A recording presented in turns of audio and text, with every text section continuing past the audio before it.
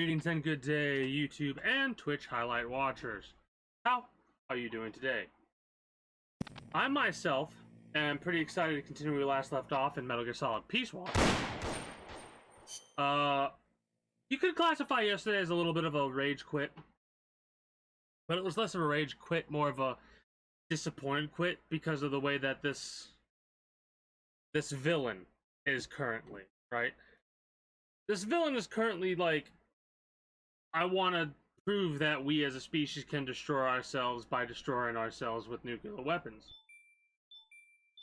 Like, just wants to destroy for the sake of destruction. I hate that. I hate that type of villain, in all honesty, right? Cold Man? More like Madman. Real talk. Real talk. This is one of those situations where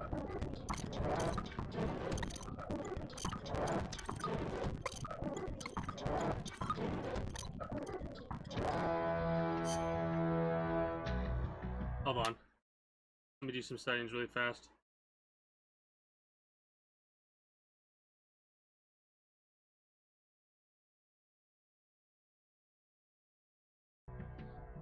That's a little bit better. Anyways, as I was saying, a lot of people might want to make the argument that each and every villain has kind of been the same, but that is wholly incorrect, right? It is wholly incorrect because up to this point, every other main villain has been trying to do some other type of goal, right? Like, they've gotten to the point to where they're like, no, you see, this is what I want this, or I want that, or what have you, right?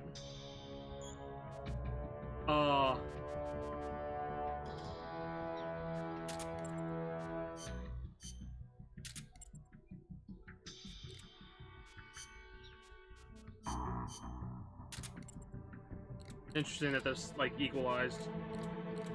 Oh.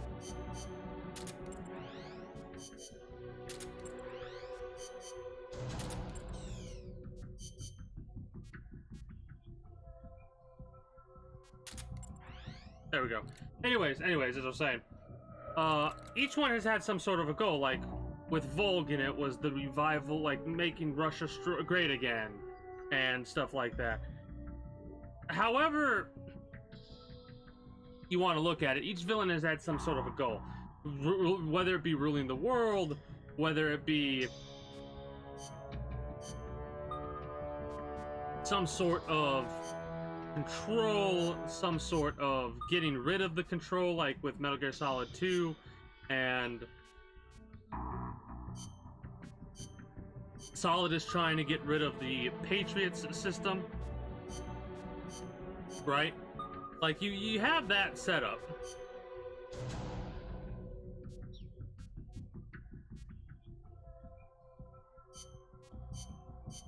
But with this one, it's just, I want to destroy the world because... Why? Because you want to destroy the world? Hell, Strangelove has more... Like, I'm more interested in Strangelove's story than Coldman's. You know?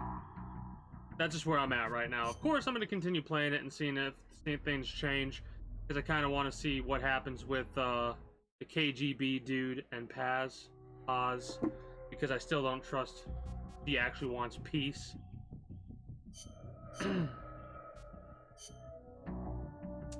But that's one of those things of it being neither here nor there type of a situation.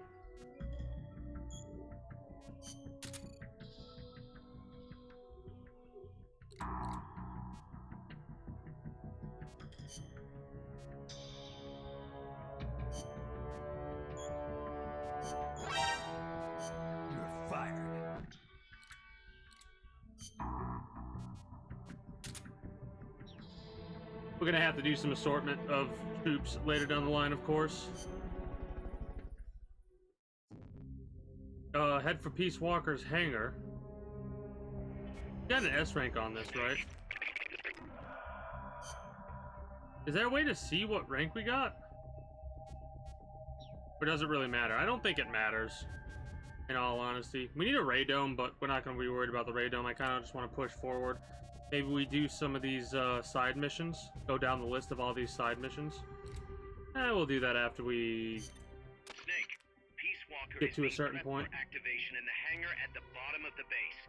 Get in there and destroy the AI before it's activated.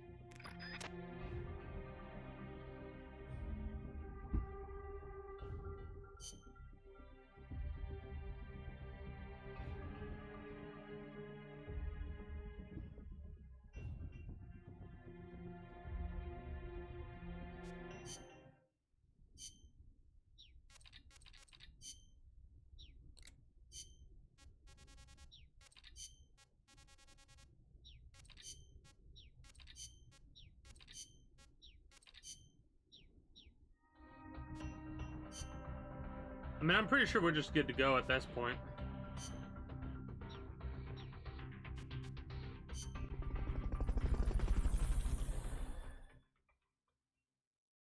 So it's kind of funny. On a side note, completely disassociated with any Metal Gear or anything like that, I've come across a genre of story on fanfiction sites that is like a dice rolling type of story. It's almost like watching... Time's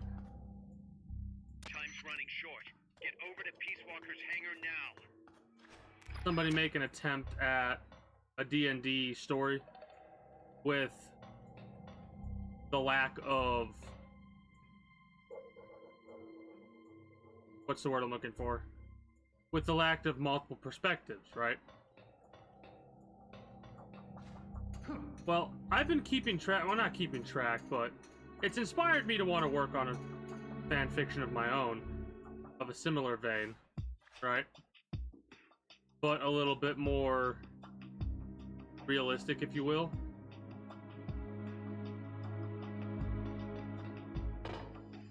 This is interesting. Anyways, what I mean by more realistic is like... I'm not going to beat around the bush. I'm just going to come out and say it.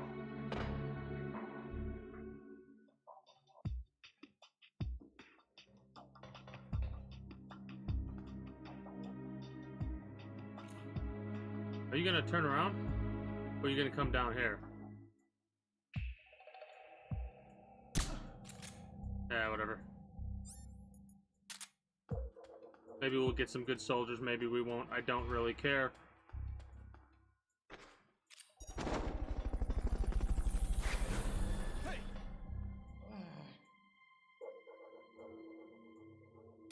Recovery subject confirmed on board. Anyways, sorry, I get a little bit focus mode when I do stuff like that. The inspiration has been basically to make a certain type of story, which is the D&D, the dice rolling stuff like that, but a little bit more like equalized instead of using one dice and being like, all right, this is like the story that I read was a little bit. It was entertaining. But it frustrated me because the rolls were like, they're rolling a D100 for the roll, and like the only way the roll passes if most part it like hits a 75 or above, and I was like, you're rolling a D100. I'm pretty sure the average roll of a D100 is below 50, and you're only supposed to use a D100 for percent die. Right, well, you don't have, obviously you can do encounters and stuff like that,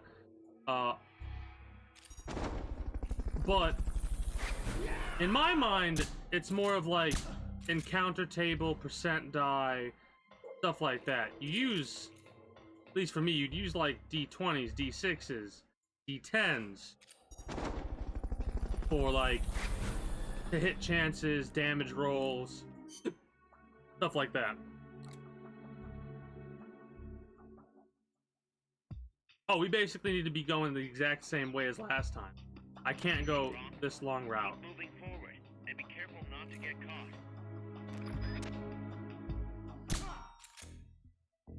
caught.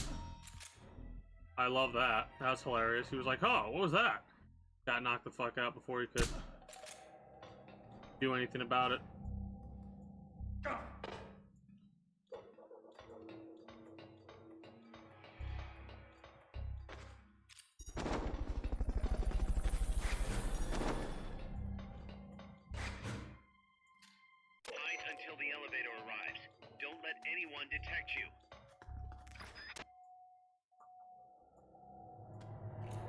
I like how you can't reload unless your weapon has, like, is free. They should have, you know what they should have done?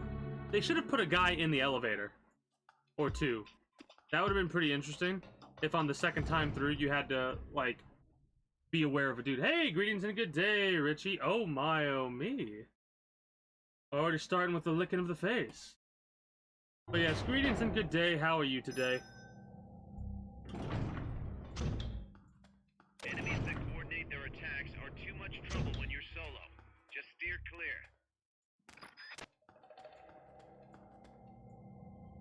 You've done this. You only have yourself to blame. Have you ever actually licked someone's face? By the way, I have to ask that now because you've. Ah, joke's on you. I have smoke grenades, so I got 5 minutes of no pistols. Thanks for that. That makes things a whole hell of a lot more difficult. What was that? That was none of your fucking business, dude. You really don't want to. You really don't want to be playing this game. Yes, you are.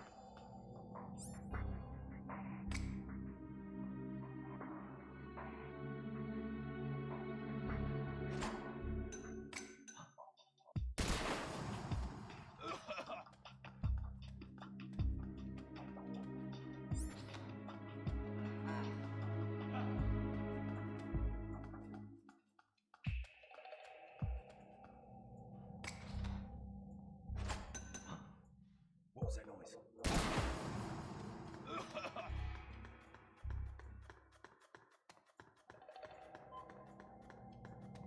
Sadly, no. Well, there's always time for that in the future.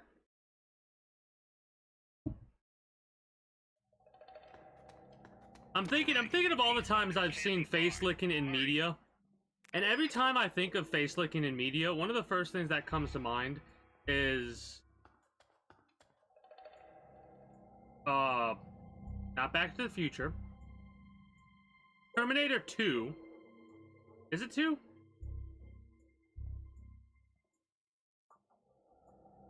Yeah, Terminator 2. The scene where Sarah Connor's in the hospital and that creep of a fucking warden or whatever licks her cheek. It's so fucking creep. Oh god, I hate it. Towards Florida people? Really? I've not heard that article or heard about that article yet.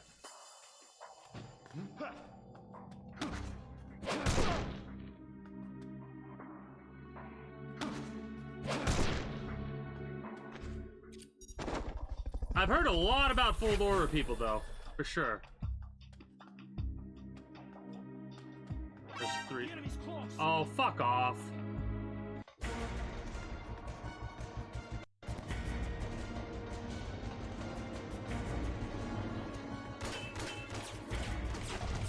Enemy sight! Moving to engage! Understood. Eliminate all hostiles. He's on!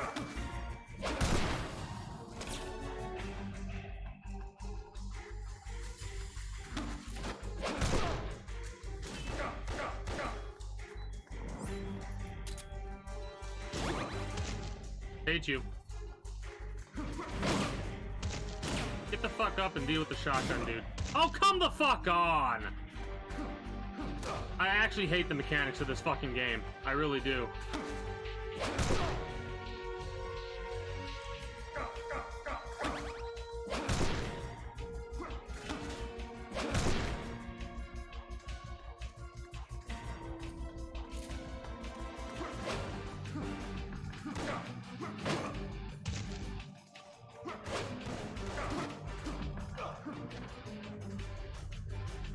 Trying not to get too pissed.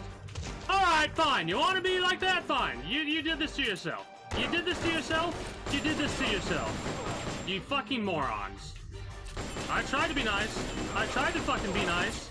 But no. You wanted to fucking keep hitting me with the fucking thing? Come on. Who's next? Assholes. Anyways.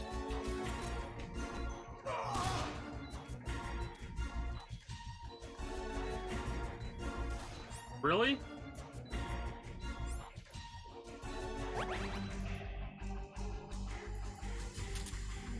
They actually were doing that. God, humanity's so fucking stupid.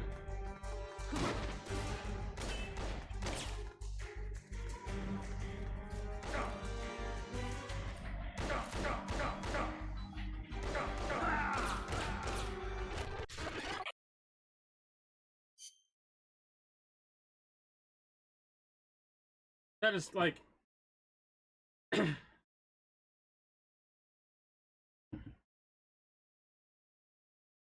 I'm pretty sure it was more than just Florida people. God, this is so fucking annoying. Get over to Peace Walker's hangar now.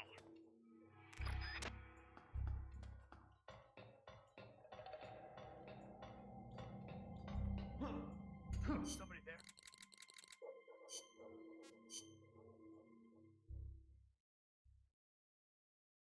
The latest one tried to do a speedy getaway with a lawnmower. I'm pretty sure another one drunkenly drove a golf cart through a police standoff. Some woman, I don't know if she lived in Florida or was visiting Florida, but long story short, she got shit-faced drunk and drove a golf cart through a SWAT standoff. Fun fact, she was completely naked. I know I saw something. Hey, never underestimate the power of a John Doe.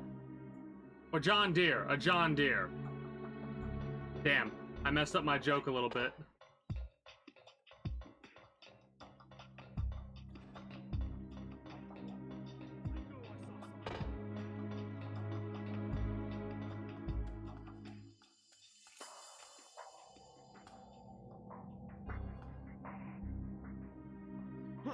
We're under attack!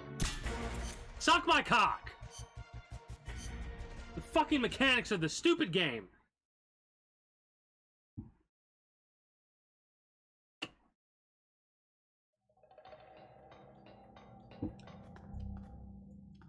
Time's running short.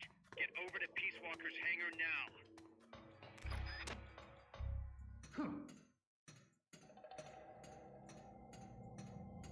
Hey! Somebody there?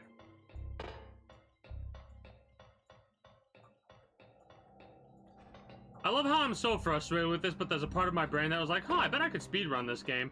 What the fuck is wrong with me in particular? I was gonna say with people, when referring to myself as well. But like, legitimately.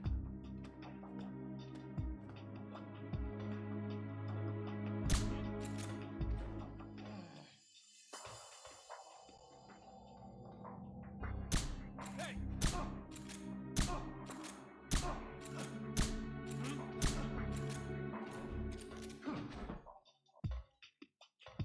The smoke grenade strat would work pretty well. Maybe that leads underground.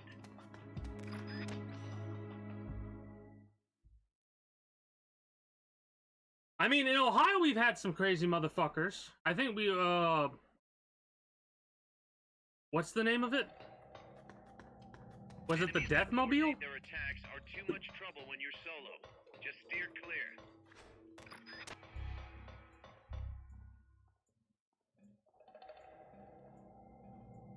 Basically, long story short, What is it? somebody made a tank, basically, out of a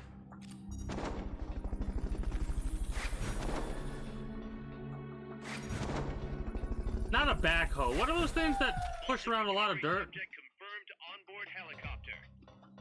Molten recovery helicopter is complete.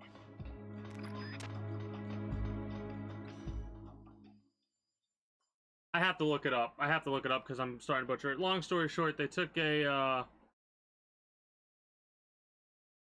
I'm Googling it right now. Fuck it. All right. Peace Walker can't be far. Hurry.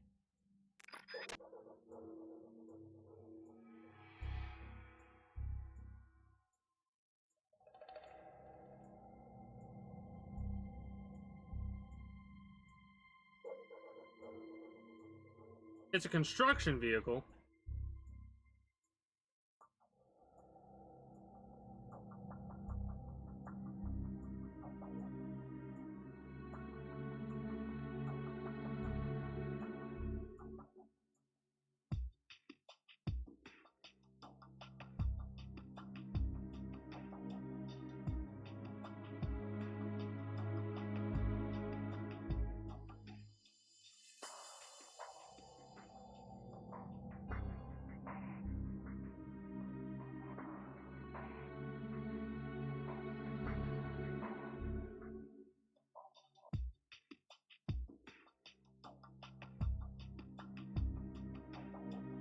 Excavators and bulldozers. That's what it was. It was a bulldozer. Dude was having a dispute with a company that was basically fucking him. He got pissed off and took a bulldozer and made it into a fucking tank. And he ended up, like, they could not get to him, right? And they tried multiple different ways to take him out. Nothing worked. And long story short, he got stuck in a basement of a place and ended up taking his own life. But yeah, every state, if you look into it, probably has their crazies. Ohio and Florida are up there. Ohio, for some reason, is up there for fucked up places. I will say it's really, really hilarious how many people like to use Ohio in the in their YouTube videos whenever they make fun of a place. Like, how familiar are you with Elden Ring?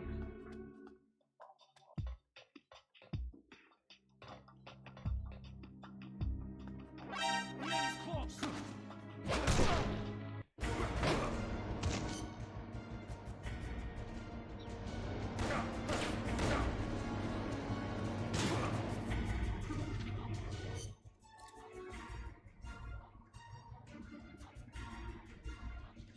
Fuck!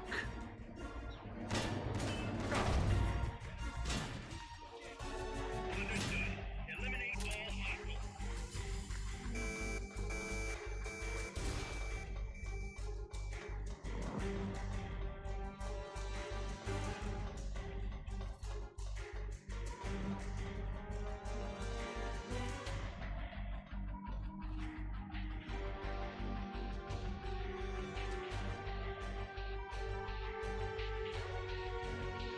I'm annoyed.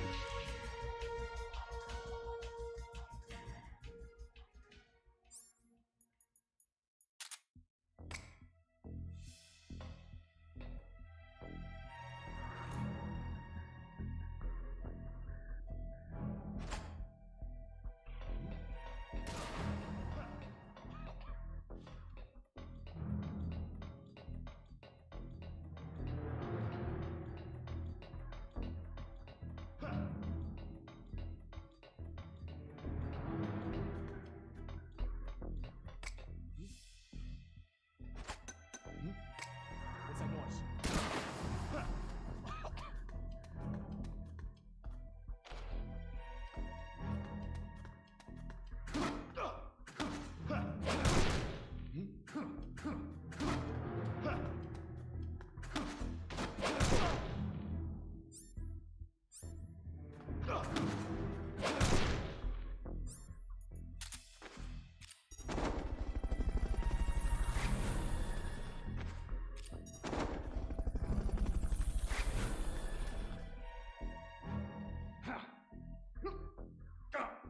Bolton recovery subject confirmed onboard helicopter.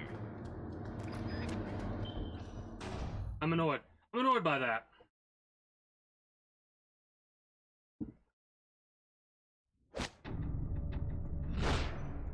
It's too late, Big Boss. Snake!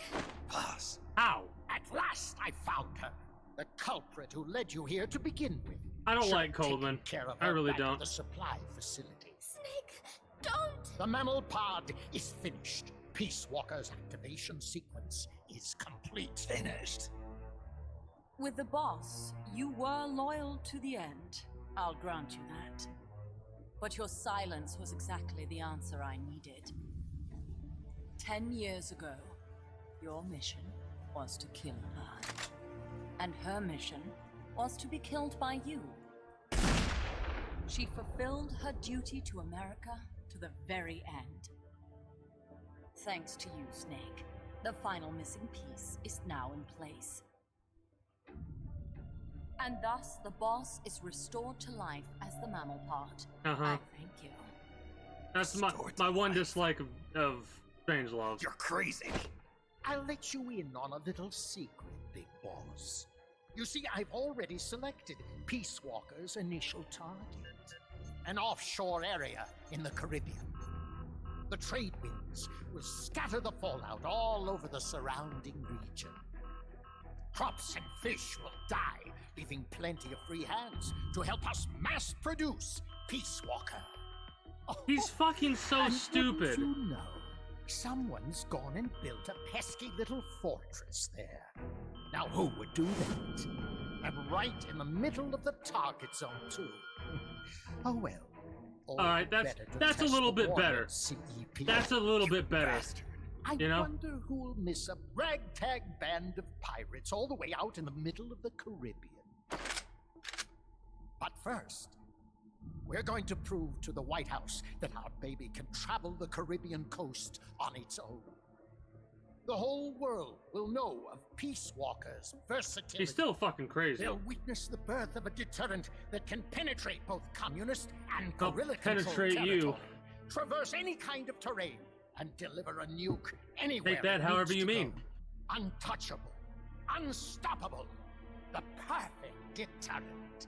The Cold War's days are numbered. Deterrence isn't only about America and Russia now. You know what? You're absolutely right. While we've been wringing our hands, China, France, even India have surpassed us. There's a free-for-all nuclear arms race brewing just below the surface. The nuclear threat will only spread, which is exactly why we must deter it here and now. And the Peace Walker Project is the key. The advent of Peace Walker will bring calm to this restless world. Don't you see, Snake? We need nukes, controlled nukes, to have peace. Lies! Peace Walker will restore order. Order in the form of a new Cold War. But if the world is to understand the genius of our plan, we must launch. Snake! Stop them, Snake! Don't let him get away! This is so fucking dumb to me. This is honestly so, like... There's gotta be more to it, obviously, but this Coldman's plans are so fucking stupid to me. I, like, actually dislike where the story's going so far.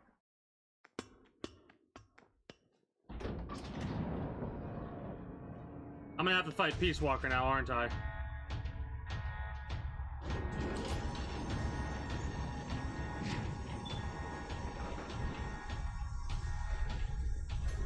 Is it in the same arena as the last fight we had?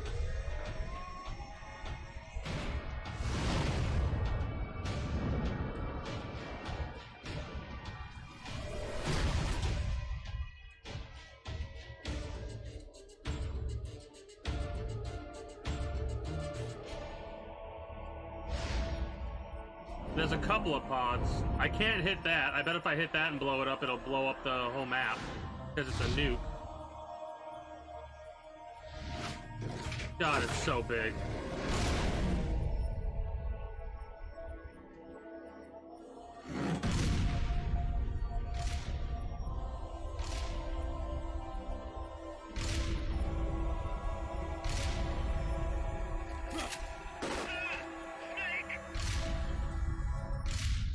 What? What did I do? Self-defense system online. Self-defense system online. Snake, the pod's outfitted with a self-defense module. Yeah, they all are. Detecting attack, it aborts its command and enters small target suppression mode. Right now, Peace Walker's highest priority target is you. Here it comes. Oh my god, that's even worse! That makes your plans even worse! Because one person can fucking make it go, oh, I'm gonna retaliate by a launch, and instead of retaliating, it fucking You're an idiot, Coldman. And I cannot wait until your brains, or if you even have any, are fucking out of your head.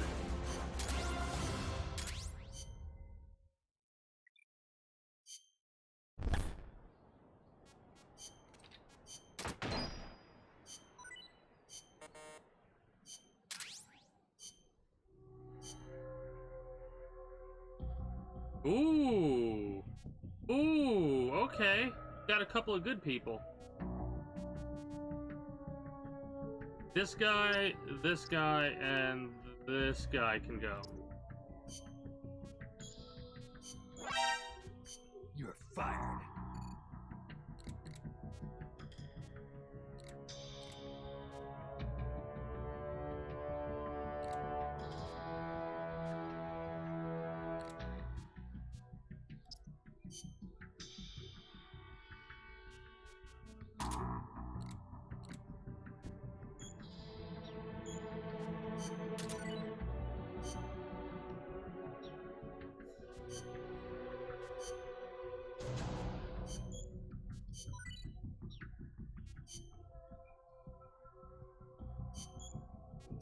Nice.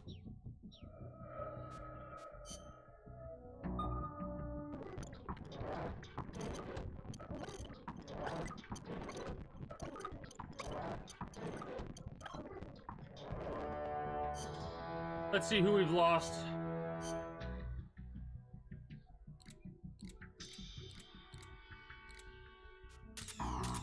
That's a little bit detrimental.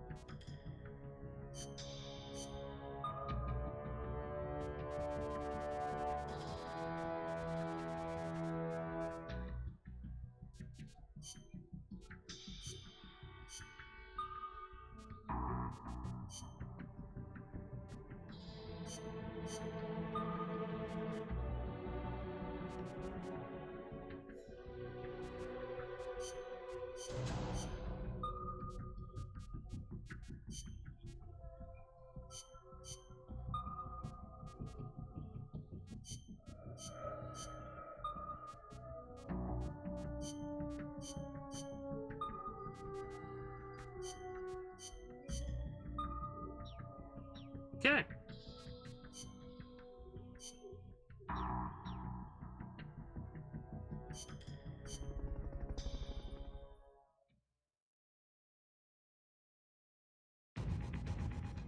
Ah! Peace Walker's active, and its self-defense system is targeting you, Snake. You better find a way to stop it quick. Yeah, I'll blow it away.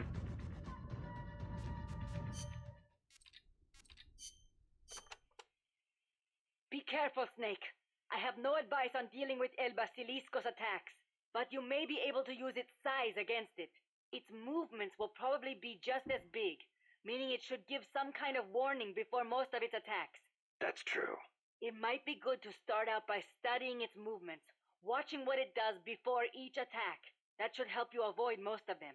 And weapons that walk always have one guaranteed weakness. The legs. Right. Destroy its legs, and you'll stop it from moving. You might even be able to knock it on its back if you're lucky. Just make sure you are out of the way first. I mean, good plan. Peace Walker contains an assembly of 2 AI pods. Wait. One of them is the mammal pod, which Dr. Strangelove developed. The other's the reptile pod, which is mine. What's the difference? The reptile pod is the attitude control AI. If it's destroyed, Peace Walker grinds to a halt. The mammal pod is responsible for making the decisions regarding nuclear retaliation, reflex, and thought. One is the brainstem and cerebellum, the other the cerebrum. So, the one that houses the will of the boss would be the mammal pod.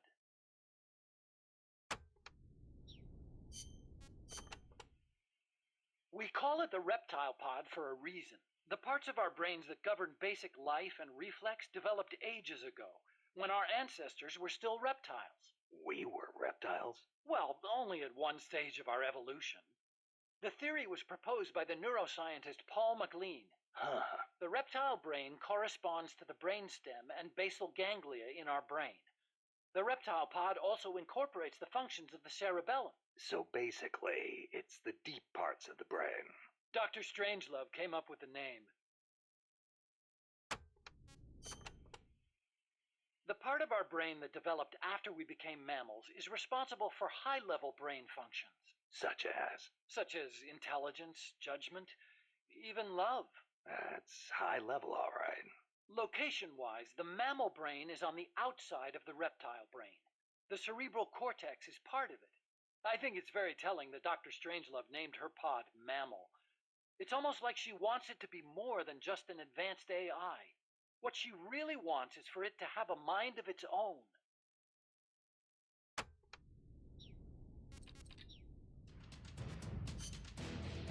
Terrifying thoughts for me.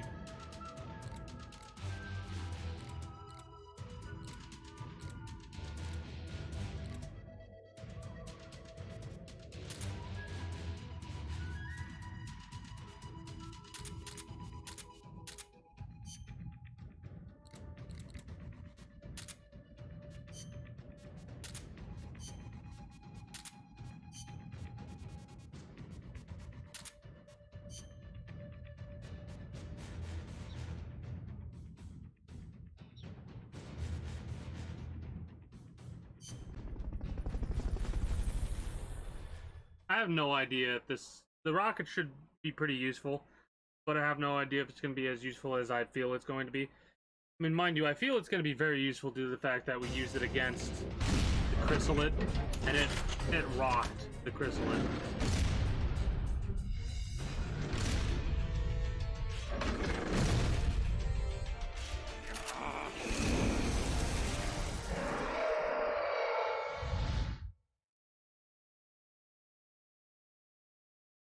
I'm gonna just go straight for the legs, I think. Go for the legs, boo!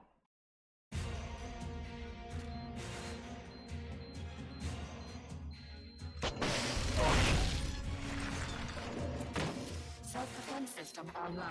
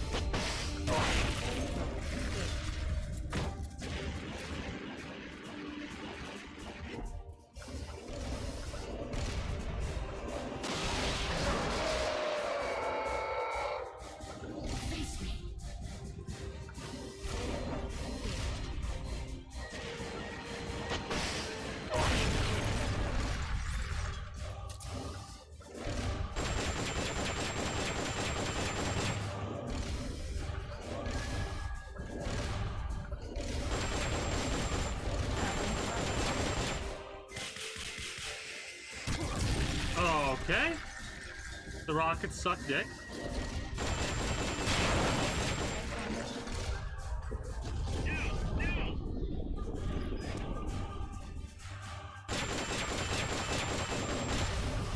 Only 100?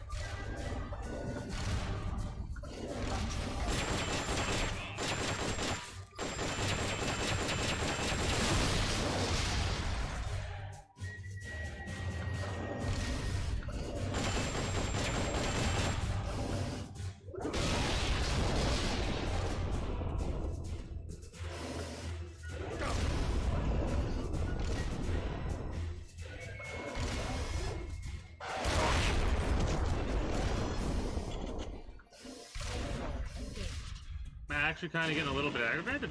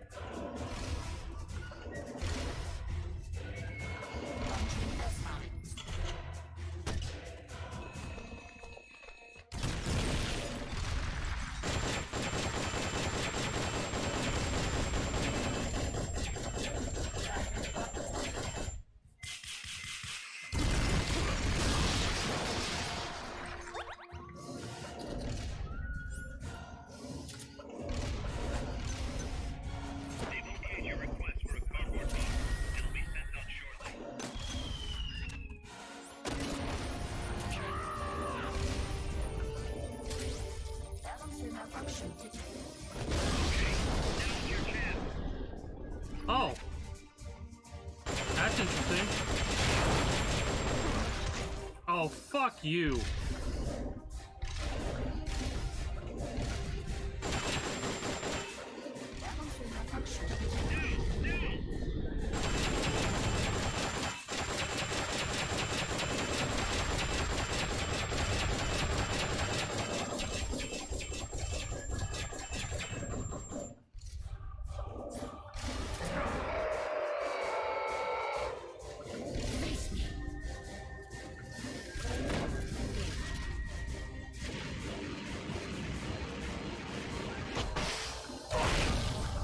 Oh, that's a lot of damage.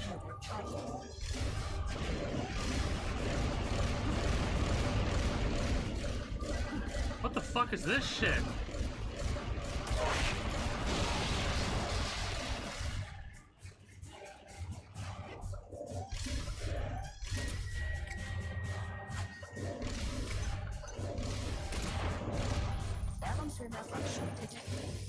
Okay, now's your chance.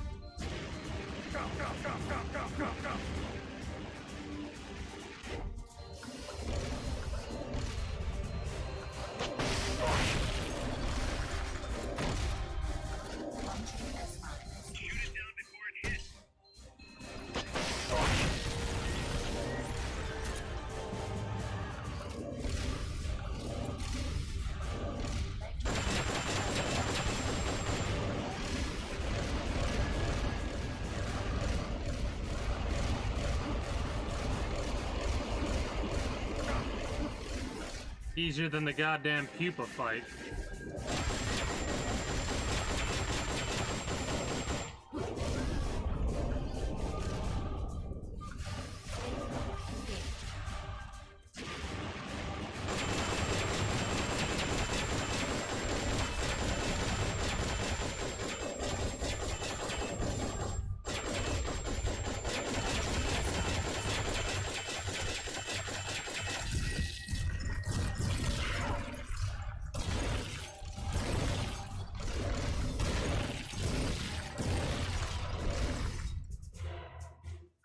It's not gonna let me do the thing where I go for the thing.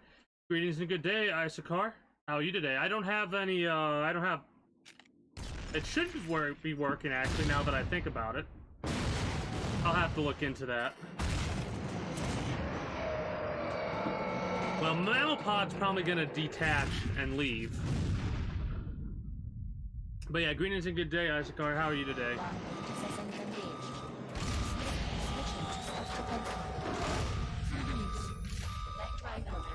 Reinitializing platform.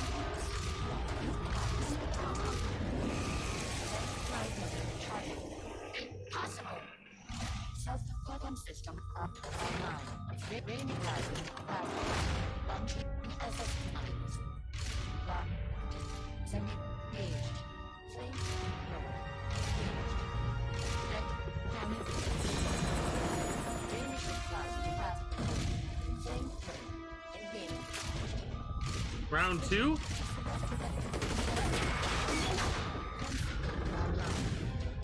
Lock. Disengaged.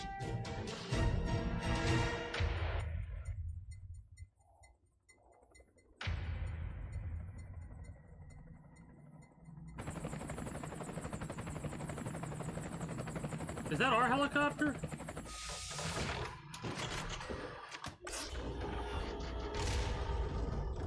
Or wait.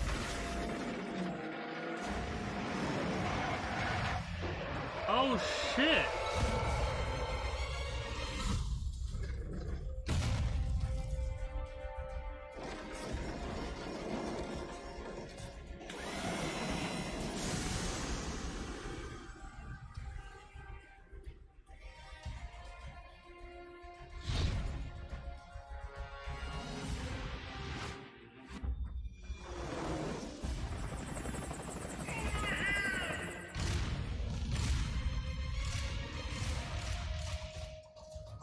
So the hind attacked it so it would chase after it. That was actually pretty slick, I'll admit that.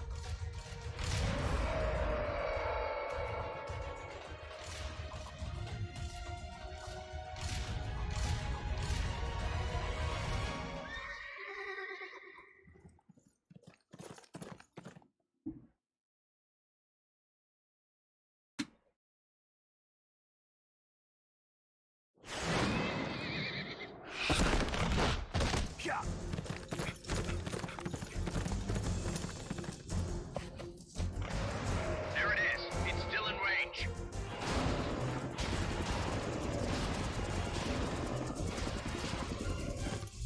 Peace Walker's estimated top speed on level terrain is 25 miles an hour. That's... Come on, I bet you can do at least 30. Paz is on board the Hind too. I noticed that. She's our client. We have to protect her. Snake, don't let Peace Walker get away. You guys are stating the obvious. Day is dawning. God, I hate you, Coldman. And I don't even hate you because you're a good villain. It is I hate you because you're stupid. Honestly, I hate Coldman. Yeah.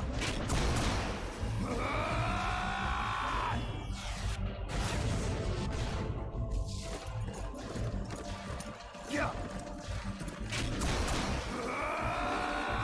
Some of this is a little bit repetitive, I'll admit. Like these sequences, it's gonna do the, like why? Why do you have to have me do this 3 times in a row? It's just copy, control C, control V at that part. Peace Walker's getting away. No, not really. Oh, I hit the button. We're losing sight of it.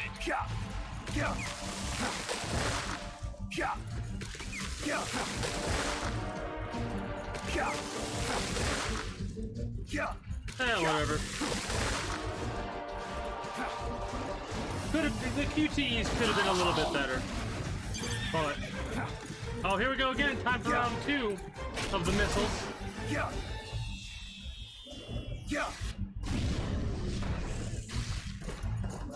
This one requires a little bit more strategic looking. Like, how much do we need to press triangle in order to avoid the missiles? And how much do we need to not? Are we gonna have another tree sequence as well?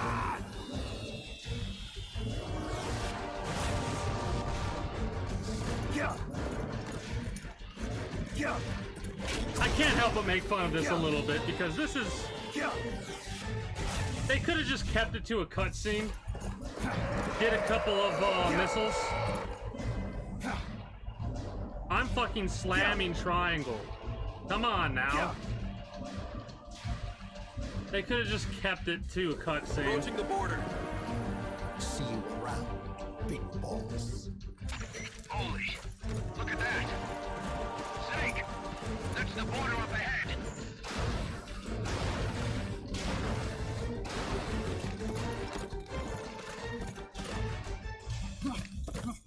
What's the angle of this right now? Hang in there. Yeah.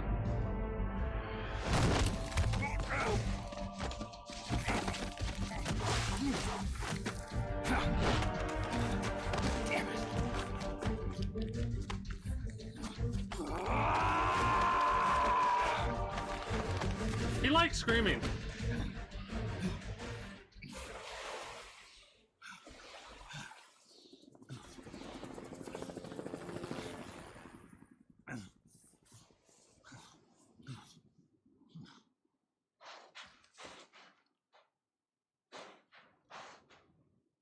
Poor bastard. Why you gotta do that to the horse, man?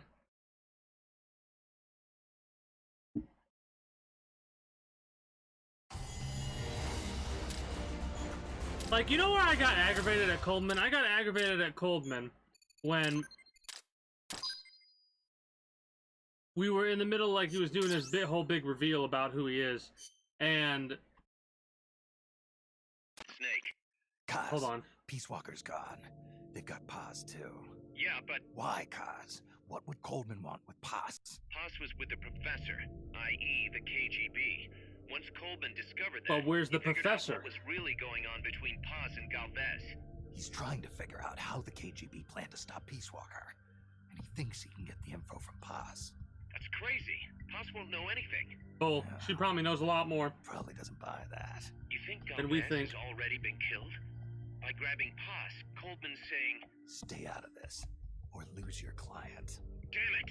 I can't believe we didn't realize what was going on before we lost contact with Paz. Don't have time for that, Kaz. Snake.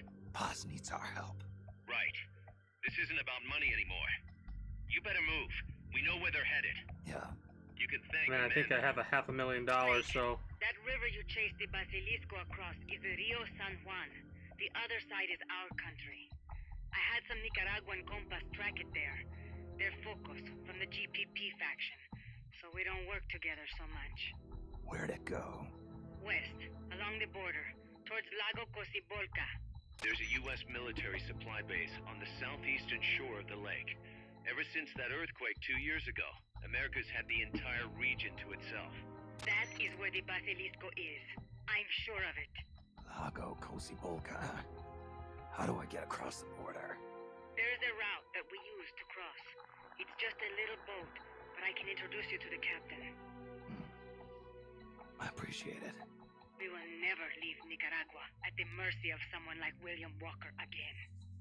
Snake, Coldman's going to launch the nuke from that base. He's targeting MSF. I am well aware of that. Based on what Huey's told us, it'll take 2 more days to prep for launch. But it looks like there's another reason they picked that date. What's that? Tomorrow is day 1 of a U.S.-Soviet summit in Vladivostok. The launch is probably connected somehow. That's right.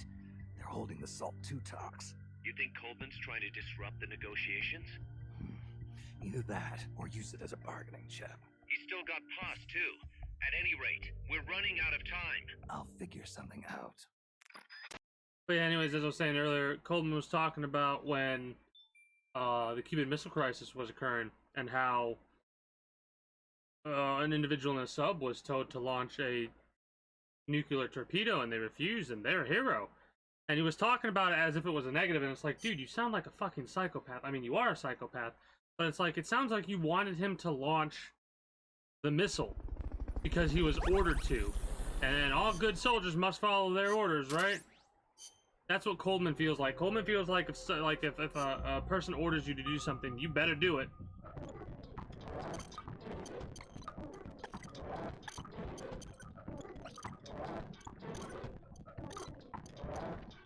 We lost a helicopter. Shit. And probably a couple of our soldiers, too.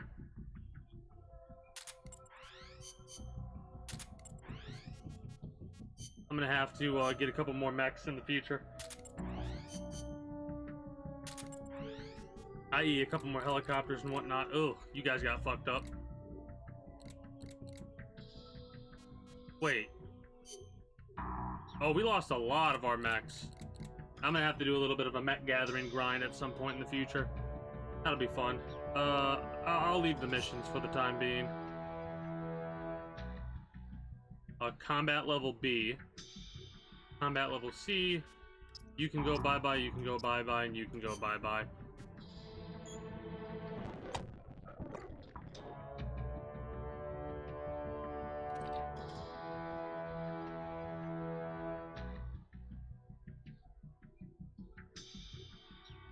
Your skills engineering?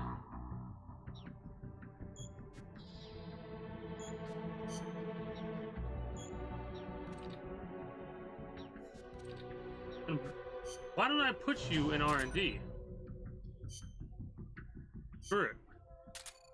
I know you're a higher combat ranking, but let's put you in engineering first. Wrong button. Oh, that's right. Goodbye, Doug.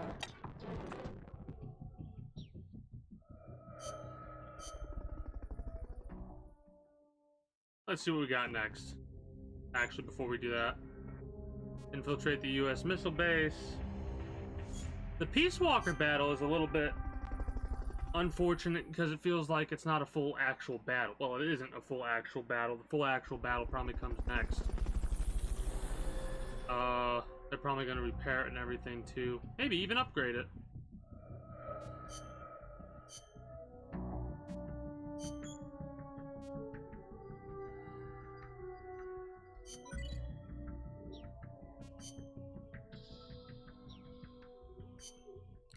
We're almost to the Fulton level 4, right? Yeah, we just need 2 more levels of R&D.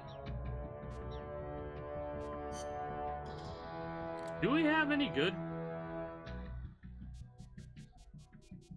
The sea-level engineers.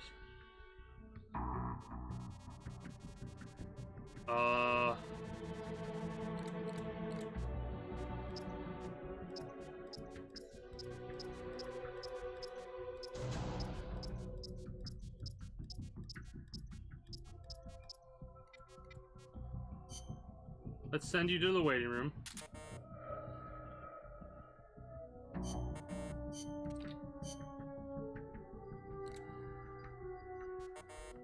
Oh, I need to tell you guys to get out of the combat unit. Yeah, that makes sense.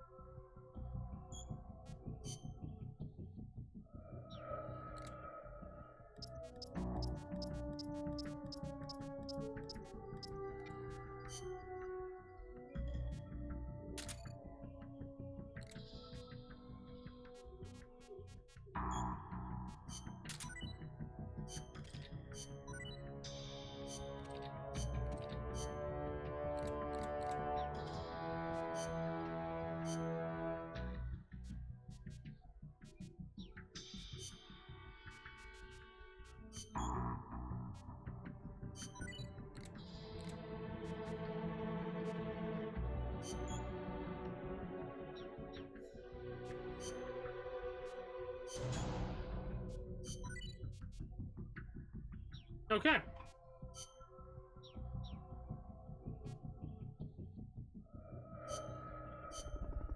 little bit weird to do it that way, but it'll work. So. Oh, son of a bitch. Really?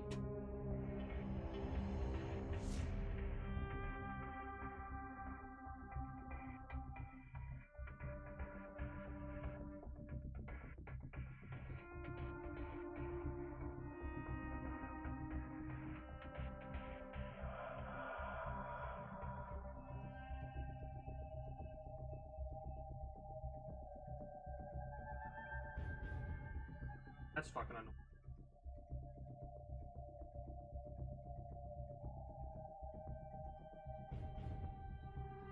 Frozen Gatorade, and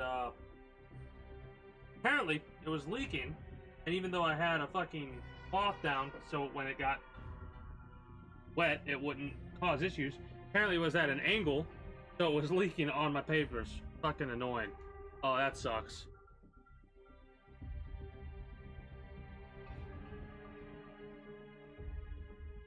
It's not that big of an issue, I guess. Whatever. It'll dry. I don't fucking care.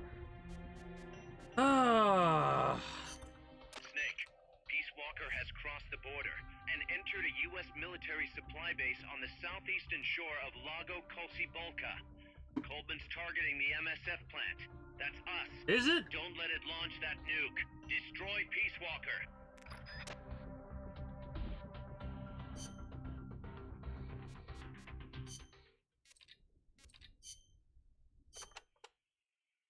The river that flows between Nicaragua and Costa Rica is el Rio San Juan. It connects Lago Cocibolca to el Mar Caribe. It is a gentle river, safe even for small boats. You have to watch out for the sharks, though. Sharks? In a river? El Yep. Tiburon Toro live in the river, but there's nothing to fear. San Juan will protect you always. Wuhan? The Rio San Juan takes its name from San Juan, the man who baptized Jesus, the man you call John the Baptist in your country. John, huh? I'll be careful anyway. I'd hate to drown. End up a John Doe. He likes making his John Doe references. I even made a John Doe reference. I There is a blame Snake for volcanic that. island in I Lago meant to make a Cosicorta John Deere called reference. Ometepe. It's formed from two connected volcanoes shaped like a porongo.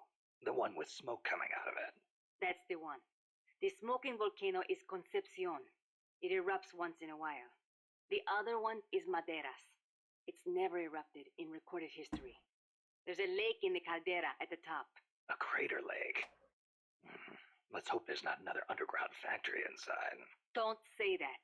If Peace Walker's nukes detonated there, it would destabilize the magma underneath. It could cause the volcano to erupt again. If that happens, my country is doomed. Snake, you must stop Peace Walker.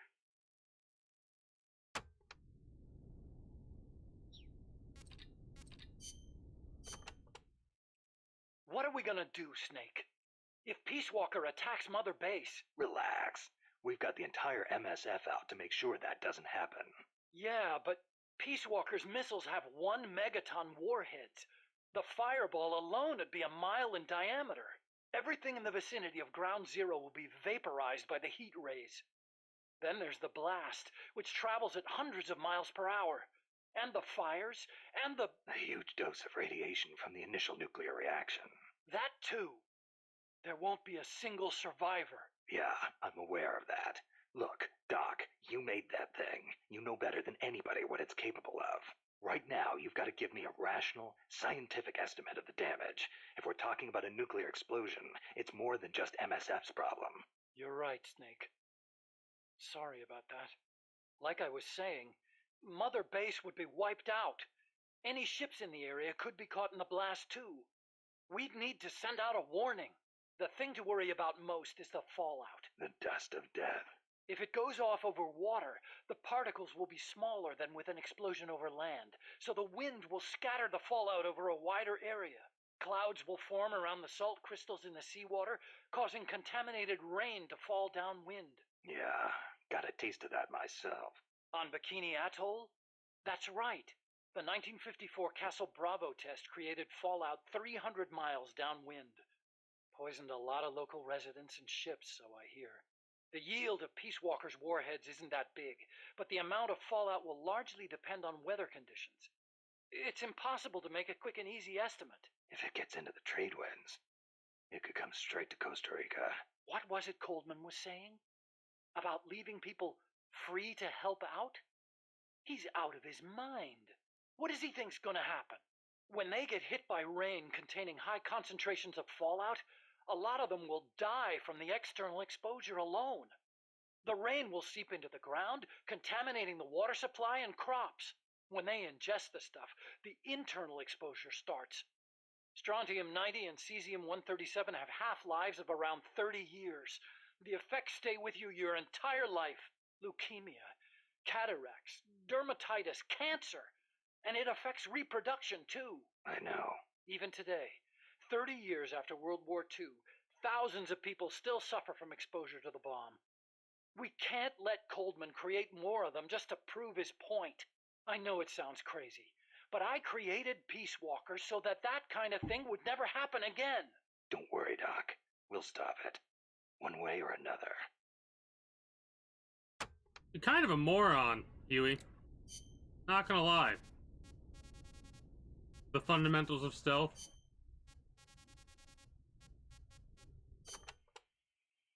The battle dress uniform is the opposite of the sneaking Loud. suit in that it's specialized for combat. That's what we're probably going to end up using for weapons and ammo and provide future boss excellent battles. protection. Not the best choice for sneaking, but if you feel like playing one-man army, this is the uniform of choice. Looks pretty damn heavy. It is. You won't be able to move as fast with it on, meaning it's not good for running away either. Keep that in mind. Well, that might make things a little bit more difficult then. Yeah, whatever we can get. Well, we can't have any more conversation with her yet.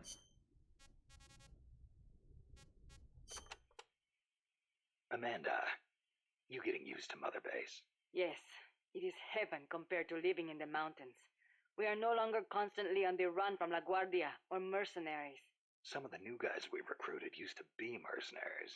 We are getting along. It was difficult at first, but once you talk to them, you realize we've got plenty in common. I see. Good to hear. We may be enemies, but we are all still human beings. La CIA soldiers, La Guardia. The same goes for the people of America. What's gotten into you? Mi viejo got involved with drugs in order to scrape together money for La Revolucion. He did whatever the KGB said, all for Nicaragua, or so he told himself. But I realize now, in the end, all he did was help poison young people of America. Yeah. I have made up my mind. Even when I leave Mother Base and return to La Revolucion, I will never turn to drugs, nor will I look to the KGB for help. If we topple Probably a Somoza good plan. using the KGB and drug money, we will lose the people's hearts. So, you're choosing a different path from your father. I still respect him, but I will not do things the way he did. Well, I'm sure Chico will be glad to hear that. Chico is a grown soldier now. I could not face him otherwise. Well said, Amanda. Those are the words of a true Comandante. Stop. I was inspired by the greatest Comandante I have ever known. Boss.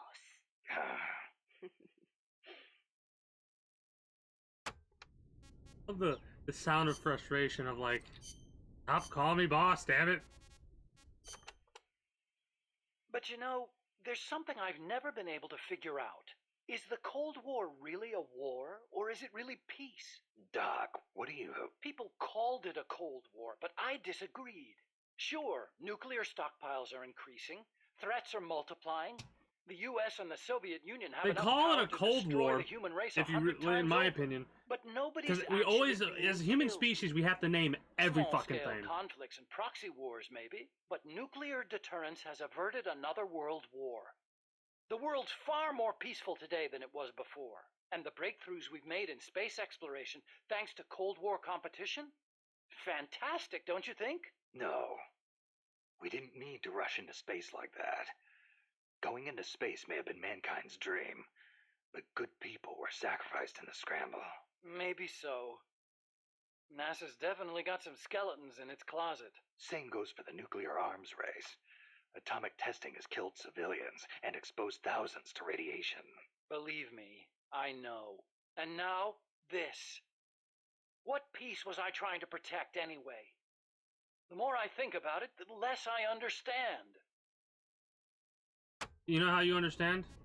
By realizing humanity is fucking stupid.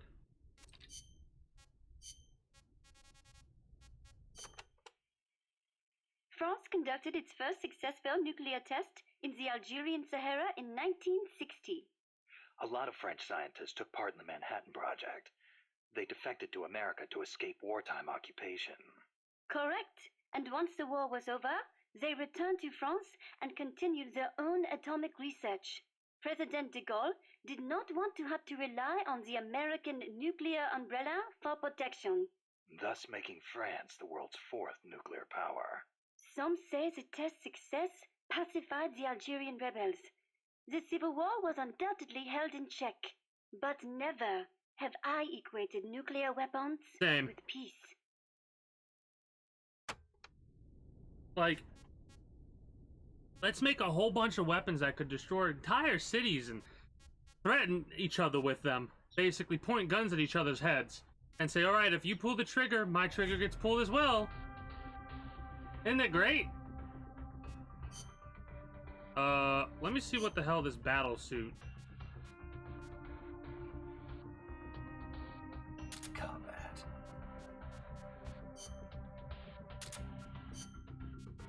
Is like really fast.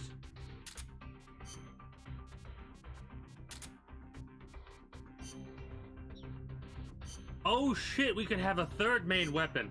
Oh, you're fucked now, robots.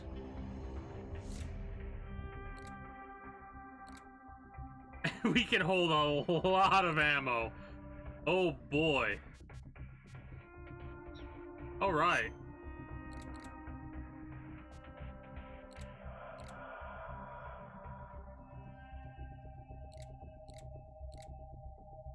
That'll make things a lot easier in the future. Whatever, I'm gonna make sure one of these is the PMK, because the PMK is... What is this stat? Magazine capacity, yeah, it has way more magazine capacity. Mind you, when we get the M60 upgraded.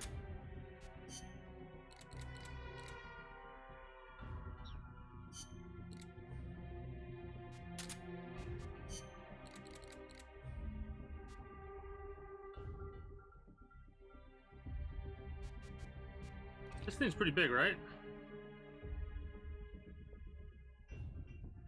Takes a long time to reload.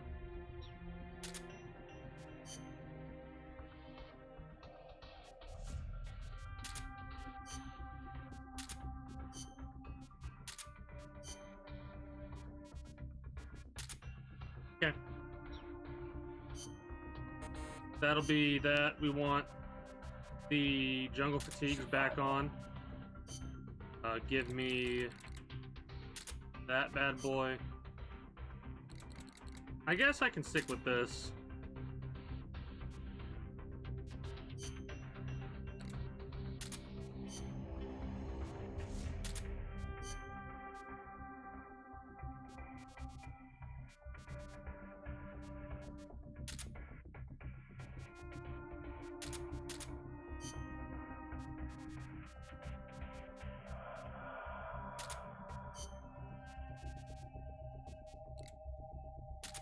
Sure. That'll work.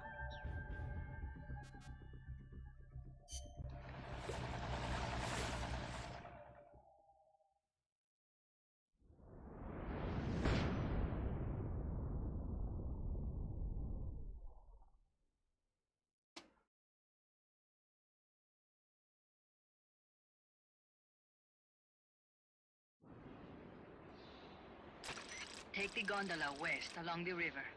When you reach the northern bank, you are in Nicaragua. I've arranged for a guide to get you close. Snake! Tico. Sorry about the horse. He sure was pretty. Life's end. Isn't it beautiful? It's almost tragic.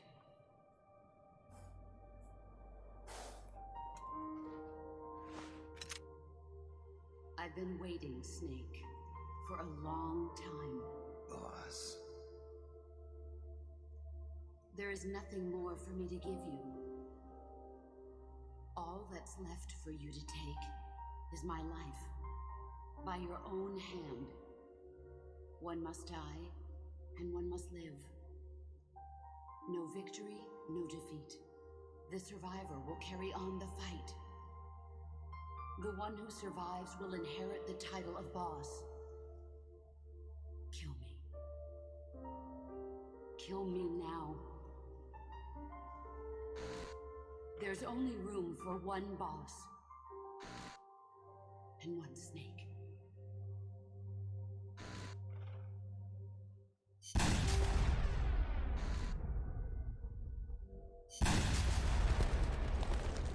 I don't think that was necessary. The way they did it. They could have had it like side by side. But whatever. The US government. But then something happened that no one could have predicted. Colonel Volgan fired an American-made nuclear warhead at Sokolov's research facility. So the operation itself was greatly expanded and revised. The authorities in Washington knew that in order to prove their innocence, they'd have to get rid of the boss. And that one of their own would have to do the job. The boss wouldn't be allowed to come back home alive. And she wouldn't be allowed to kill herself. Her life would be ended by her most beloved disciple. That was the way that the government wanted it. That was the mission she was given. The tainted disgrace will follow her to her grave. Future generations will revile her. In America as a despicable traitor with no sense of honor. And in Russia as a monster who unleashed a nuclear catastrophe. She will go down in official history as a war criminal. That was her final mission.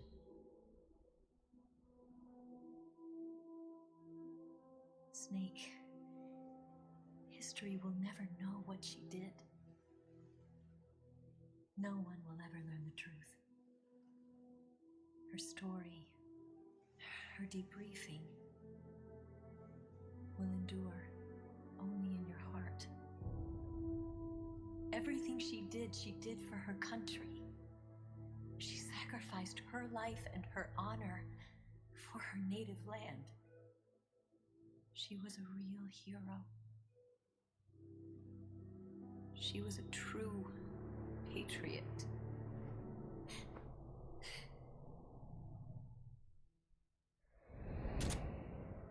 Something's not right. Key card doesn't look too bad. What do you think? Gonna need some help. Oh, of course, we're cargo. That's us in the box. That's cute.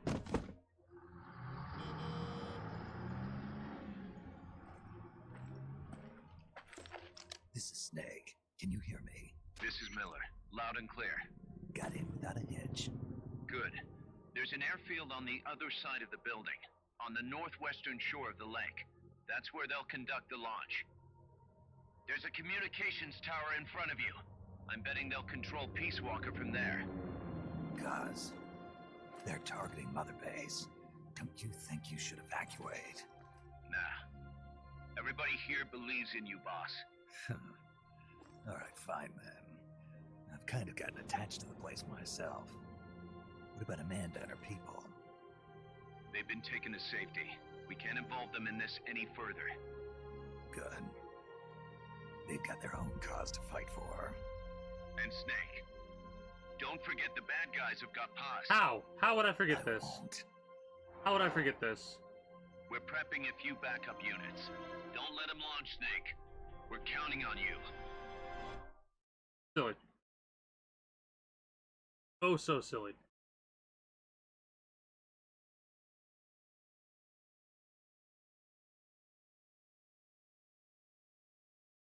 Fucking allergies today. Oh, man. Interesting. See the communications tower to the west? Head for that, Snake. Soviet soldiers on an American base. Something's wrong here. Keep your eyes peeled, boss. Oh.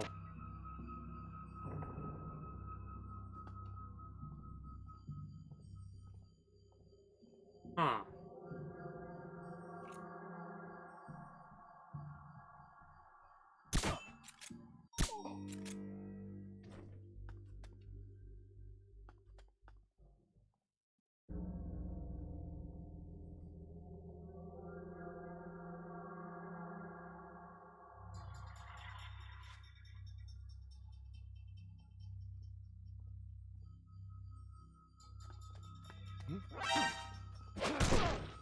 Freeze.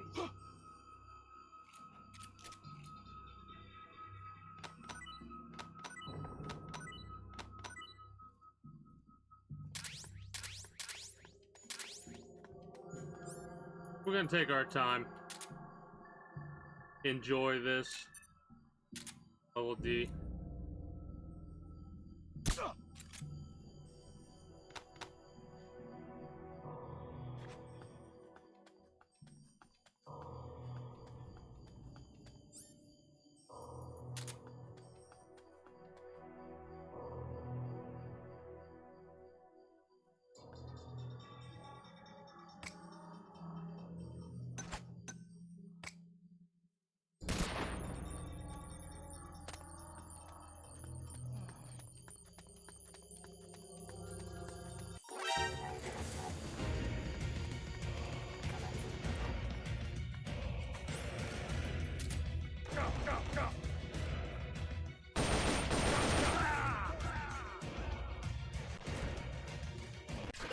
Wow.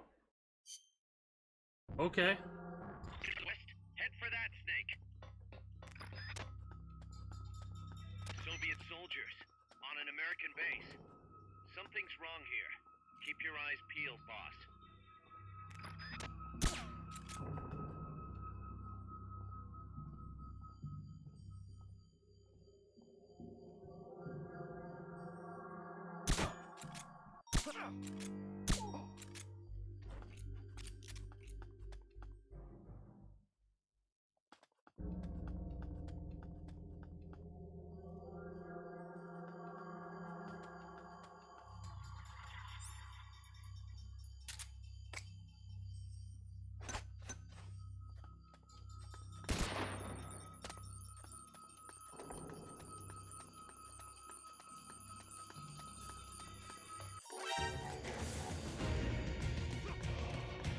Really? That's stupid. Go, go! Enemy encounter! Request reinforcements! Understood. Dispatching reinforcements now.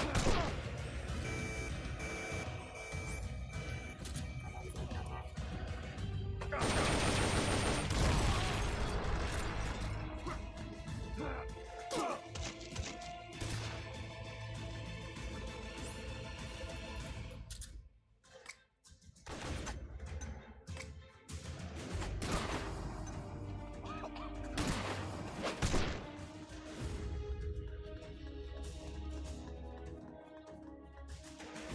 You can't move on if the enemy knows where you are. Lie low for a while and wait for them to lift the alert. You can't move on if the enemy knows where you are. Lie low for a while and wait for them to lift the alert.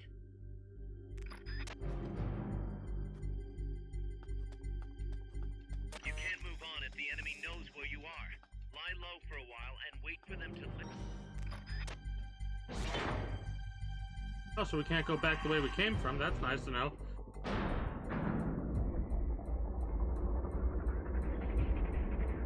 Or maybe we can. This is just one of those elevators.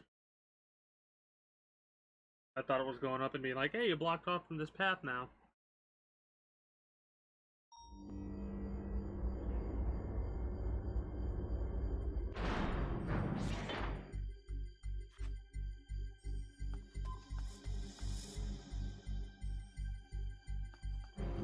They got the...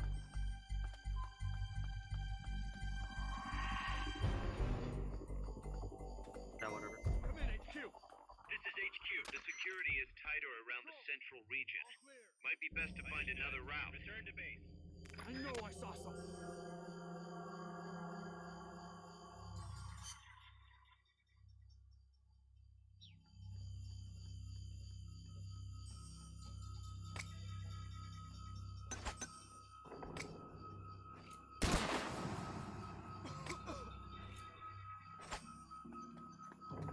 We're under attack!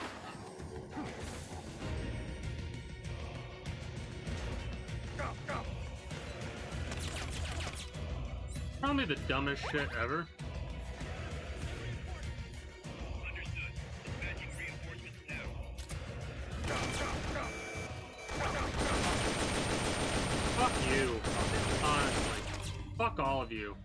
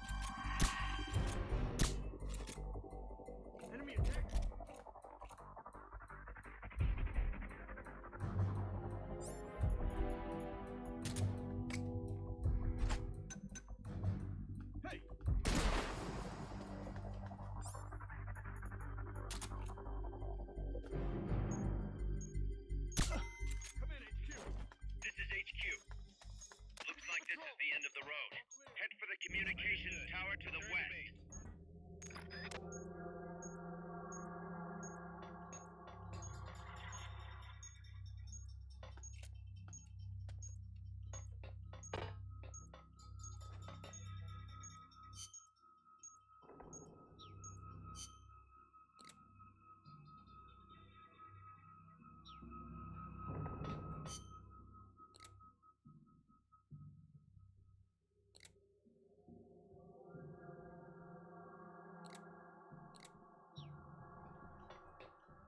Oh, I see how it works.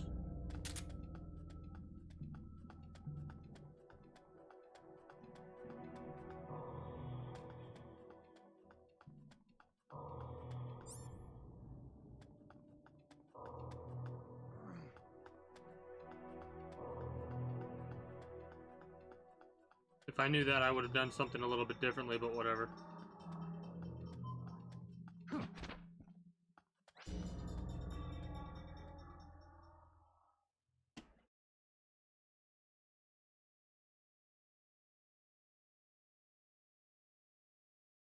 I hate days like today with my eyes fucking being all watery and shit like that. The best I could equate it to is some sort of allergy thing.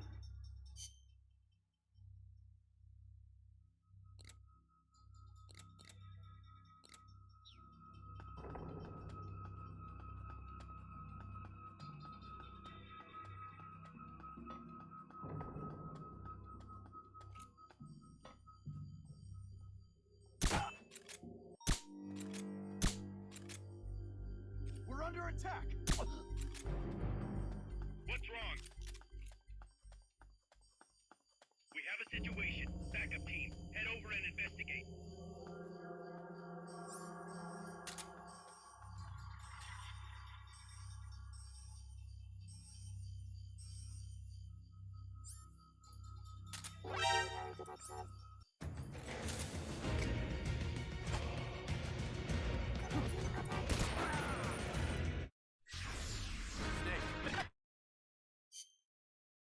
What I hate, what I fucking despise is that there's no fucking checkpoint, so if we die, we gotta redo the whole fucking mission over again. It's so goddamn stupid.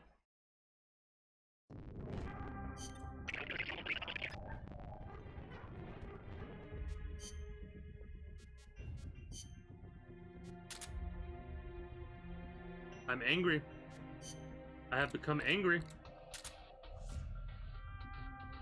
Chaff doesn't last nearly as long as it should.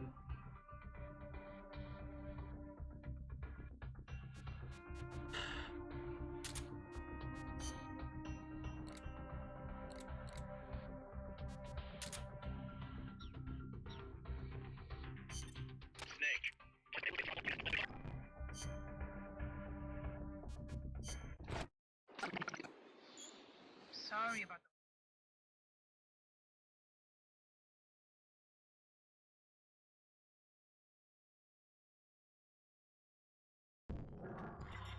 See the communications tower to the west? Head for that, Snake. Soviet soldiers on an American base. Something's wrong here. Keep your eyes peeled, boss.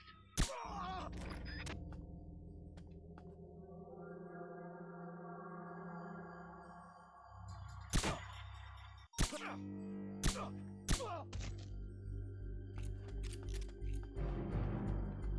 enemy's close!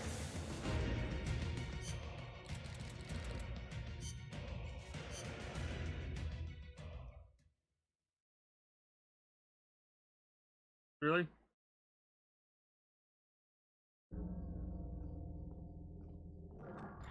See the communications tower to the west? Head for that, Snake. Soviet soldiers on an American base. Something's wrong here. Keep your eyes peeled, boss.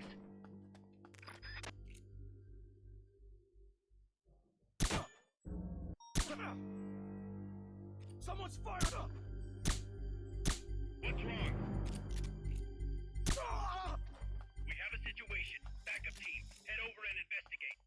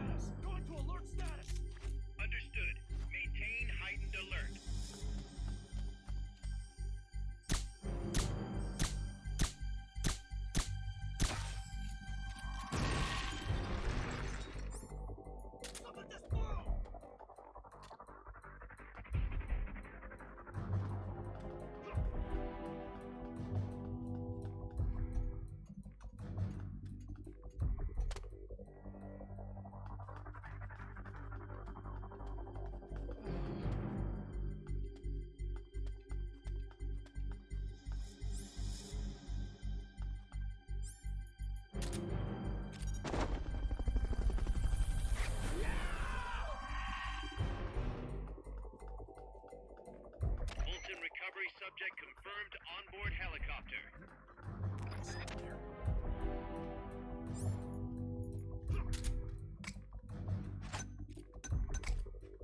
Guess not.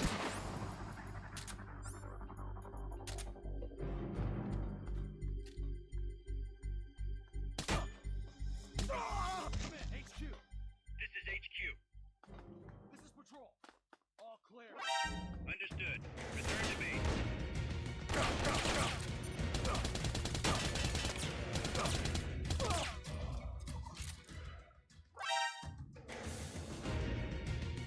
Where?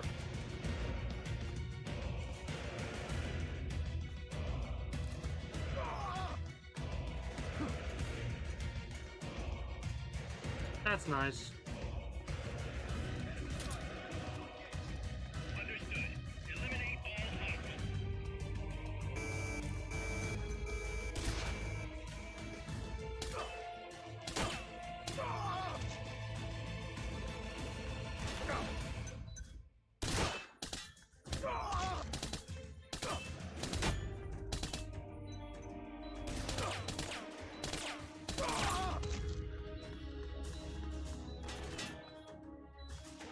Fucking fuck off!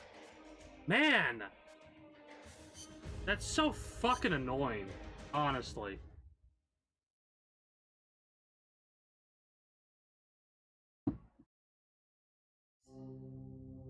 The most annoying shit ever. Snake. And the only reason it's the most annoying shit ever is because you have to redo the whole fucking mission. You get no checkpoints, nothing like that. God, I fucking hate that.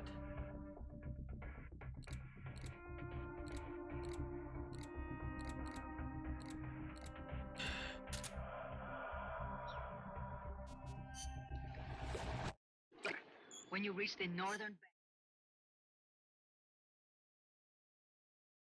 Yeah, this ain't my favorite. I don't know if I'll play this one. I don't know if I'll play this one a lot. Communications tower to the west. Head for that, Snake. Soviet soldiers on an American base. Something's wrong here. Keep your eyes peeled, boss.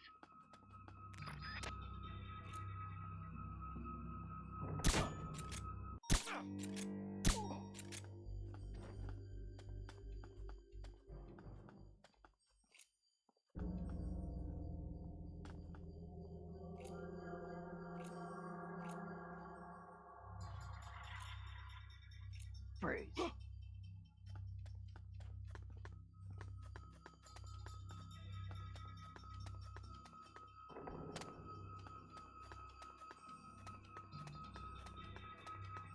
Yeah, this game... interesting.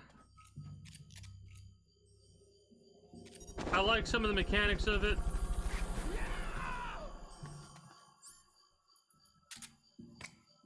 Fulton recovery subject confirmed onboard helicopter.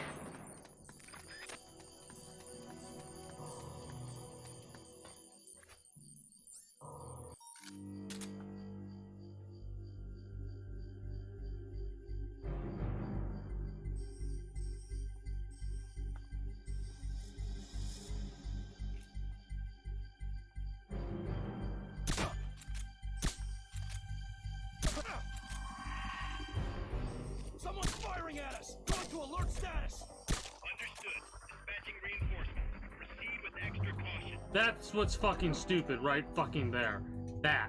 That's what's so goddamn stupid.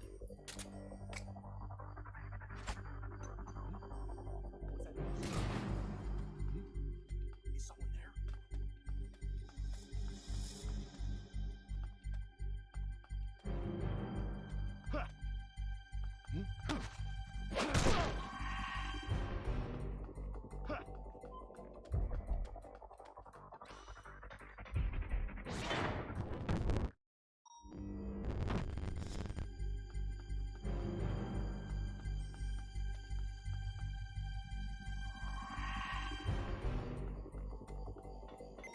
Come in, HQ. This is HQ. Hey, The security is tighter around the central region. Understood. Might be best to find another route. I know I saw some.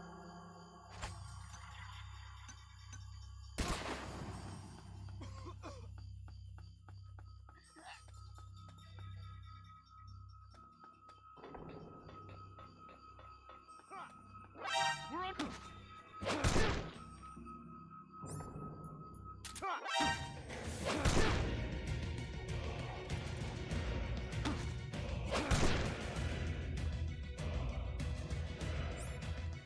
the enemy! Send reinforcements! Understood. Dispatching reinforcements now.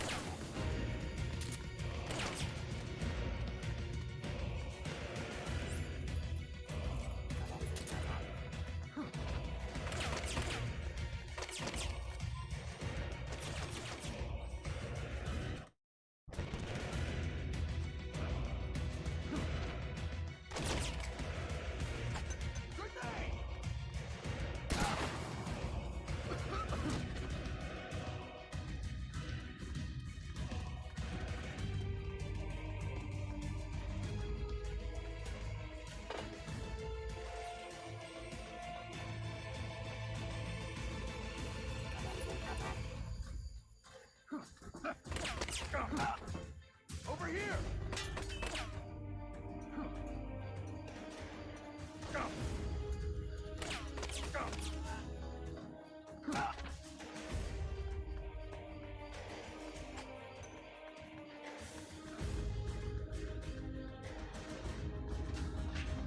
You can't move on if the enemy knows where you are. Lie low for a while and wait for them to lift the alert.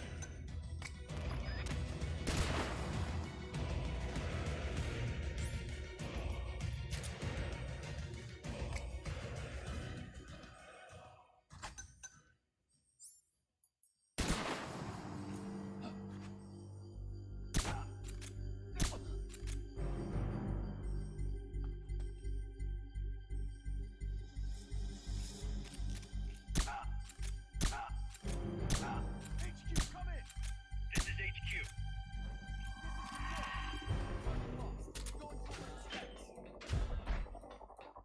All right.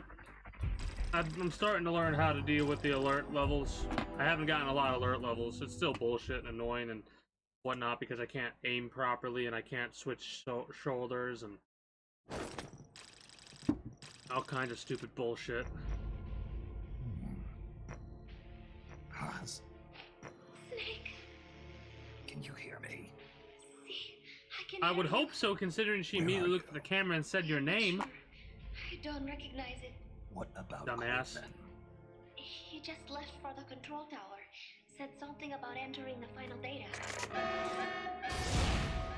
What is the matter? They found me. Snake! Kaz, Snake, you okay? All MSFs ready to move out. They're headed your way on the double. are you serious?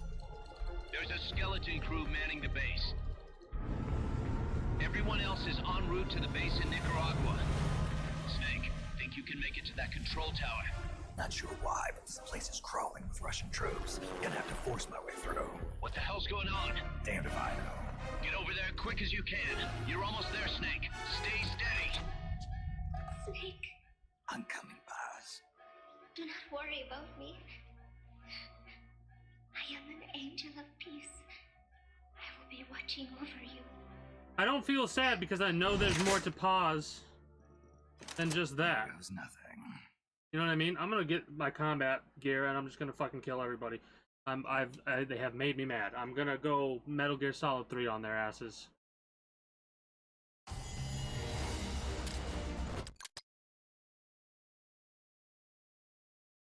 I got an A for that. I would have got S if I didn't get a single alert face. That's pretty cool.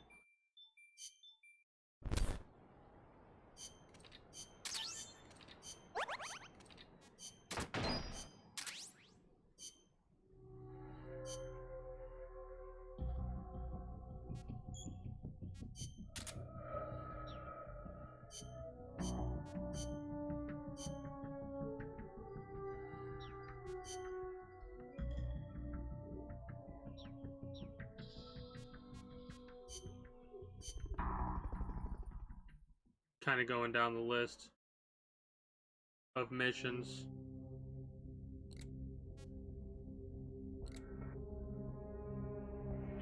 Snake, Peace Walker's being controlled from the control tower. It's to the northeast. Get going. We'll be there to back you up.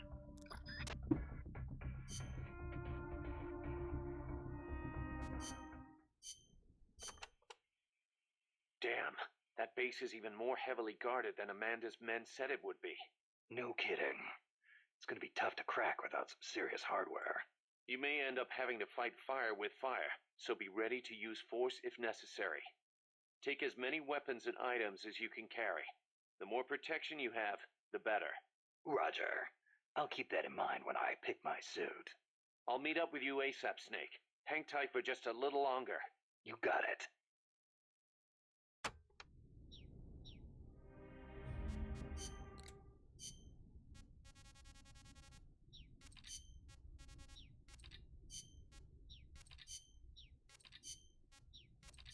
Surprised they don't have anything to say about this.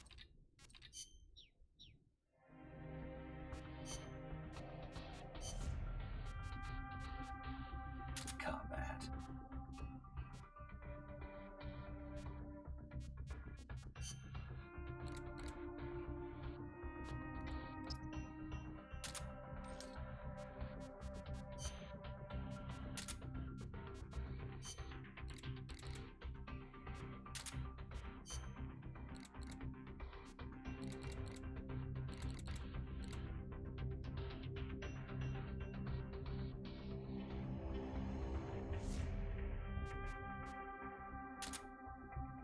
Okay.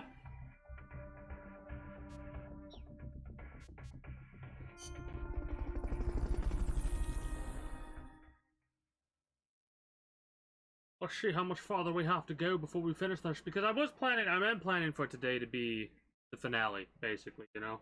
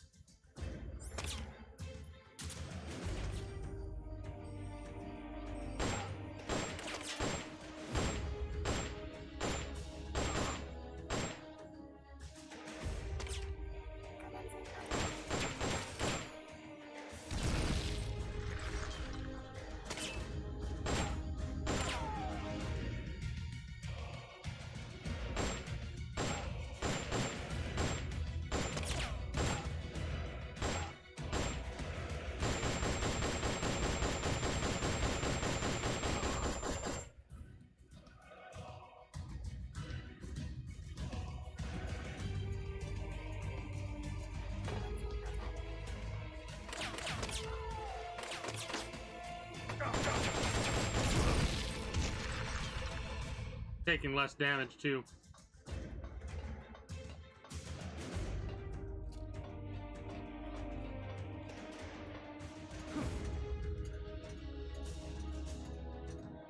So we're not in alert phase right now, hilariously enough.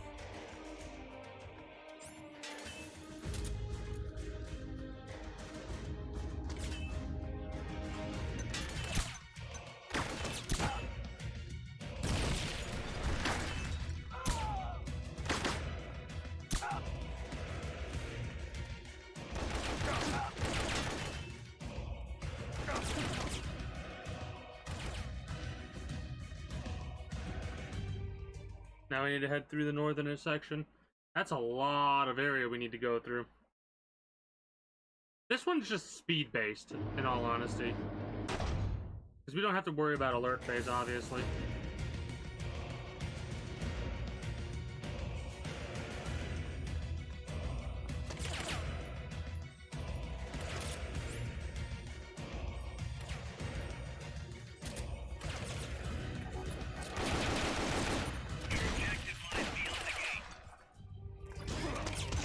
Oh, you bitch.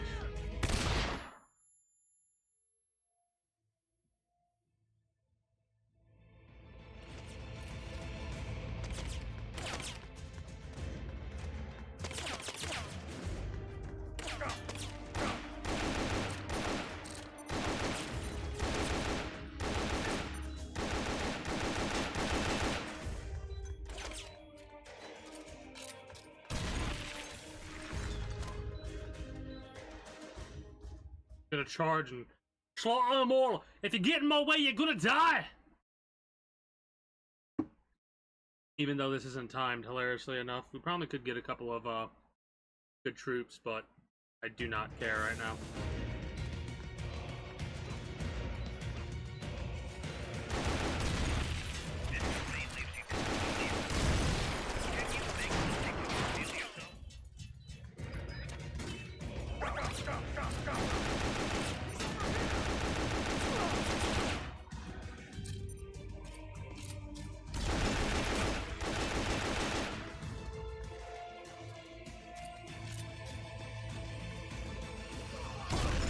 I pressed the X button so fucking fast.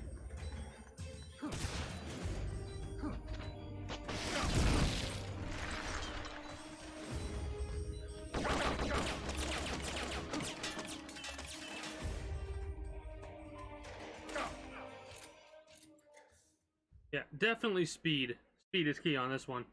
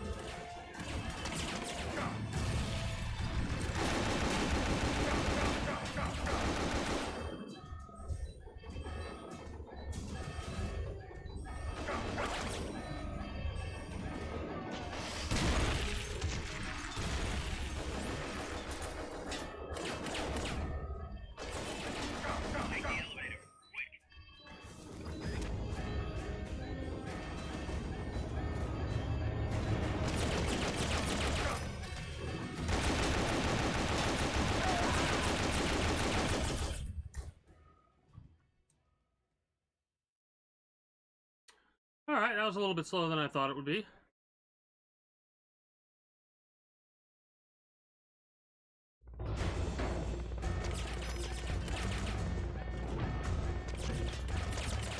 Battle suit might not have been the best decision. But holy shit.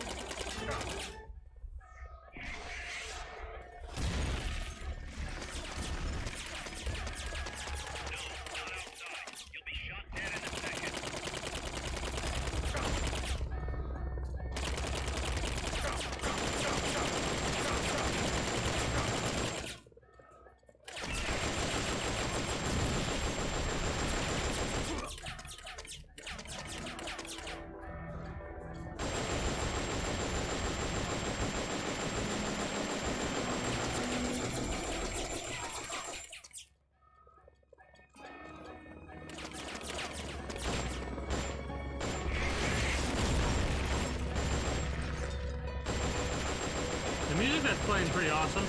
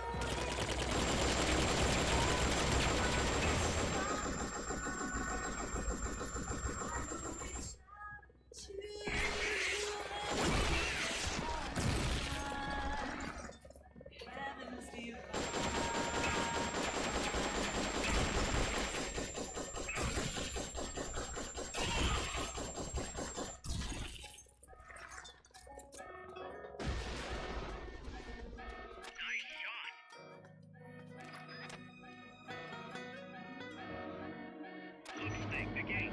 These must be the last of them. Finish them off and head on through. Please?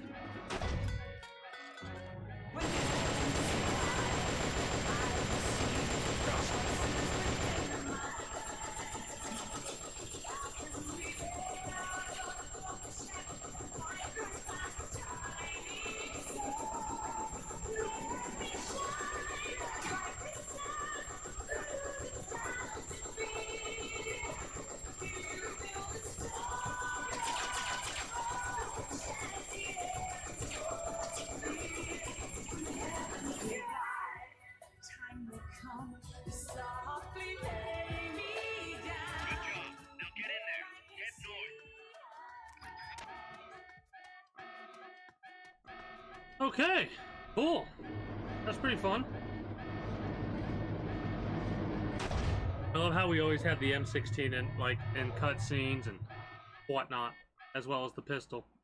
Kind of funny.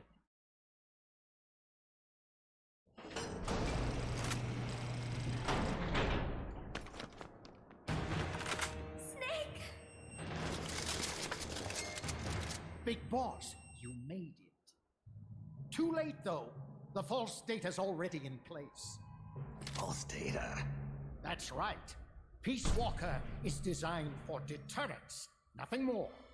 She is incapable of initiating a nuclear attack on her own. She will only awaken and attack when it's time to retaliate. Peace Walker is a weapon of peace, after all. First, we'll enter data for an imaginary Soviet nuclear strike on the U.S. homeland. Then it's going to try and attack Soviets. Data as a threat, Peace Walker will automatically enter retaliation mode, selecting the optimal target from a predefined list. For this scenario, we have reverse engineered the false data so that she'll inevitably end up choosing the Caribbean Sea as her target. You're really gonna do it, aren't you? Know this. Peace Walker's retaliation will be the first and last of the Cold War. It is the only way we will ever come close to achieving true peace. Even then, that wouldn't... Okay, so we just All don't that watch is left nukes. is to enter the You fucking idiot! Go! Stand down, big boss. Of course. You're late. Professor. Yeah, here we go. Yes, well, taking over the base took longer than expected.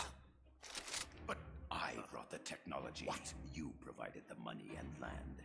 Center alone could never have accomplished so much in so little time. Oh. Zadornov, you backstabbing son of a... Backstabbing? Correct me if I'm wrong, but were we not enemies all along? Do you really think my comrades were working for the company? Do you truly think we'd faithfully serve a pack of depraved capitalist dogs? What are you going to do? Launch a nuke. Target Cuba. Have you lost your mind? What would you possibly gain? We won't be the ones launching it. You, the Americans, will attack our ally, Cuba. What? Think, Coldman. We're on an American base, eagerly endorsed and supplied by a pro-American regime. What's the international community to think? So this motherfucker's worse than Coldman. Sentiment. Communism will spread across Latin America unchecked. Let the age of deterrence be undone by the deterrent itself. Such is the Kremlin's plan. You son of a bitch! Us, come here. Shoot him. Professor Galvez. I am Vladimir Zadornov. And Vladimir means ruler of peace. Now, do as you're told, boss. Don't do it! Remember what they did to you at their base on the coast. For what Coldman's done, he deserves nothing less than death.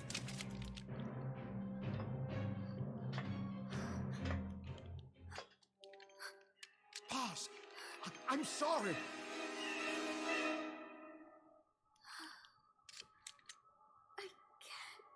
Truly a child of peace.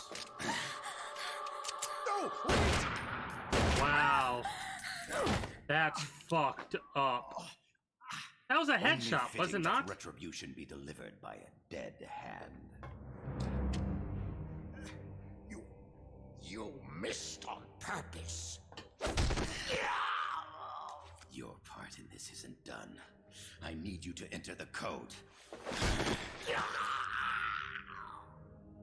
Doctor, the target is now Cuba. Please make the necessary modifications.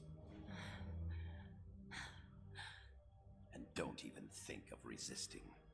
I'll crush you, but only after I crush your beloved first. Okay. So Coldman just had some twisted thing of Cuba launching is now for the peace, retaliation and this motherfucker. Okay. Very well. This individual is not actually as bad as Coldman. This individual is a piece of shit, but he just wants to destroy the my highest expectations. A true way of America, basically. He wants communism.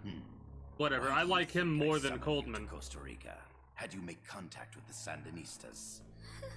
A true intelligence operative never gets his hands dirty. Need a revolution? Manipulate the locals into doing it for you. You mean Amanda and the Sandinistas? You've done well. You took a ragtag band of guerrillas, children, and shaped them into a full-fledged, formidable army. And now, you'll truly become our century's most complete human being. Che Guevara? None other. A hero who, gunned down by the CIA, becomes a legendary icon. The Sandinistas will rise up in revenge, overthrowing the pro-American regime and wresting Nicaragua from U.S. hands. And the nuclear strike on Cuba naturally will be the last straw. Mammal pod data entry is complete. Dead at age 39, just like El Che. Ironic, isn't it? In the end, a legend is merely fiction. You'll die as the boss did, and become as did she, an eternal fraud.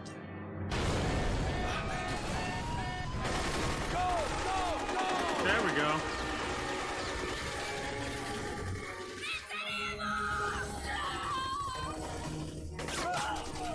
Idiots.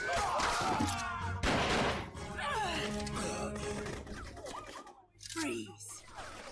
Dare point your gun at a comrade?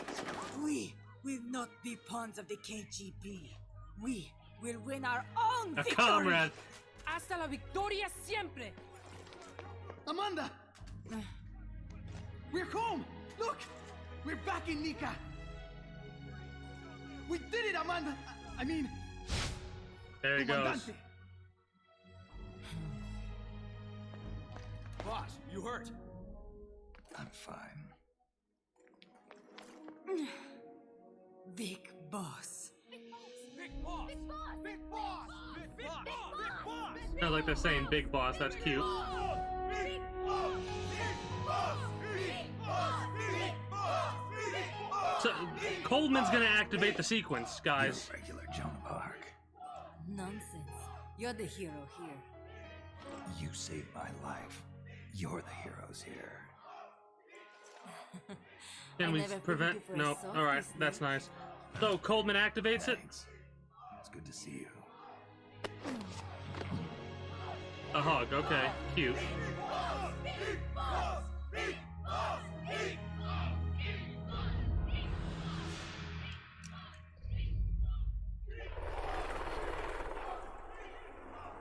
Paz can stay with us until she's back on her feet. And the professor?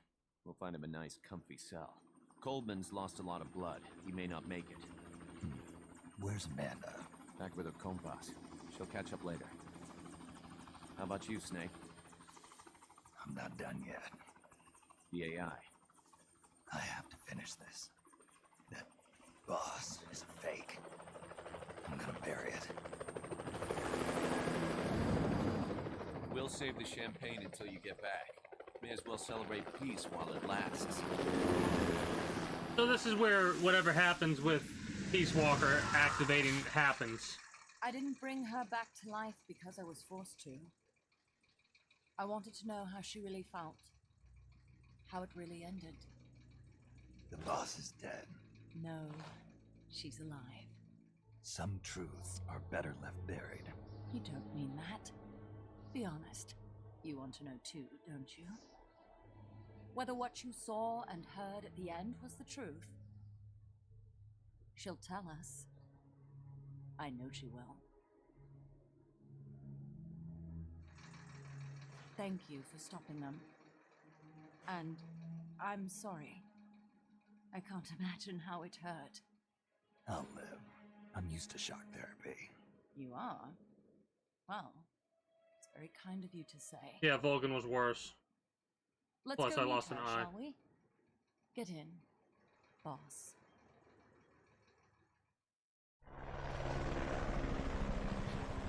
Don't pick up a gun unless you know how to use it. Aiming a weapon alone doesn't make it a deterrent.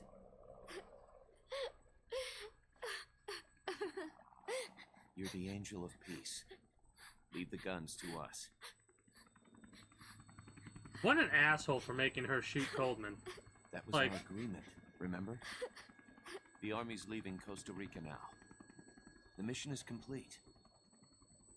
Paz?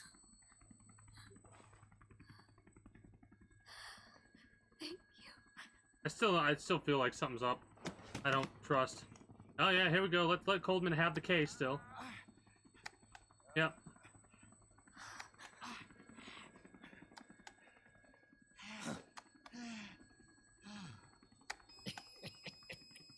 What's that noise?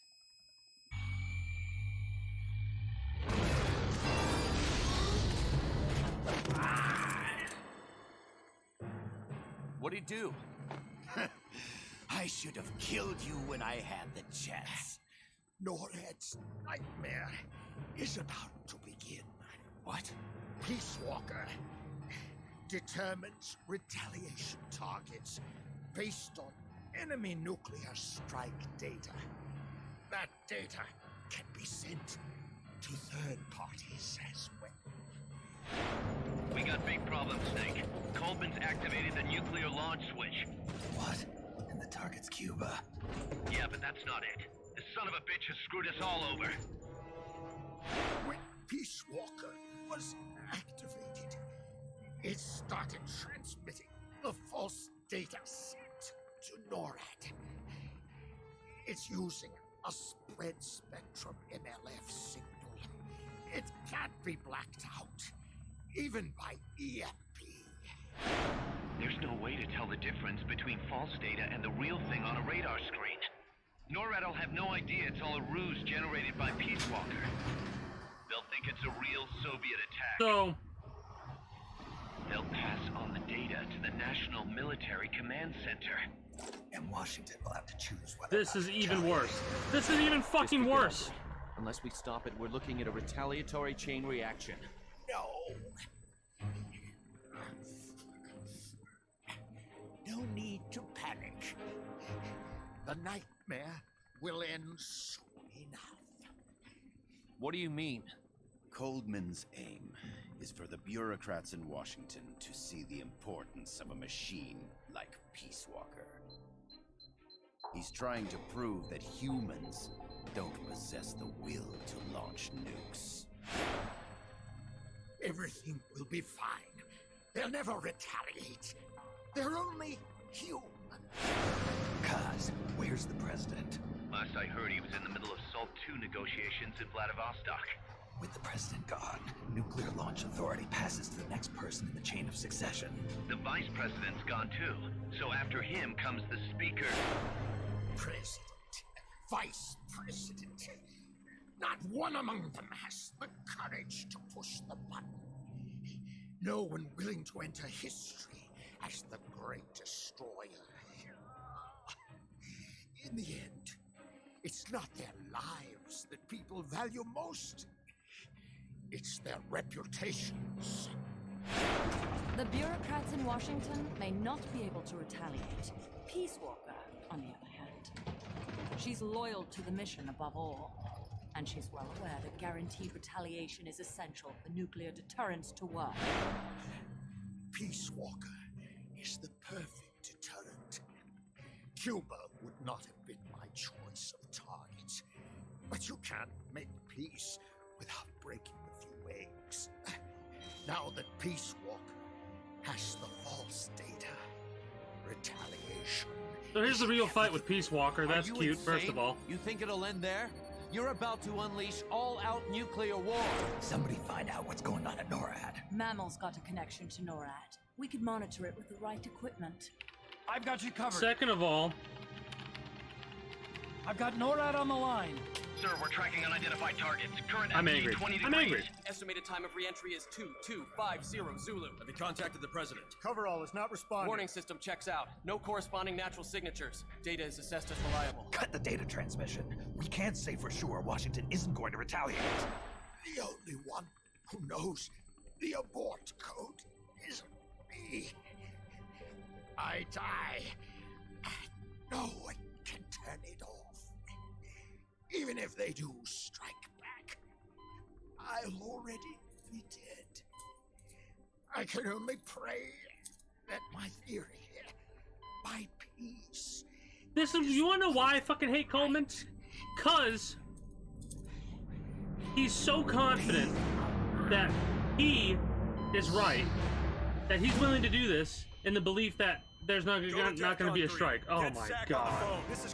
I hate psychopaths like that in media like this. The false data and the nukes are both coming from the same source. You have to stop Peace Walker. The only way is to destroy her. She's entered launch mode. Peace Walker's rendered her judgment. The target is Cuba. Because you put that information in. I also am starting to be a little bit aggravated at how quickly Strangelove switched sides, but whatever. Whatever. Fuck it. Fine.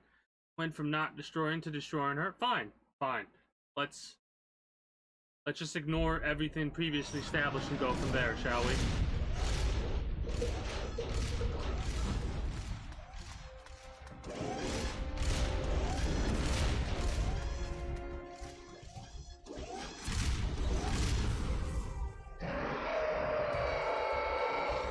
I love the roars, you know?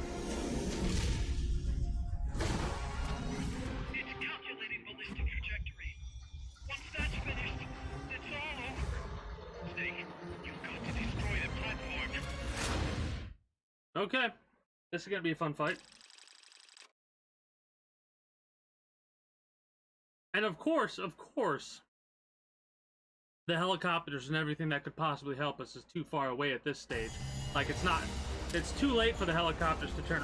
Heroism went down by 2.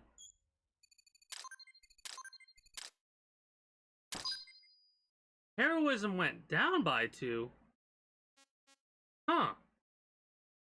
I wonder why that is. Probably because of the amount of kills I got? Eh, whatever. Let's see what we got.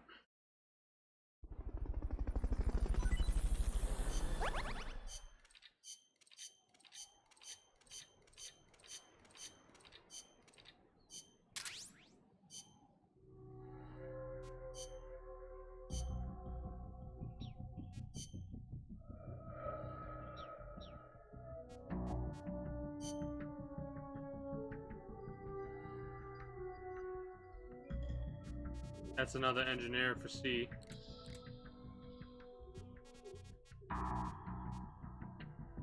Yeah, whatever. I'll mess around with that stuff later. We'll also do the side ops and whatnot, but I kind of want to finish what is seeming to be the main story, right? Because after this we got the retrieval gear, the clearing escape, the eliminate the kidnappers, the obstacle demolition, the base defense, classified document retrieval, so on and so forth, and we'll probably unlock more side ops as we keep going.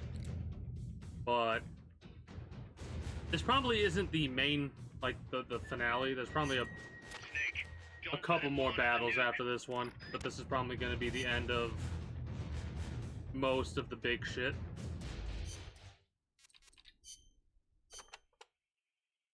Snake, you have to stop the launch. It's going to strike Cuba. I know. The situation's changed completely now that it has been upgraded. I do not know if your old tactics will work. They will. The basic strategy remains the same. Try to anticipate what it's going to do before it does it. so you probably won't have as much time to stand around staring. Wasn't counting on it. I'll manage somehow. Basically, just gonna shoot it until it stops moving. That's what I've pretty much done with every single one of these AI weapons. Snake, you have to stop Peace Walker from launching that nuke. Calm down. What do I need to do? To tell you the truth, I don't really know. The mammal pod has probably enhanced both its thought patterns and mobility. The S-mines, rockets, flamethrowers, they're all the same, but I don't know what else to say. You'll just have to stay sharp and watch for how it behaves before each of the attacks. I'll give it a shot. There's no time for anything else. Sorry I can't be more helpful. You can do it, Snake.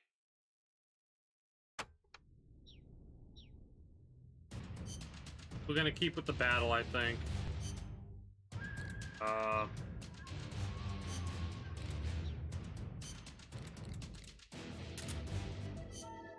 I'm tempted to go with 2 machine guns, but nah.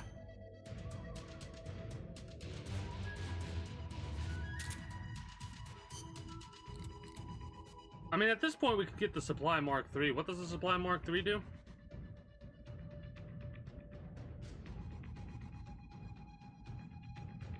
Oh, heroism decreases with overuse of that. Does heroism decrease with other overuse of stuff too? Yeah, whatever.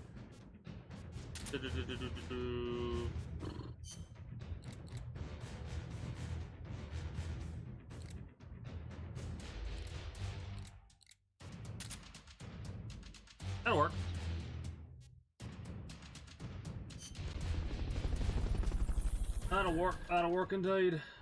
I wonder how many attempts this is going to take. I hope we can first try it. That'd be pretty neat.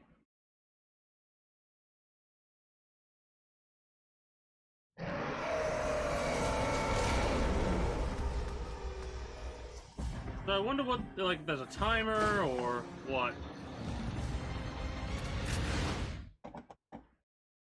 Let's find out.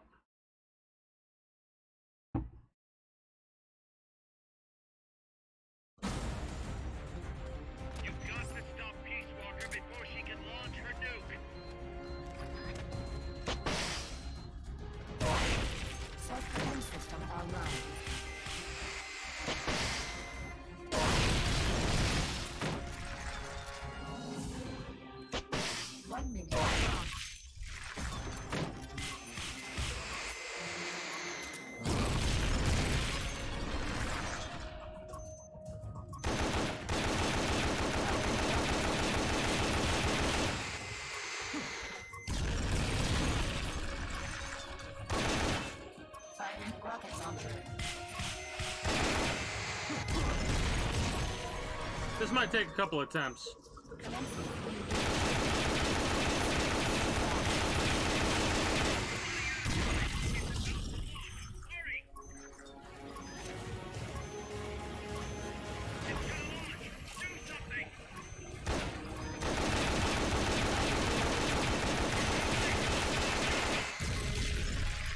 Alright.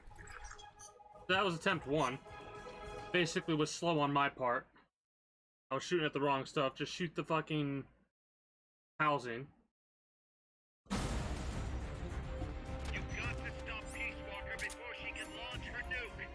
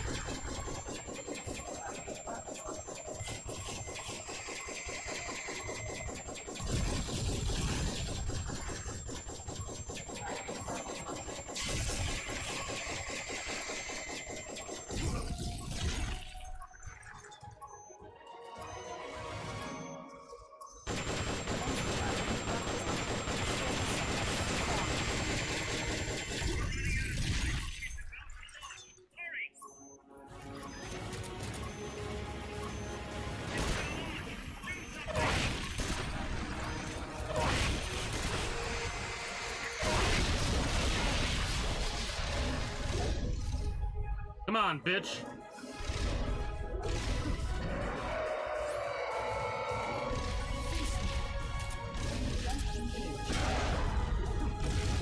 That's new. The music's awesome.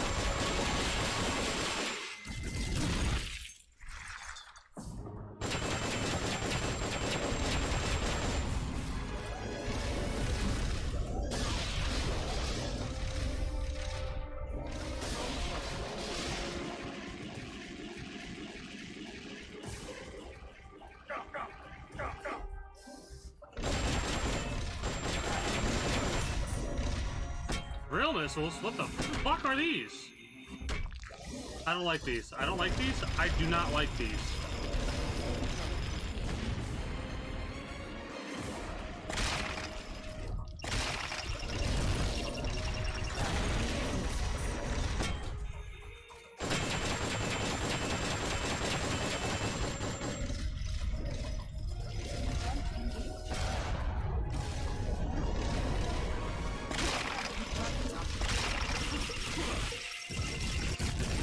I'm getting fucked up.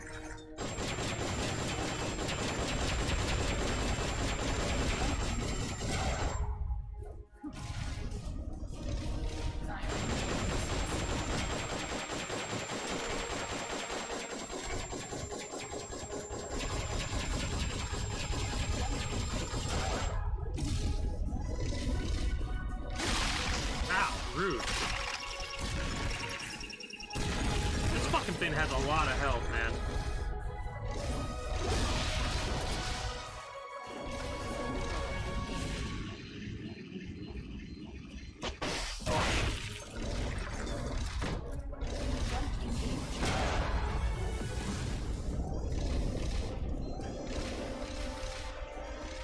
What? Hello?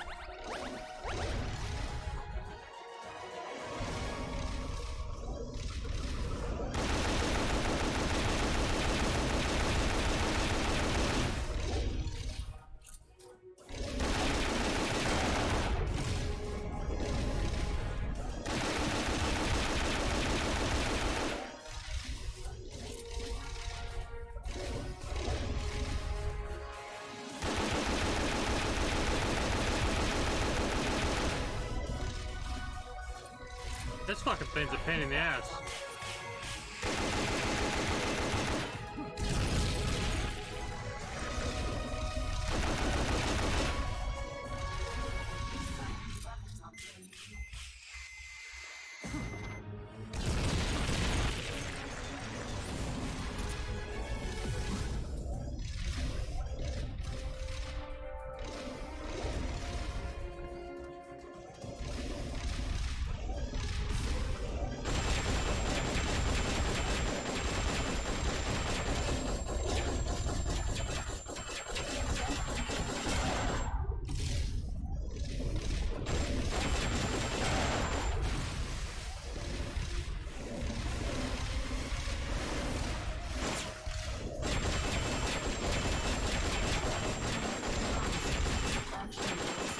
Again?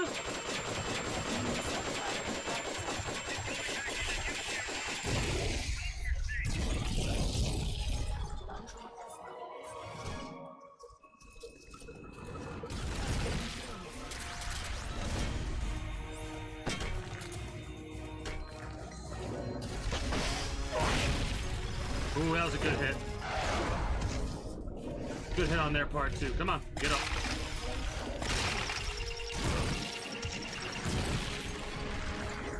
This is a fun fight.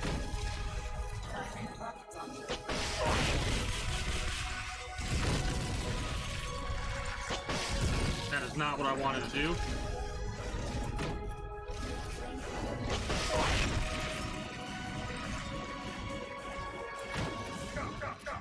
Rude. God, I caught on fire. Not fun.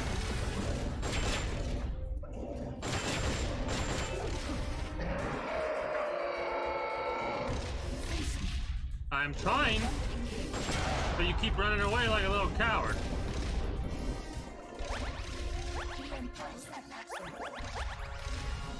What pulse?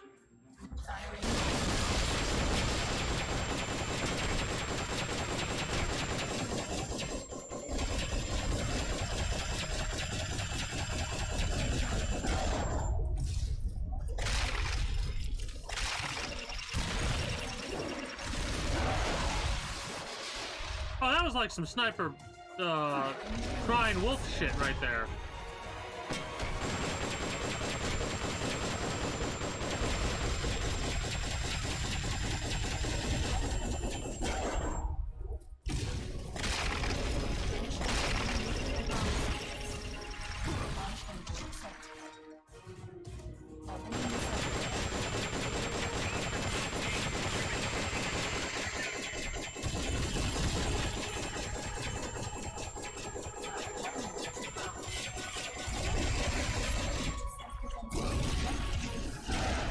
This is actually a fucking cool fight, dude.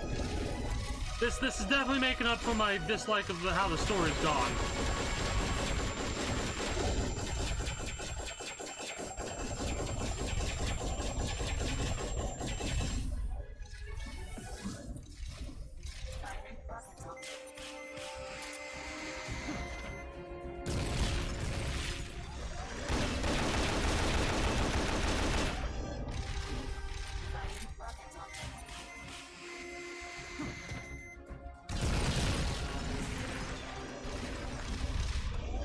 Honestly, the main reason this game is definitely for the combat.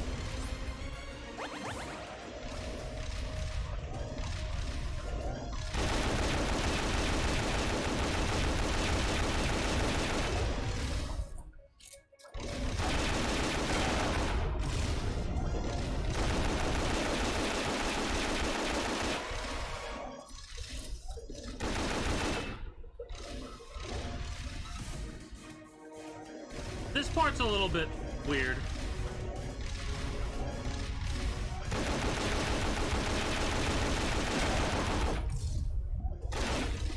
Ooh. Ooh, okay, okay.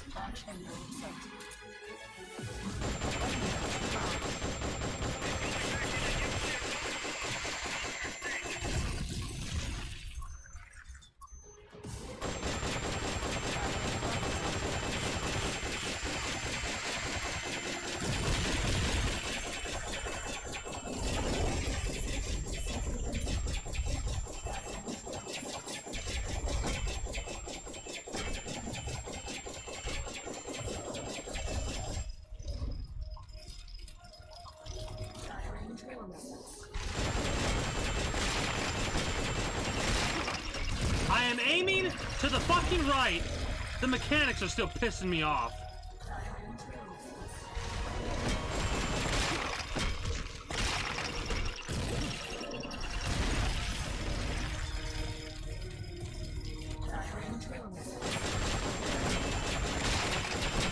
That, I want you to shoot that, you fucking whore.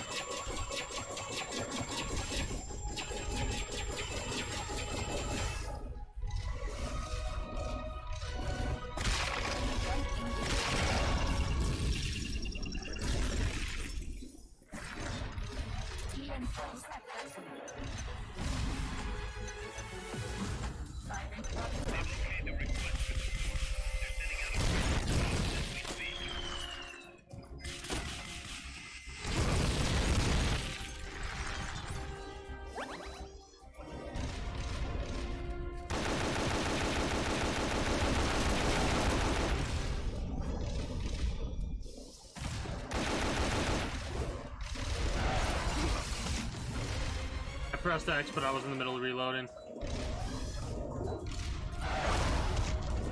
No fucking way.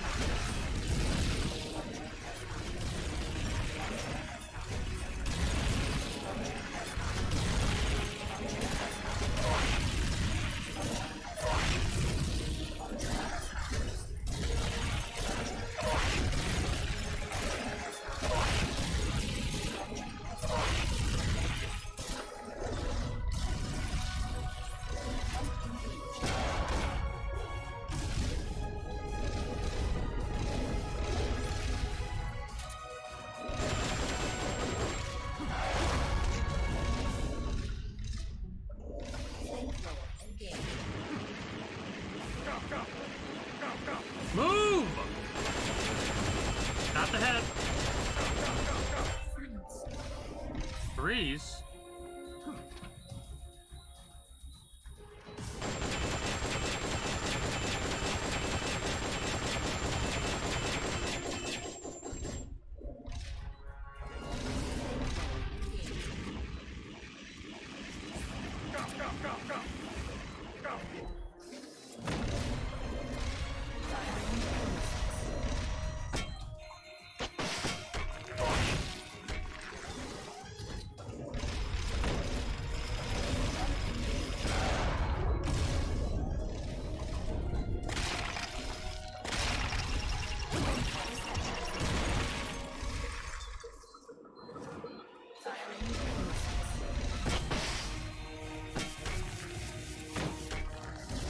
Oh, EM.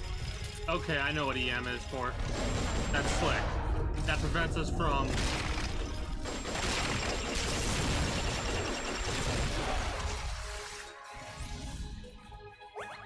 We almost died there. We legit almost died there.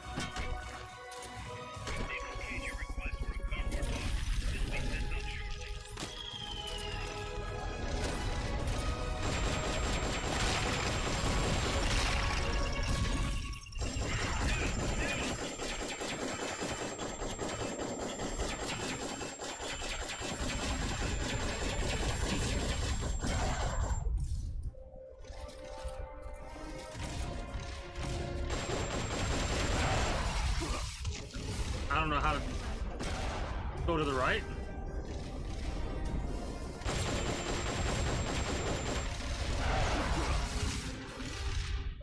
We died. We just died. Motherfucker! Are you kidding me? I hadn't... What the fuck? It just switched me off my shit! Oh, I'm pissed.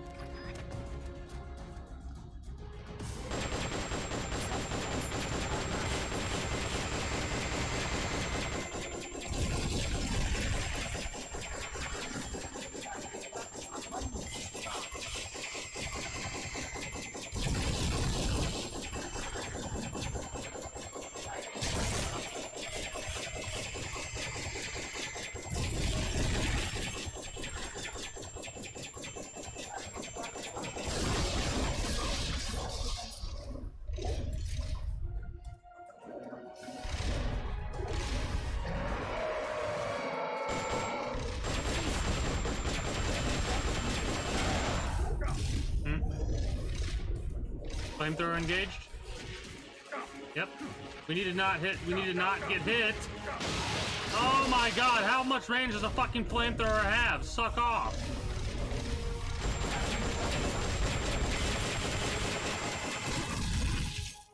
Wrong rocket launcher. Awesome. Nope.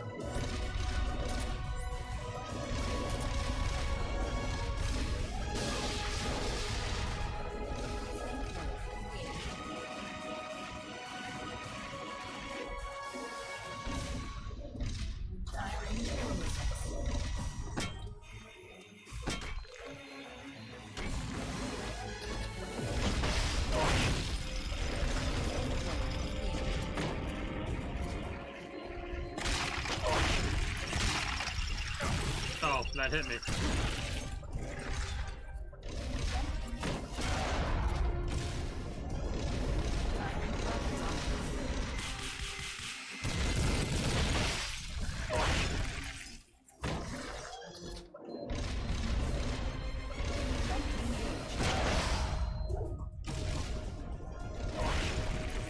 It hit. I guess I'm okay with that. Oh man, this is shitty. And we weren't, it wasn't like, I think we were a little bit about halfway there.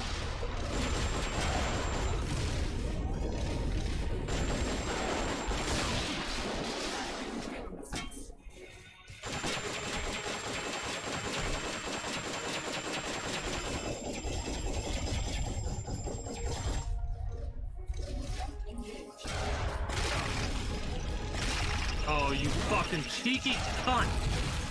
Ah! Aim at the thing that I want you to aim at, god damn it.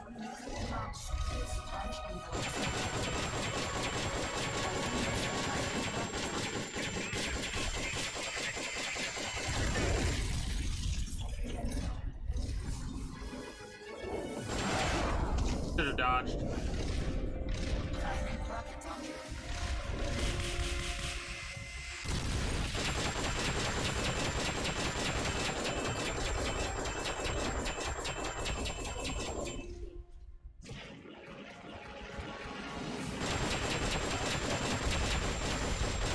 Nope.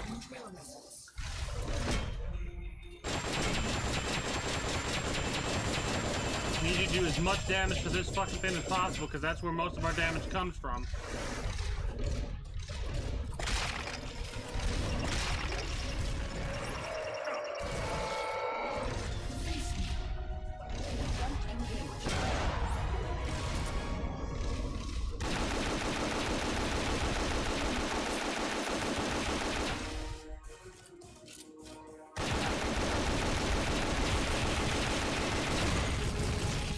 I don't know how.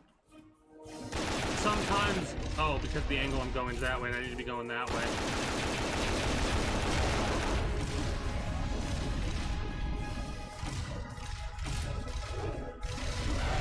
Oh, that's how we avoid that. Got it.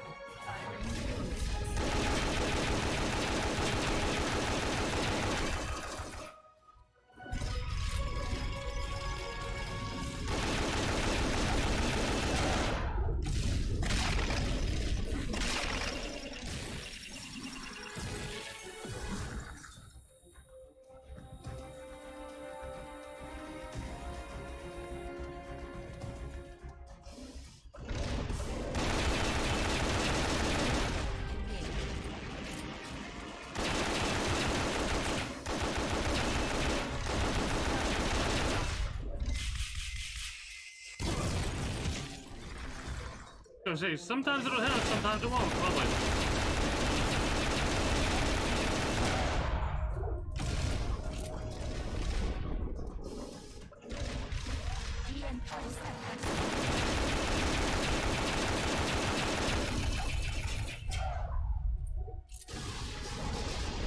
Oh, this might not be the best.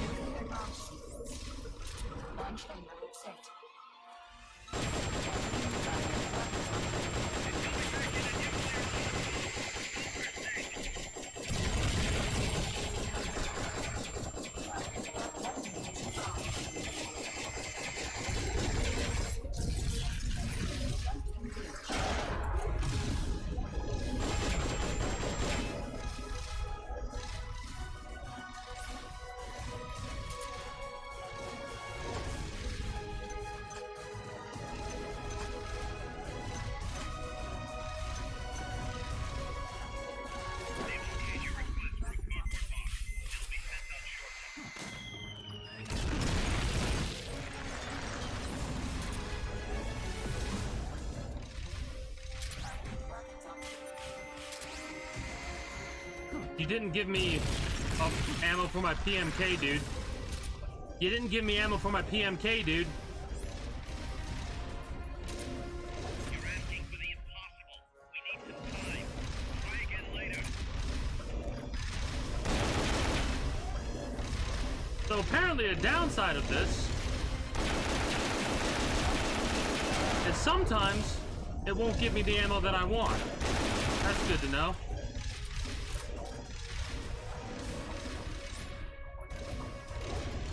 if we die again, I'm gonna restart mission, and I'm gonna change up what weapons I have with me. So I can guarantee ammo for my fucking PMK.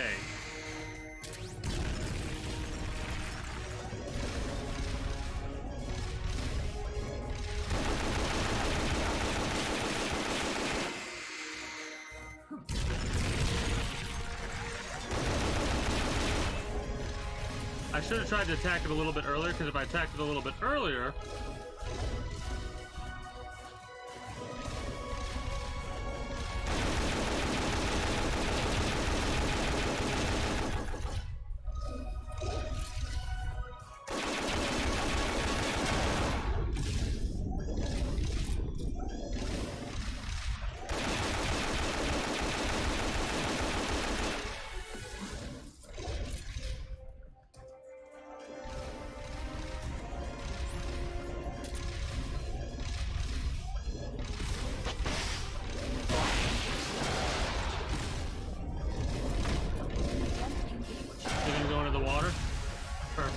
Are you going to activate the nuke?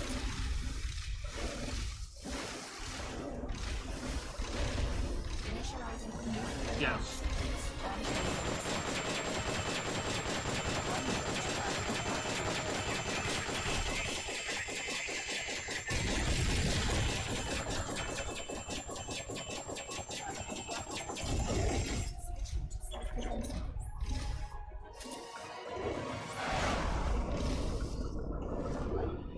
Oh, we were just out of range. Cool.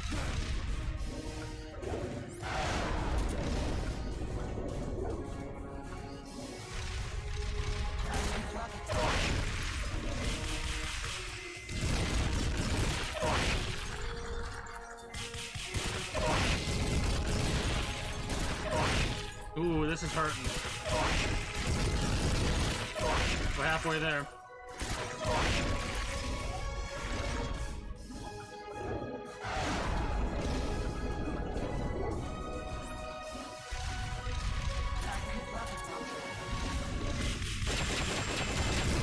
Damn, that was way too close. I should have moved forward more. Really? The laser?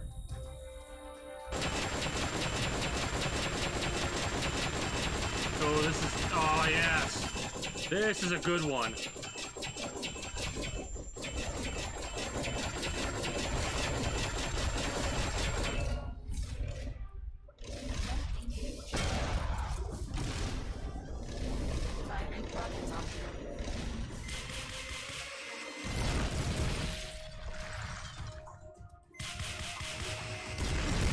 Ooh, okay. So you tracked.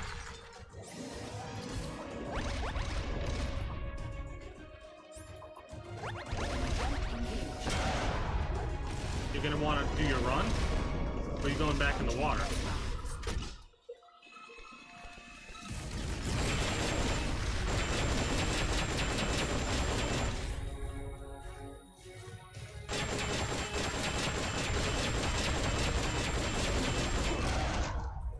You jumped away. This is not good. This is not good. You're gonna do your run. Yeah, I wasn't close enough. Move, move, move, move, move, move.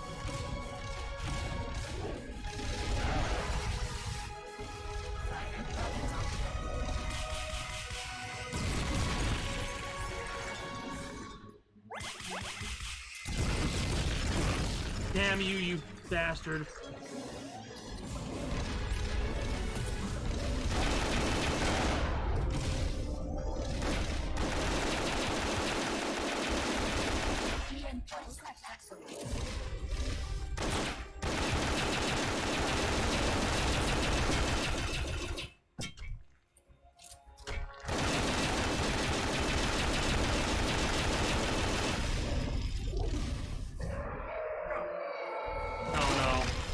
The drill mine's got. I'm gonna.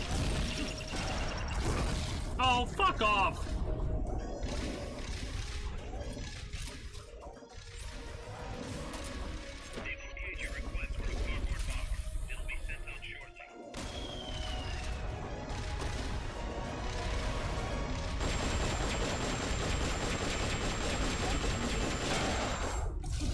Yeah, okay, so that's how you get it to activate that. Cool.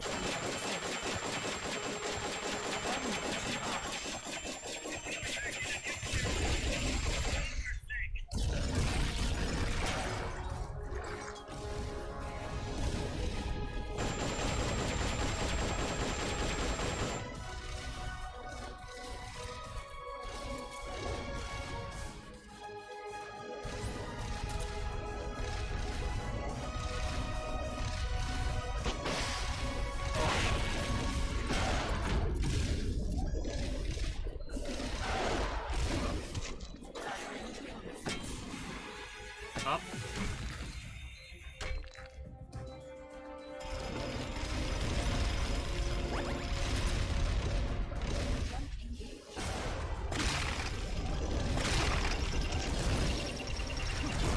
I shouldn't have got up.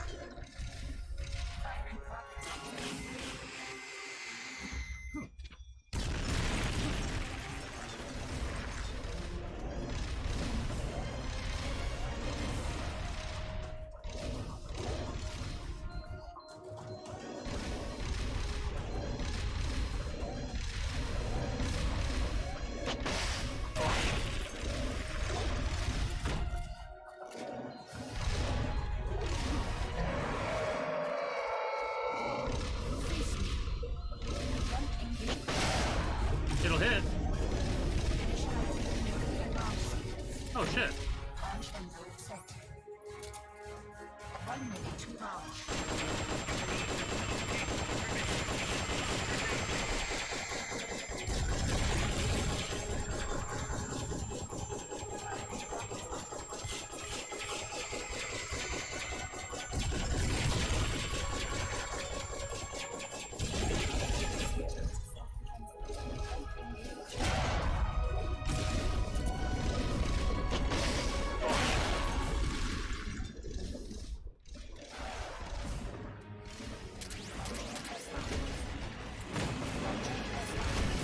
Oh, you're pulling this shit off? Oh, this is gonna hurt.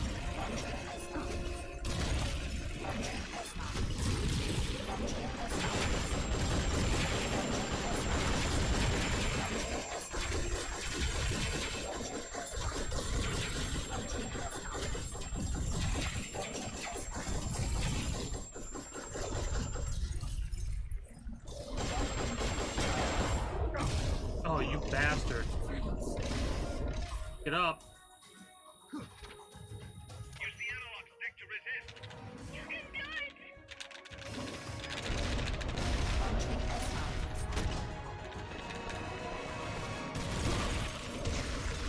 Okay.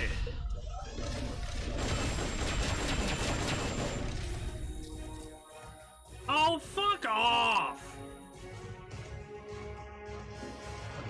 That actually pisses me off right there. Come on. Fuck off. Like I'm moving and you still hit me. Oh, fuck off. Go in the goddamn water. You can fuck off.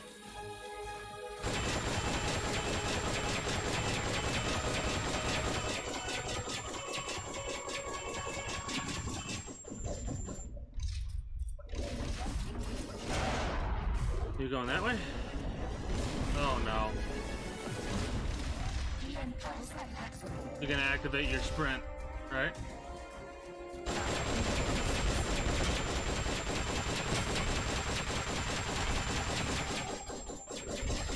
We almost got it.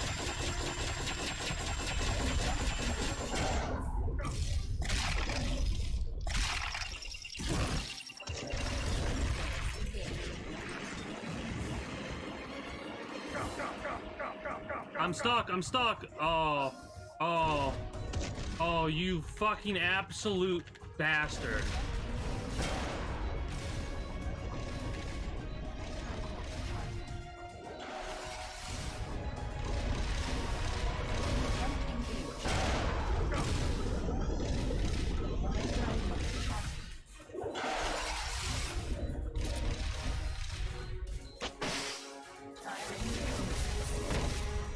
What the fuck?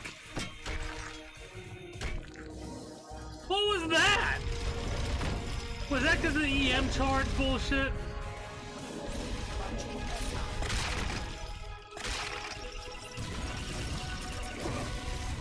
Okay. That was the S-mines. Lovely. Where are you going?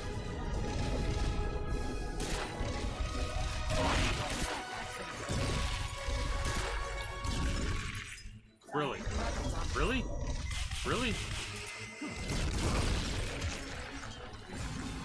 I'm panicking. Stop panicking. You're fine. You got this in the bag. Nothing can bother you. You got this.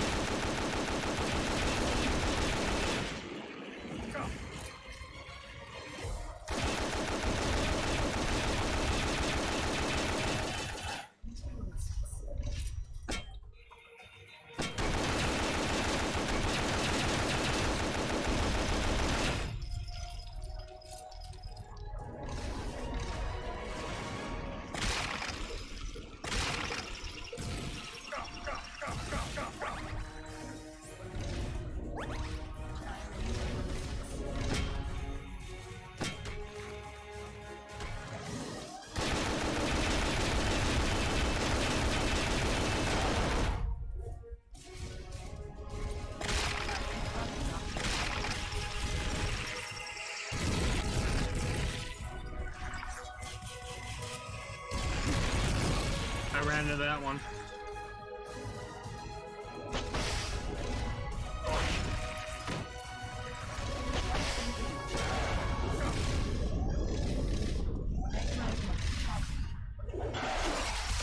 You fucking stunned me and then you fucking charged me, you whore.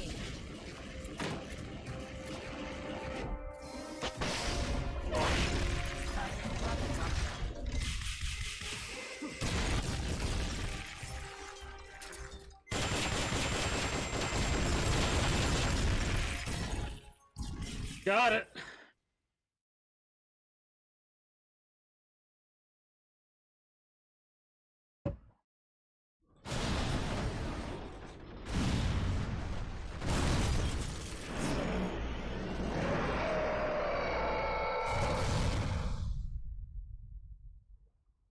What a pain in the ass that was. Fun fight though. Really fun. It stopped moving. Snake, you did it! You stopped the launch! Huey, how's NORAD? Not good! Beam-Use continues to track the targets on radar. The SP satellite status is green. Still assessing as reliable. Chairman of the Joint Chiefs, a representative of the Secretary of Defense and Congress have arrived at NMCC. You've only damaged the drive system. The data uplink's still intact. We've got 1,500 Soviet ICBMs crossing the North Pole. Target region is confirmed as the west coast of the United States. Go to DEFCON 2. Prepare to launch ICBMs. How do I make it stop? Peace Walker is a fully autonomous system. Unlike the other machines you fought, its command authorities are all located inside its cerebrum, the mammal pod. We've got to stop the mammal pod. I don't have the abort code either. Coldman was the only one. Snake, destroy the AI inside the mammal pod. Go inside of it. The inner barrier protecting the mammal pod is designed to be as strong as a bomb shelter. What's it gonna take to get through? I guess an atomic bomb will do it. You trying to be funny? No, I'm telling you, that armor was designed to withstand a nuclear war. We can't get through to the president. The decision is on us. You can't be serious. There's no way I'm gonna wipe out the human race. This is the president's call. There's no time for that. We need a decision now. Huey, get the Pentagon on the line. We have to tell them the nukes aren't real. I'll give it a shot. Forget the order of succession. If we're all going to hell, let's take those bastards with us. We have 12 minutes to impact, sir. May God have mercy on our souls. Jesus. Coldman guessed wrong. They're gonna go through with it! The platform sustained a lot of external damage. All we need is some pressure. Pressure? Sink it in the lake! With that much water pressure, even the tiniest crack should be enough to flood the innards. The AI pod is a mass of highly sensitive electronics. Short the contacts and the signal. How the hell do I get it to move into the ocean? 500 tons. Yeah. It's hopeless. We can't move that thing. Get the Pentagon on the phone. Yeah, listen to Snake, man. Nerve warheads have separated. Estimated time to impact now, 11 minutes. Sir, we've got a call. The president? No, sir. Then who? He, Spit it out! He claims to be Big Boss. Big Boss? Patch him through. I love that. I'll get straight to the point. Cancel the retaliatory strike now. What? The radar blips you're seeing are all fakes. No one's launched any nukes. How do you know? The launch data is fake, part of an experiment that leaked. You weren't supposed to receive it. Your radar is showing missiles that don't exist. If you're lying, then we've got 10 minutes till we're toast. We have to retaliate or more Americans die. The experiment was planned and executed by the CIA station chief in Central America. Then put him on! He's dead. I can give you his name, though. We need more than the authentication code you gave the switchboard. We need proof you're actually Big Boss. Do you have any? All right. If you know the name Big Boss, then maybe you were there at the ceremony when I received the title from President Johnson. Indeed I was. We don't have time for this bullshit! Hold it! Let's hear him out. You were saying? At the ceremony, the DCI tried to shake my hand. I refused. What happened in that room is classified, top secret. Only a handful of people would know. He's making it up! Don't listen to it! Wait! Why did you refuse to shake his hand? Because I knew where my loyalty belonged. Everybody, listen to me. Those Soviet missiles are fakes. What? You're actually going to believe him? He's right. This is some sort of commie trick. No, it's the real Big Boss. Trust me. How can you know for sure? Because I was the Army Chief of Staff back then, and I was standing right next to the DCI when it happened. I saw everything. Neat. Neat. You saved us all, Big Boss. We'll stand down the alert. Thank you. When we meet again, I hope you'll shake my hand. Oh! What are you doing? Sorry, Chairman, but we are not standing down. Damn it. Those worthless sacks of... Wait. Jack. Jack. Oh, it's opening. Okay, the butterflies are a little... She's calling to you. Cheeky. Destroy the mammal pod and the data will stop flowing. Please, stop her. Pretty neat, though.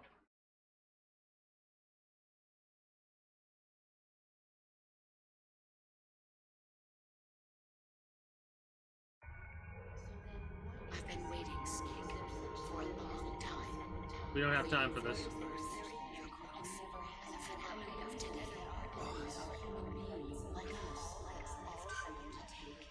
I didn't raise you and shape into the man you are today, just so we could face each other. Oh, this is a long time. Holy shit. The other ones are like 40 seconds or a minute. This is giving us 4 minutes. There is no such thing, and never has been. And the reason is that our I'm getting input lag. like us, they can only be our enemies in relative terms. The world must be made whole again. The philosophers must be reunited. I will devote my skills to that purpose, and with the Colonel's money, I will achieve that end.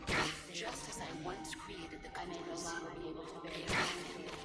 I may no longer. It's the death sound from Metal Gear Solid 3 when you would do damage to her.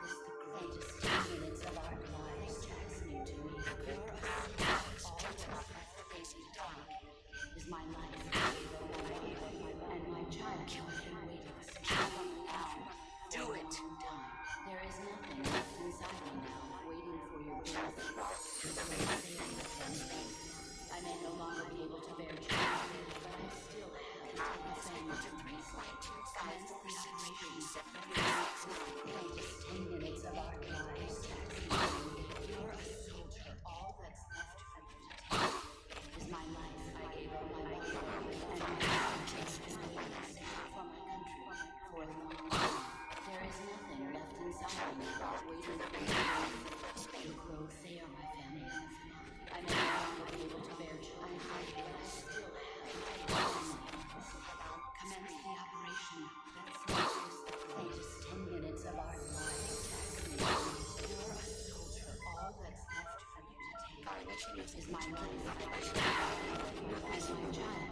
That's the same thing that Colonel started to mumble in Metal Gear Solid 2. I may no longer be able to bear pain. Commence the operation. Make this the greatest 10 minutes of our lives. You're a soldier already. So we can do it in about we can let a minute and a half pass before we actually start taking stuff out.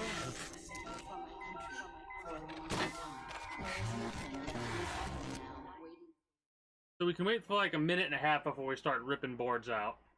I'm keeping that in mind because I want to see how far it can go. Valid data regions. 0. Exit all done. It stopped.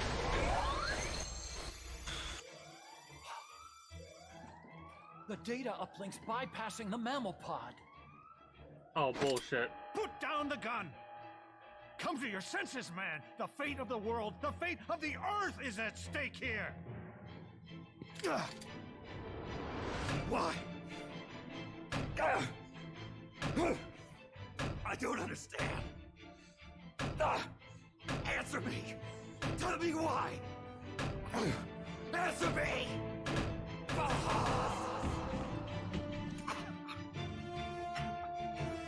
I really wish they wouldn't have added the QTEs like they did. 6 minutes remaining. Wait. Authority rests with me now. I'm ordering a retaliation. No, don't!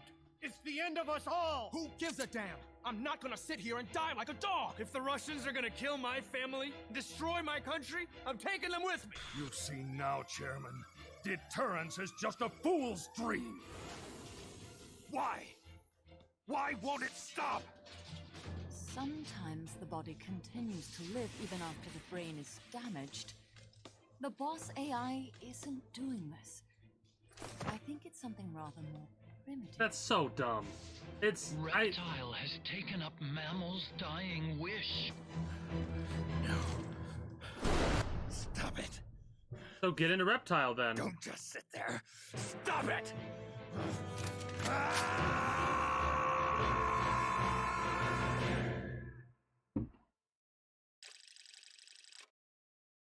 Okay. There's a part of me that is annoyed. Only for heroism because we used as much of the supply things as we did. I have no idea how you do that with less supply things. Oh wow, you can get... It looks like you can get everything from that fight.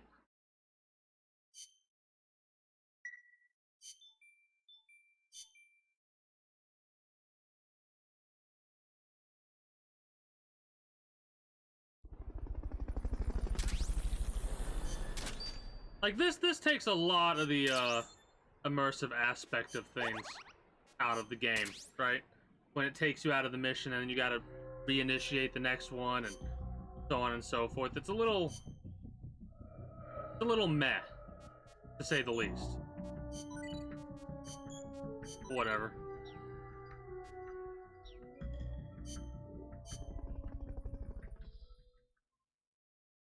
Just go into the reptile pod and... Snake, you have to stop that data from being sent. do the same thing.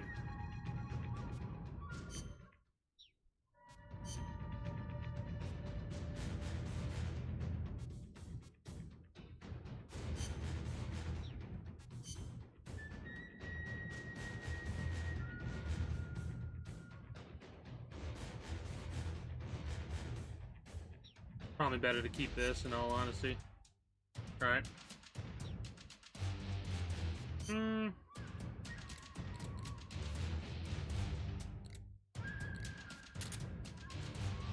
Okay.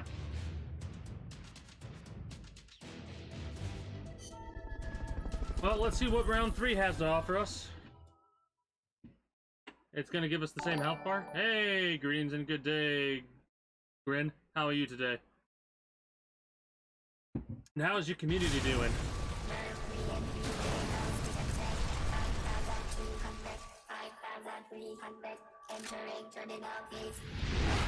We're gonna just restart this immediately because.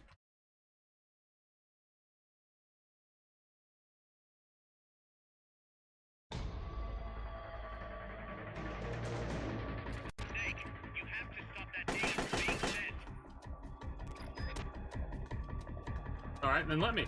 Greetings and good day, Lone Syndicate. How are you today?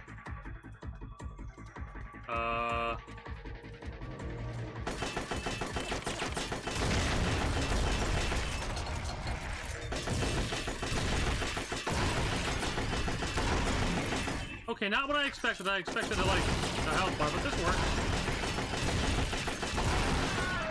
It is. Not my favorite so far, but the boss battles have been a blast and a half.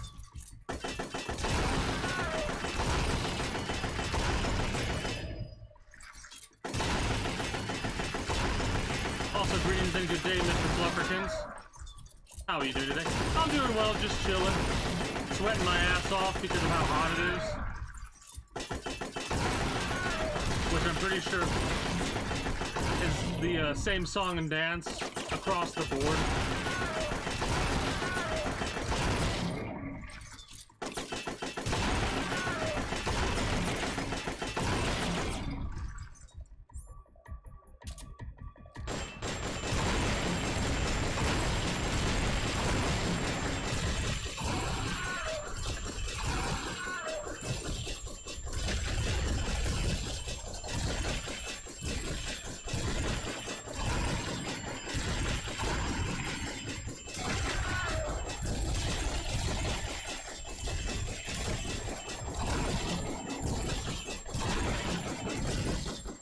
Oh, it doesn't lock on. That's kind of a shame.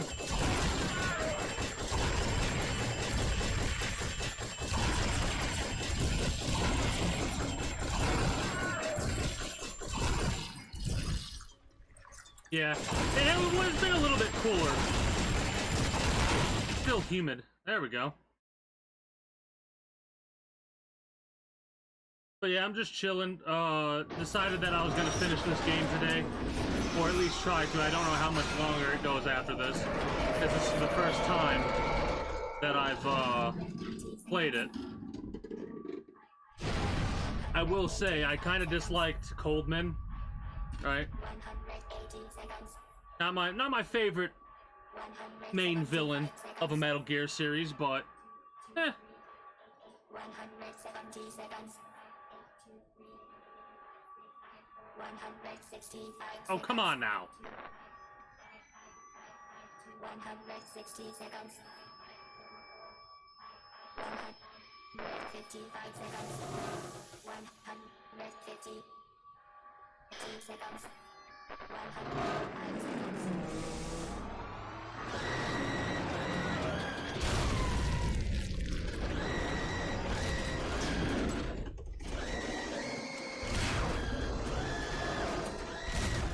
It's a song. It's playing a fucking song. It's the same song as the Chrysalid was singing, isn't it?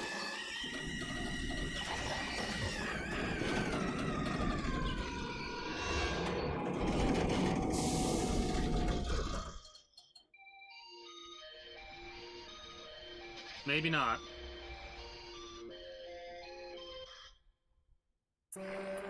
No, it is. It is.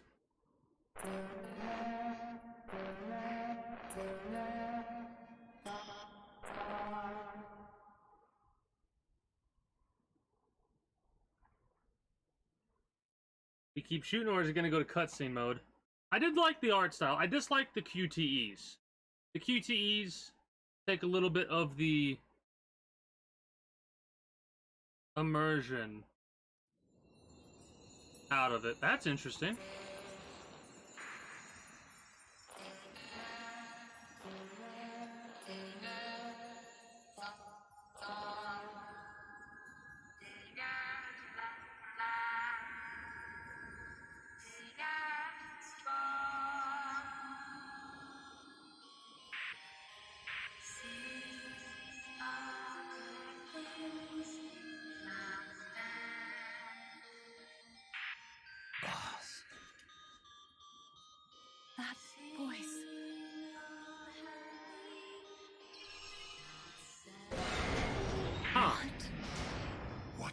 going on? That song. Boss, is that you? How in the... Not sure what to think about this part. A ghost in machine?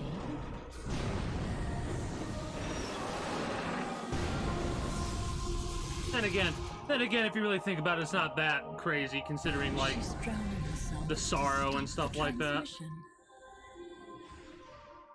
Look!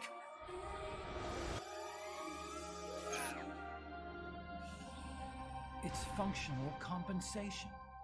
When the human brain is damaged, sometimes it recovers over time.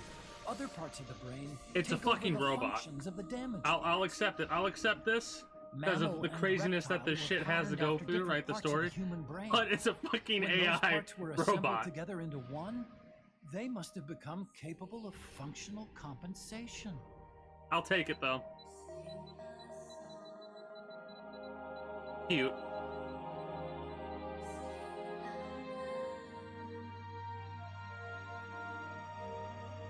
Her memories remained with her. Is this her answer? The song. It's clearly not thinking rationally.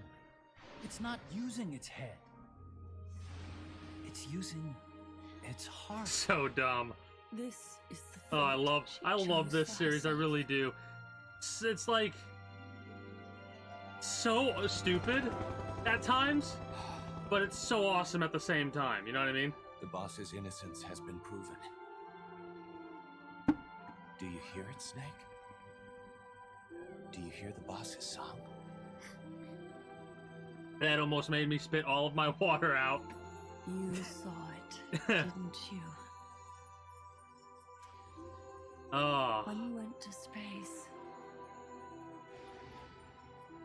That Definitely. Beauty I mean, I outside still don't think we're done, because if this is anything like 5, there's probably a couple more missions we get and a couple other little cutscenes we can get. Understand. In the end, it was you who put down your gun and chose instead to sing. They can all hear you. I know they can. And your will shall surely live on. That's what you wanted. So much that you gave up everything you had. But you couldn't achieve it. Isn't that right? And still... I really do like the art style they decided to go There's for. no peace to be found anywhere. And so we can only keep on hoping. Hoping for the illusion we call peace.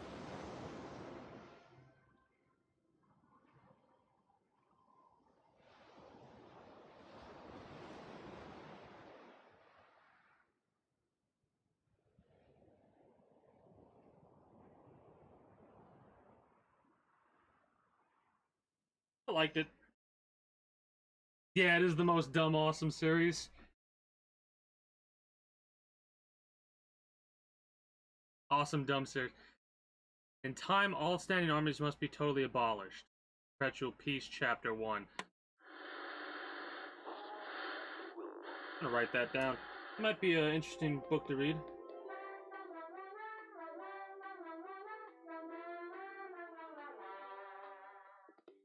But we got a couple of side missions to do still, and I'm gonna do them all before we wrap up for the evening.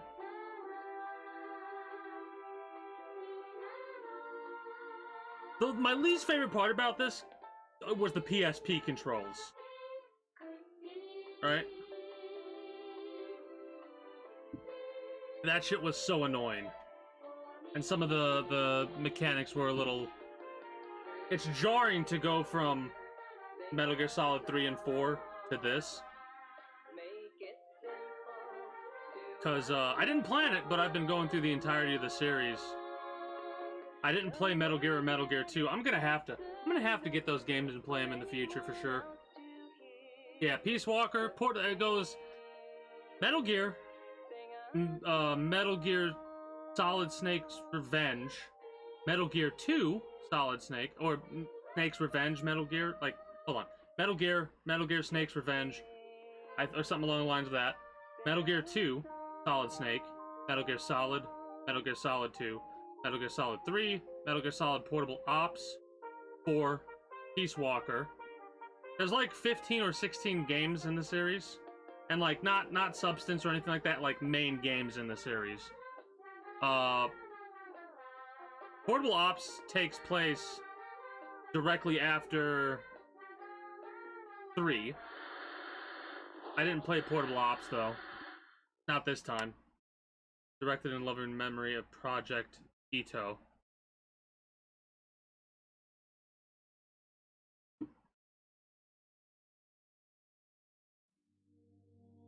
November 24th, 1974, the U.S. and Soviet Union agreed on a framework for the SALT II Strategic Arms Limitations Talks Treaty. The treaty limits the number. I'm not gonna be able to read all this shit. I'm gonna read it in my head. I apologize if you miss anything, but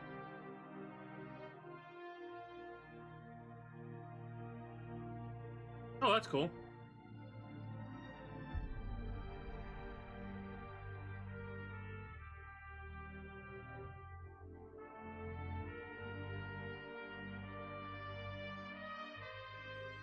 Oh, 79 is when Soviet Union does that. Okay.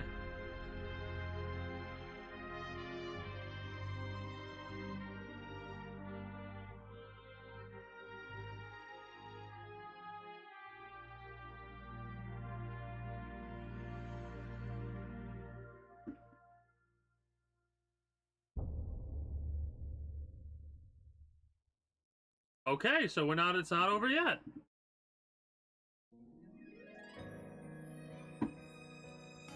It's gonna go through the credits, but there's more. There's more game? Unless they mean a completely... whatever.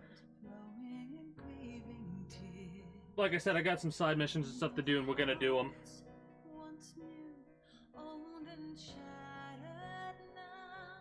I love how Troy Baker was one of the soldiers / extras in this game. That's kind of hilarious to me. And then in 5, he gets to voice another character.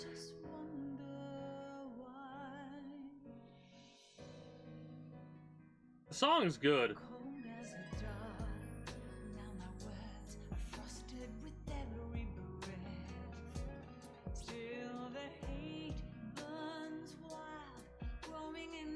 Also, greetings and good day, Dim Disaster. How are you today?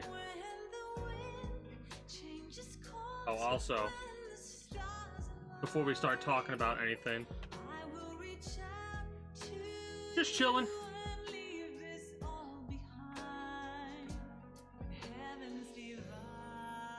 So we can pretty much talk about any other game before Ground Zeroes and 5.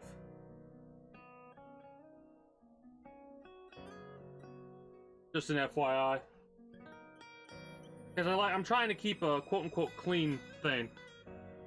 I believe so. I think I got a couple more things to do in this game. And then we go to Ground Zeroes. Well, I'm...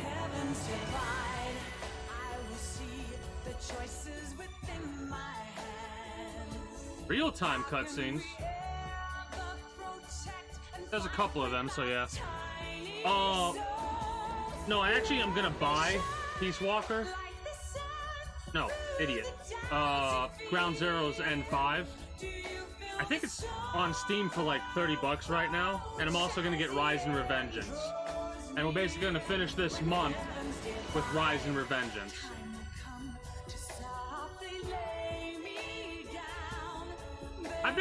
I know a little bit about that game, but I've never played it, and I've never watched a full playthrough of that game.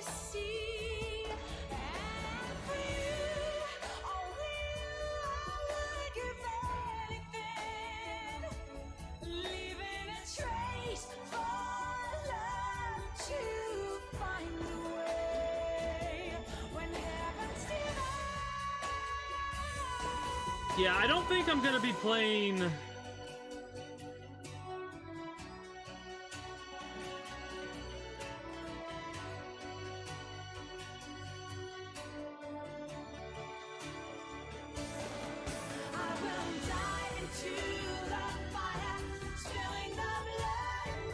Well, I've played through a lot of 5. I've beaten 5 1.5 times, basically, on PlayStation 4.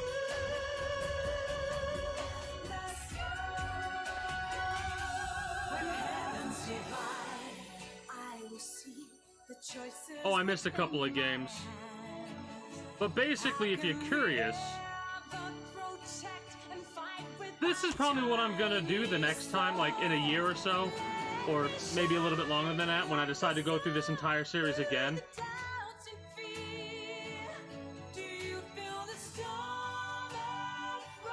That's the way that they go in chronological order, not the way they came out in release date.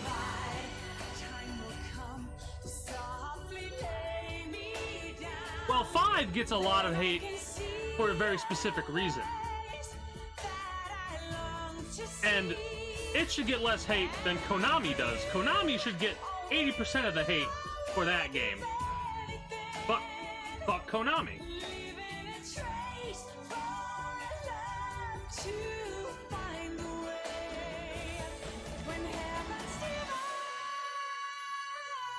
Exactly. That's kind of one of the reasons why the way that I'm going to play it is it's going to be less of a playthrough like I've had over the past couple of games. But it's going to be more of like...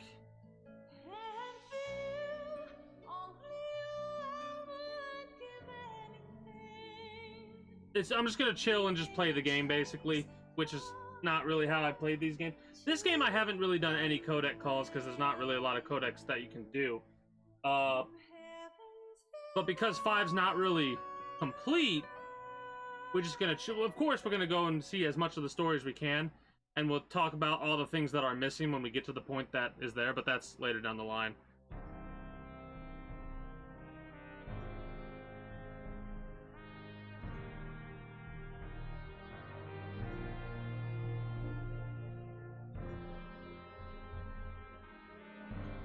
But yeah, long story short, the next time I play through the Metal Gear series, I want to do it in chronological order. And this is how they go in chronological order. Hold on. Metal Gear Solid 3, Snake Eater. Metal Gear Solid, Portable Ops. Metal Gear Solid, Peace Walker. Metal Gear 5, or Metal Gear Solid 5, Ground Zeroes. Metal Gear Solid 5, The Phantom Pain. Metal Gear, Snake's Revenge, Metal Gear 2, Solid Snake, Metal Gear Ghost Babel, Metal Gear Solid, Metal Gear Solid Mobile, Metal Gear Solid 2, Metal Gear Solid 4, Gun to the Patriots, Metal Gear Acid, and Metal Gear Rising: Revengeance.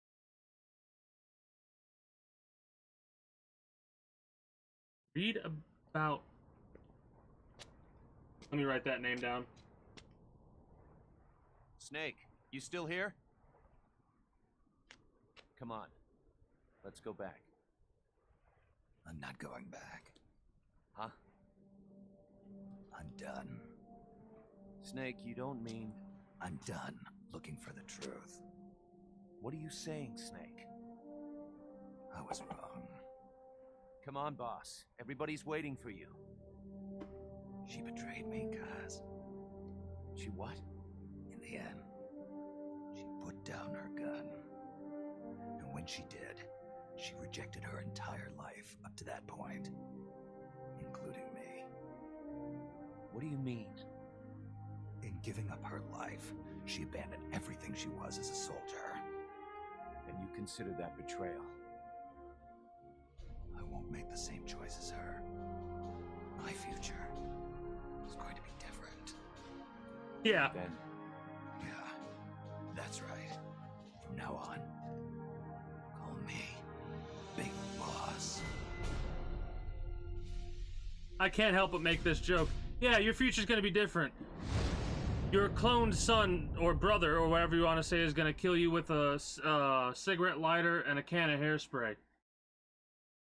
Or something along those lines.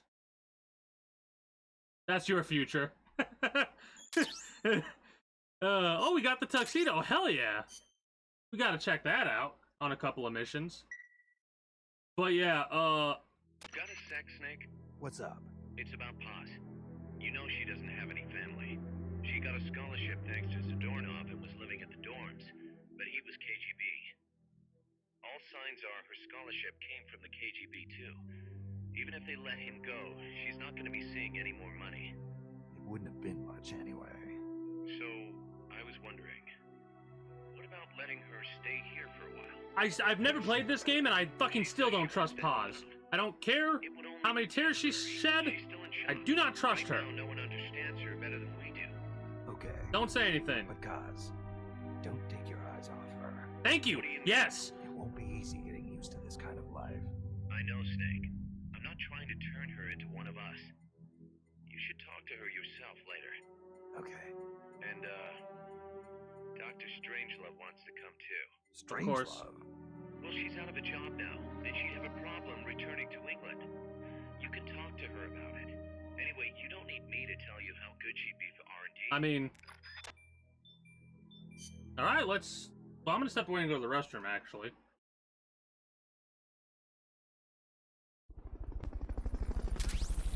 Oh, yeah, I do remember that. I do remember that mechanic. Yep.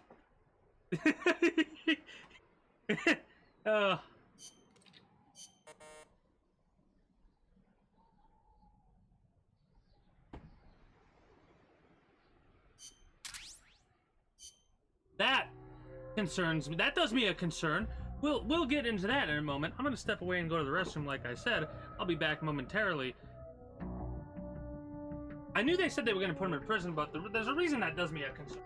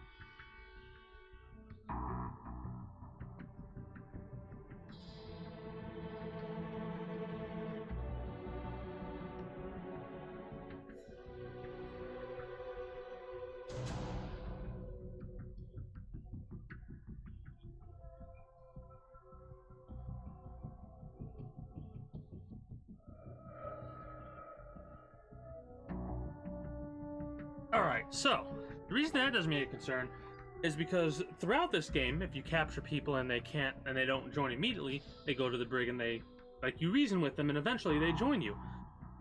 Okay, maybe it'd be interesting to have the dude who wants to basically have communism or whatever rule the world. Whatever, maybe we can have him change his mind and join us. Doubtful, for a multitude of reasons, first of all. Second of all, like I said, I still do not trust this individual right here, right? My name is Paz, and I'll do anything to protect my namesake. That's one of the reasons why that anything to protect my namesake does me a concern, right?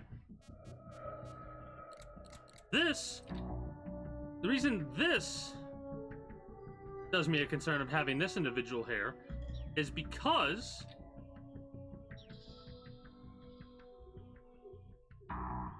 him and Paz, like, that was, I don't trust. Go to R&D.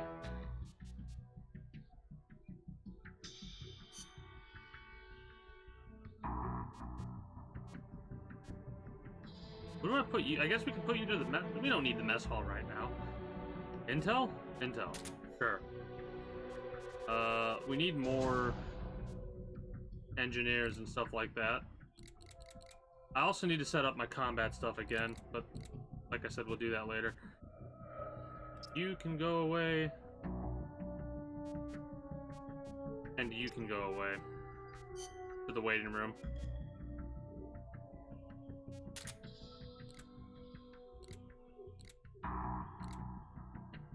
Again, you're good at combat, but you have a C for R&D.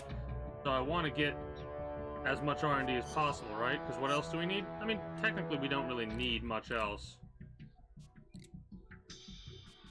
Yeah, we can get the grenades and stuff like that, but...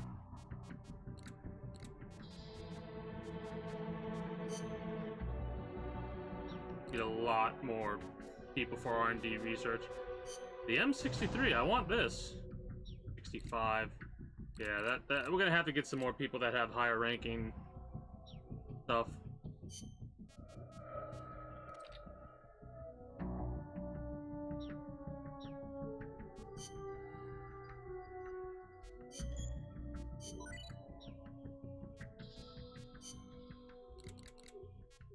Yeah, screw it. Let's get it.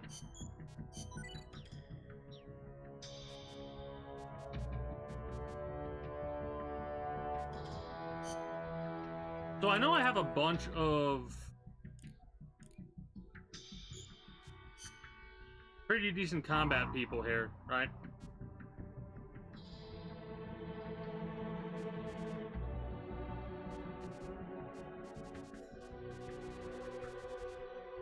Yeah, whatever. Let's get an A team and let's start going down the list and doing missions.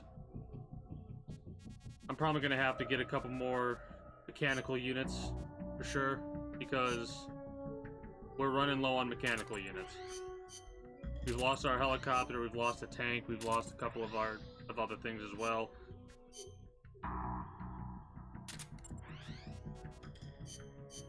We'll probably lose some stuff in this battle as well.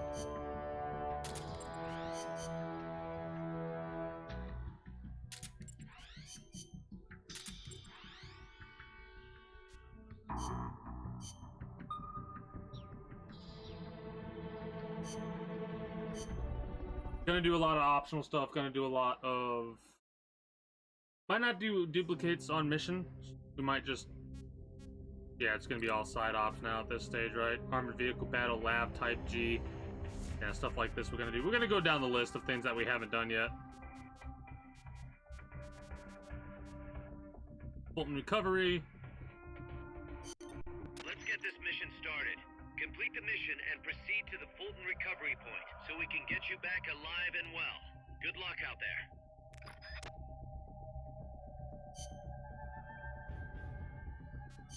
I'm pretty sure. Wait, hold on. Actually, yeah, we have a lot to go through. We'll do the lore dump or whatever later down the line. Give me my jungle stripe. Or tiger stripes, I mean. Please and thank you.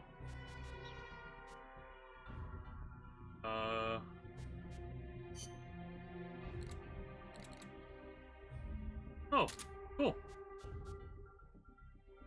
That should be good. But yeah, I had a good time with this. Again, not so far, not really my favorite of the Metal Gear games. That still goes to Your current objective is to retrieve the prisoners. 4.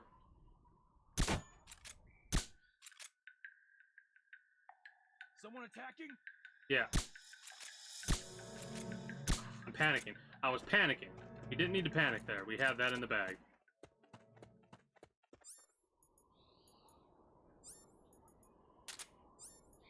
I should probably not be messing around. I should probably be rushing to get this shit dealt with. Enemies. Nope, we're gonna restart that one. I stopped a little bit too early. If I kept running, I probably would have been able to get him before he actually did the alert phase. I could use the sneaking suit now that I'm thinking about it. That could allow me to get away with some more... objective is to retrieve the prisoners. Who's that? more bullshit.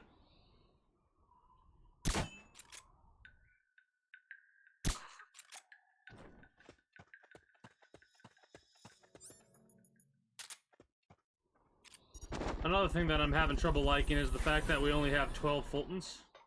That reduces the amount of people we can bring with us by a large amount. Recovery helicopter is complete.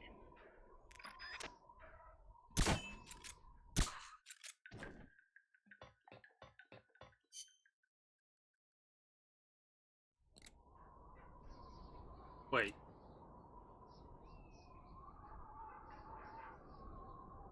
Oh, this is a little bit more than I thought it would be. That's why we have 15 minutes. Okay. Okay. Wait, it's... Oh, that's interesting. So when we Fulton somebody, they drop their equipment too. Okay. Cool.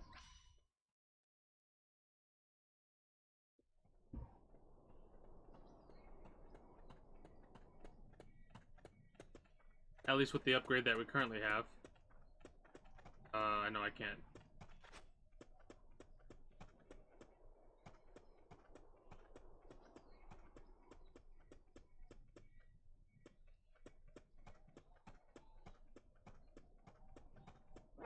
Enemies close by. Motherfucking son of a bitch! Ah! That's the second time I've done that.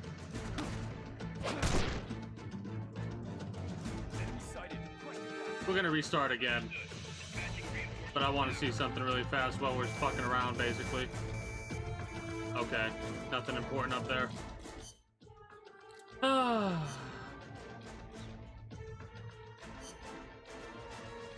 Yeah, let's get the sneaking suit and see what we can pull off with the sneaking suit. See if we get a little bit of extra time before they go into alert phase.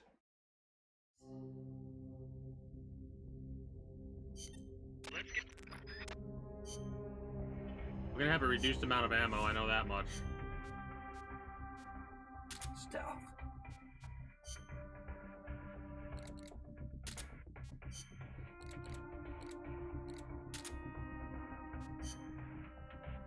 $32. Yeah, it's a little bit reduced. It's not that bad.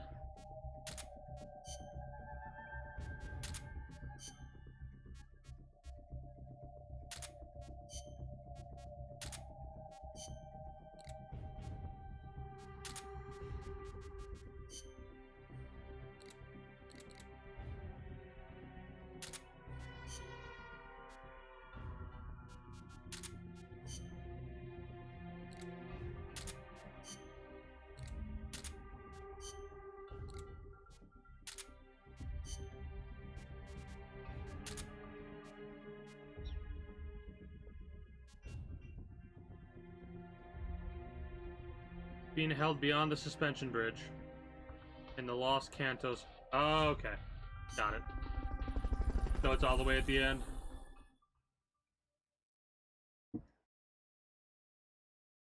But yeah, I kind of did something similar to what I did when I first played Metal Gear Solid 4, which was go over the lore of Metal Gear and Metal Gear 2, and then after that, I played through Metal Gear Solid 2. Really? Anyways, played through Metal Gear Solid 2. Or Metal Gear Solid 2, 3, and then 4.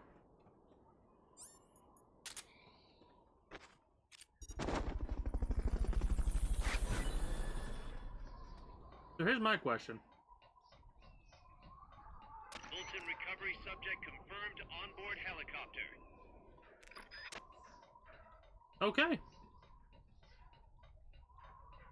So we can literally just run past them because we don't do footprints.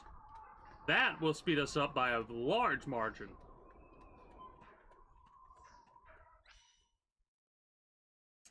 I wonder if we have to go all the way back to escape as well. I doubt it. Because we can just Fulton our way out.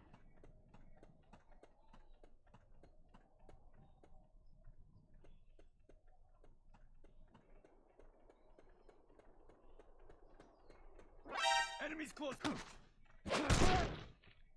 Freeze.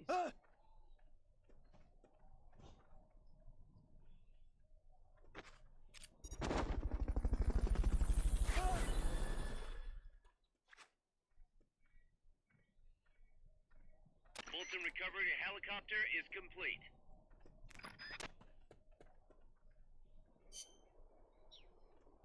All right. Neat. Oh, I need to check out the tuxedo on missions that don't require us to do stealth. For sure.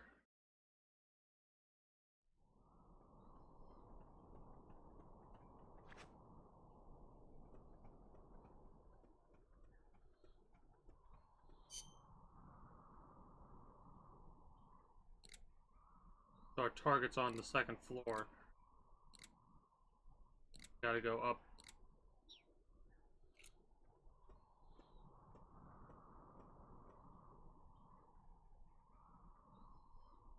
This is my biggest issue with this game. The controls, right?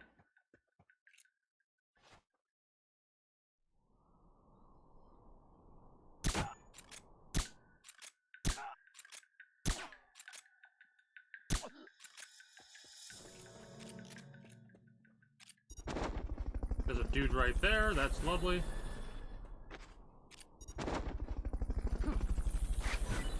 Fulton recovery subject confirmed onboard help. Watch it. There might be bombs planted next to those prisoners. There is. How the what?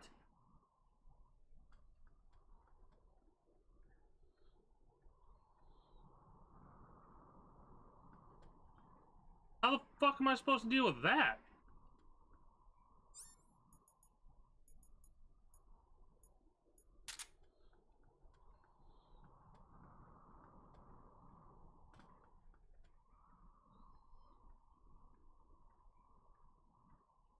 Fucking hate that. Okay,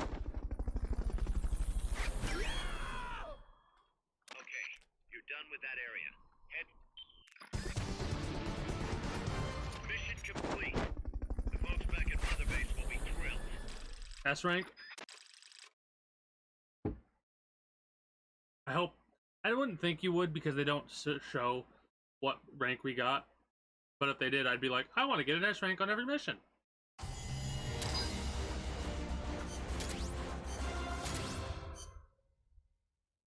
I'll probably save that for... Snake, I'm proud to announce that preparations for Metal Gear Zeke are complete. We can activate it any time. Got it. Thanks, Huey. No need to thank me. Okay. At least now I can finally say I helped you with something. You can use it in outer ops, too. Just select Zeke when you're forming your unit. Be sure to take it out for a field test. Okay. You can change weapons and check memory boards just like before. Use your observations from a field test to make any adjustments. A work in progress, huh? Snake, we fitted Zeke with its own AI pod. We were having trouble adjusting the AI, but Dr. Strangelove was able to get it up and running. Strangelove? Why the surprise, Snake? Whoa, we're an army without borders. We need a deterrent against foreign intervention. That's what Zeke is for. It may even prove necessary, too. I'm not against deterrence itself. The problem is when a nation comes to rely on it. All that does is force a burden on its people. The same people that constitute the nation itself. The existence of nations is detrimental to man. That's why I, one without a nation, see potential in MSF. But power is required for you to distance yourself from nations. I will do whatever I can to assist with that. Glad to hear it. And I merely lent Huey a helping hand. I will not give Zeke an AI like hers.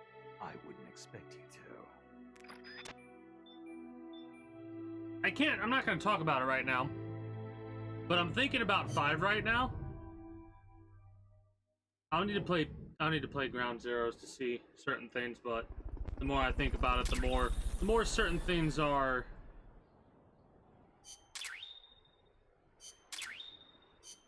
coming together.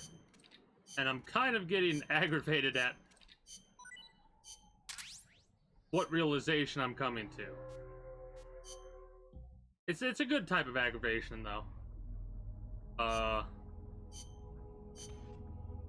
Yeah, it's set in stone what it's going to be. I need to get the ray dome and the armor.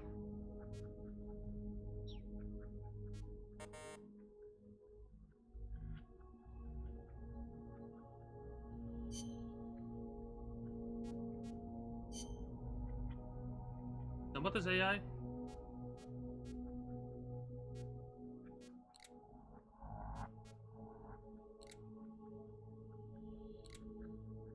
Oh. Oh. Oh my god.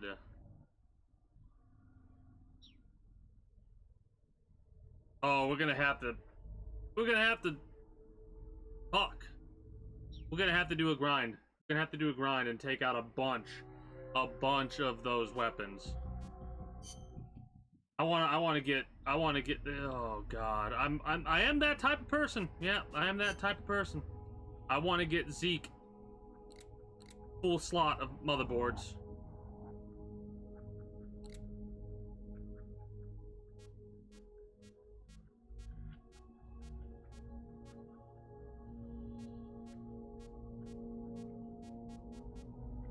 So 100 and cross the board. We need. Oh, you're shitting me. Chrysalis. It even tells you what we need to do, what we need to take out. The cocoon. Whatever that is. The chrysalis. The pupa. Okay, okay. Okay. Yay. Yay. I want to get that thing 100% complete. Wow.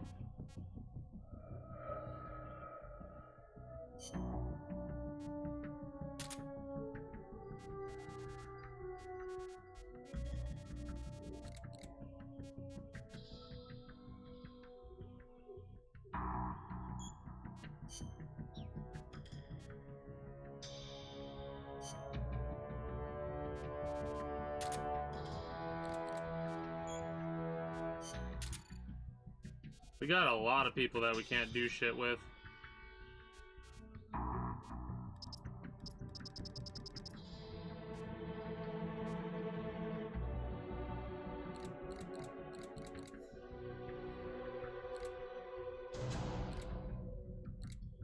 Could just send him to Intel.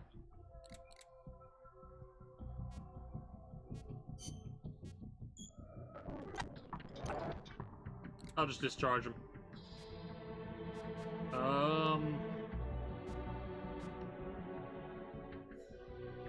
Does this mean we can put Zeke in the field?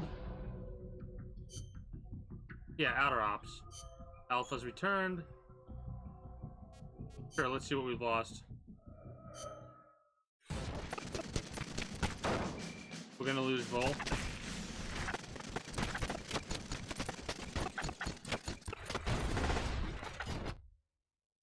Damn. Did he die? No, wounded. Okay.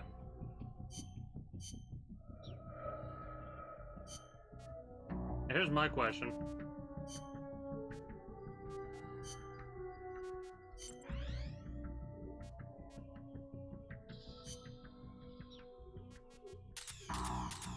I need to get...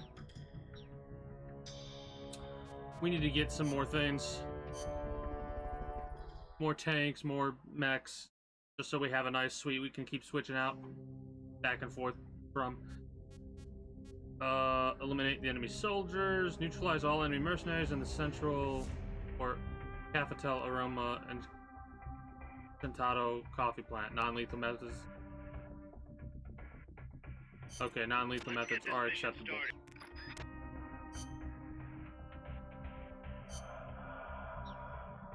I mean, we don't have to do non-lethal.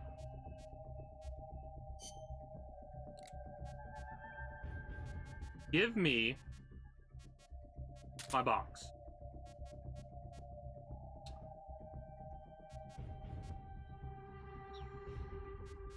This will be fine.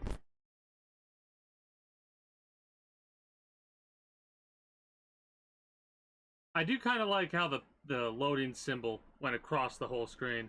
That was a nice little change. What was that? That was your death.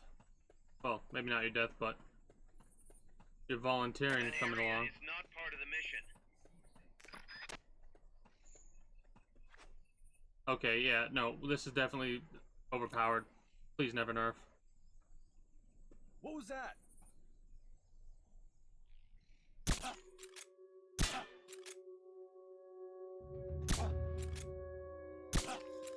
Can you fucking hit? Thank you, Jesus. There's 10 people we gotta take out. Not a big deal at all. A lime soda? Sure, give me the lime soda. Recovery subject confirmed onboard helicopter.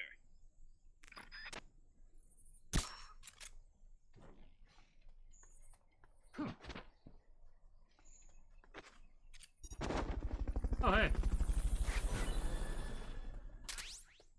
M37. That's a shotgun. Fulton recovery helicopter is complete. That's our first shotgun, by the way.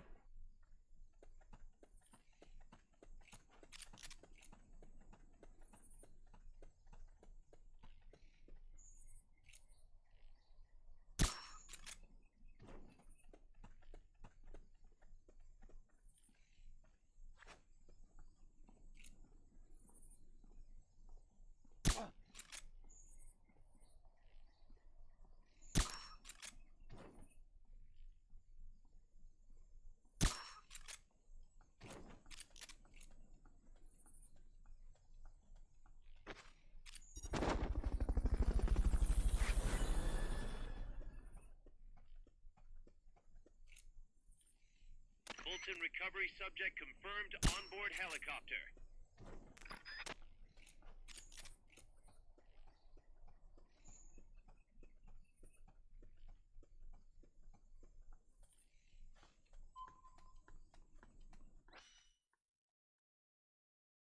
There's 4 in this area. I think there's 1 outside. There's 3 in the warehouse itself, or whatever this is. There's 1 up top. 2 at the bottom.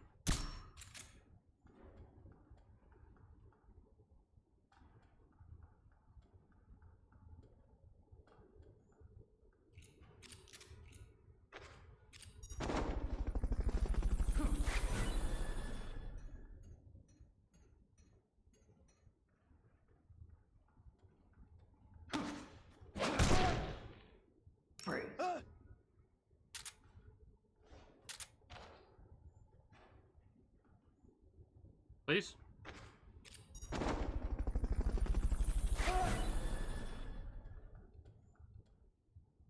Oh, maybe there's not 1 outside. Fulton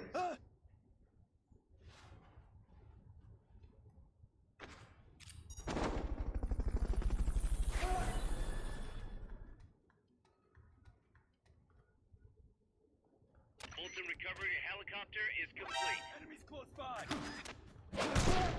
Stop. Oh. Head for the recovery zone. We'll pick you up there.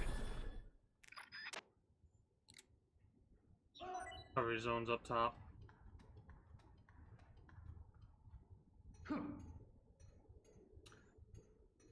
They'll come back from the mission I just sent. No, I didn't send anybody on a mission.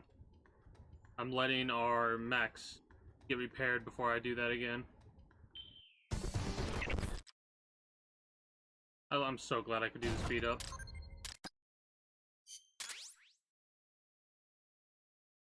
Whoa, okay. We've got over 50% done. That's nice. I wonder what happens if we get them all done. Snake, we've got a problem. Zadornov's not in his cell. What? He must have used his prosthetic as a blowtorch to cut through the bars. You fucking let him keep his prosthetic? Down his location using a transmitter we planted on him. I'm adding a new mission. Find the KGB agent Zadornov.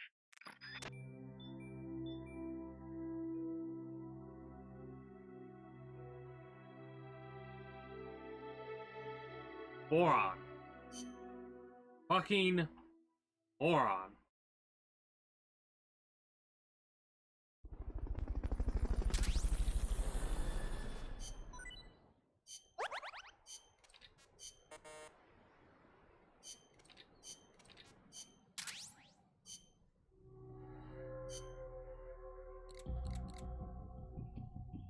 Ooh, B combat level. A couple C combat levels. Okay.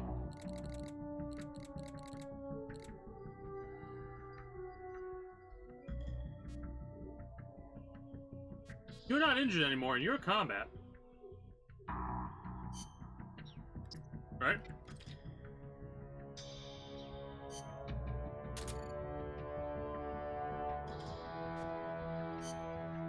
You get to go to R&D. You two... Well, you're at level C for the intel, so you can go there. And you can just stay in the waiting room for now.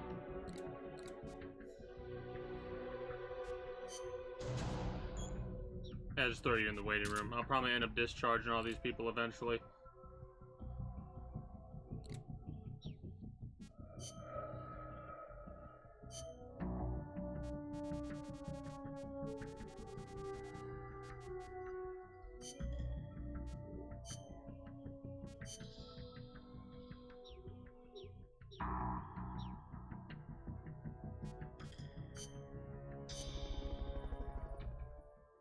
So I'm assuming this is going to be a secondary op, yeah? It's a primary op. We're going to go through and do all the secondary ops first. Alright. We may also get these battles again, right? The armored vehicle, the tank, the chopper, and this armored vehicle. And we may also do some of the primary stuff as date with Pet. So, a date? Alright. Before we start doing that stuff, like, we're gonna do a couple of grinds and taking out, like, the pupa and stuff like that a couple of times. Might be a little bit of a longer stream than I thought it would be. Let's get this mission started. Complete the mission and proceed to the Fulton recovery point. Then again, we don't really need to do it. Alive and well. Good luck out there. We don't really need to do it like that. We'll probably just do all the missions and go from there, in all honesty, because as much of a completionist as I am, I do want to finish this tonight. So we just need to destroy that. Stay out of the enemy's sight as you recover those supplies, and don't get lost.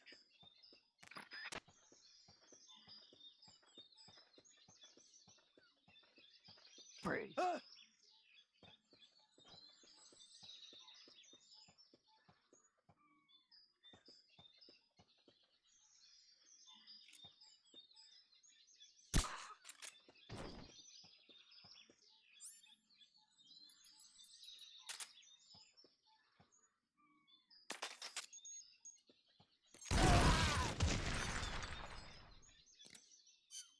Don't want to talk about it. That never happened. That never happened. Nothing happened. Figment of your imagination. Recover those supplies, and don't get lost.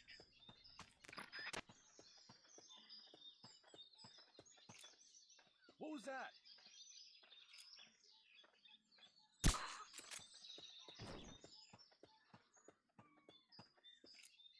I'm seeing things.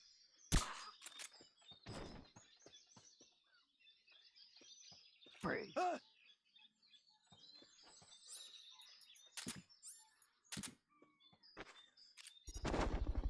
I just thought of something I'm gonna have to test out later. Wow. Fulton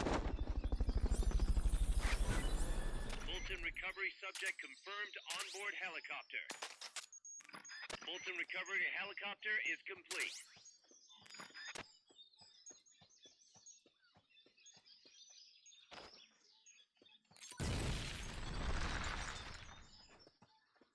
That's all 8 items.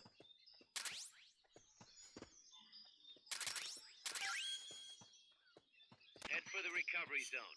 We'll pick you up there.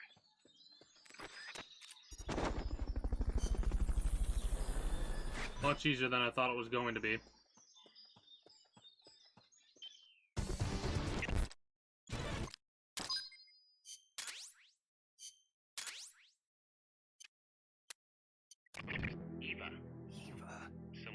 Oh shit! Oh shit! The plot thickens. Tidings from an old flame? Don't start, guys. Anyway, I'll check it out later. Okay, just don't go running off after this chick. We can't afford for you to be distracted right now. I didn't expect that. The most interesting shit has happened after we beat the game. That's hilarious to me. After we beat the game, the most interesting shit has started to happen. AT mine. Okay.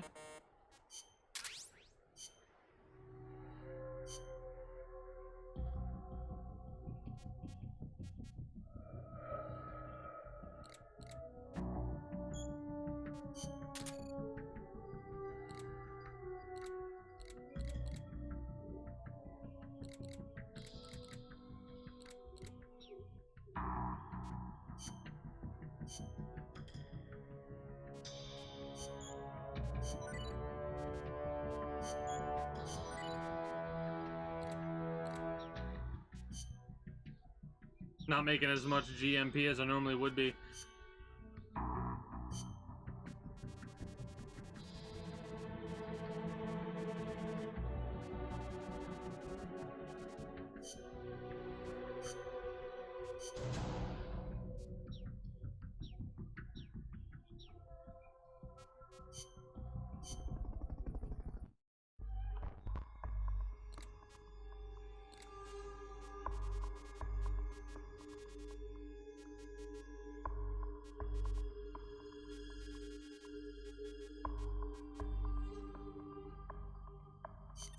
Let's get this mission started.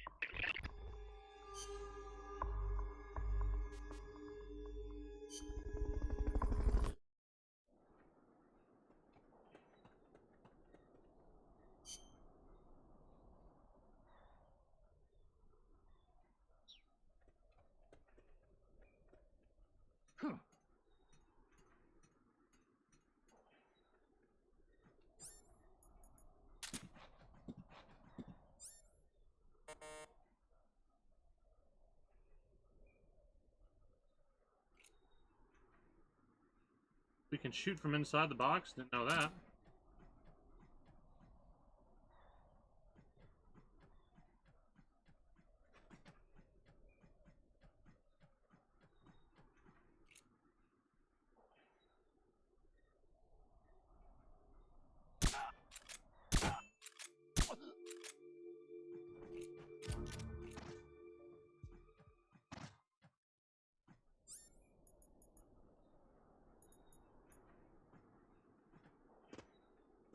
Wait. What's going on?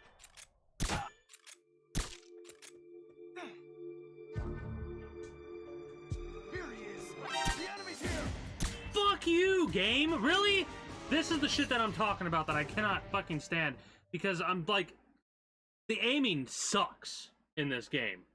That is my biggest pet peeve with this game so far. Like, holy shit.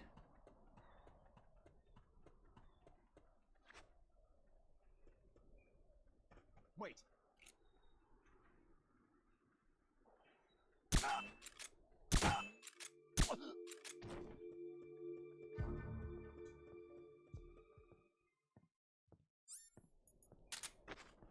There's a person up on the roof.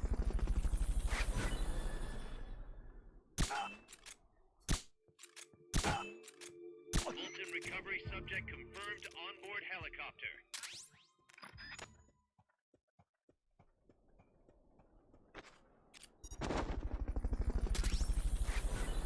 MG3. Fulton recovery helicopter is complete.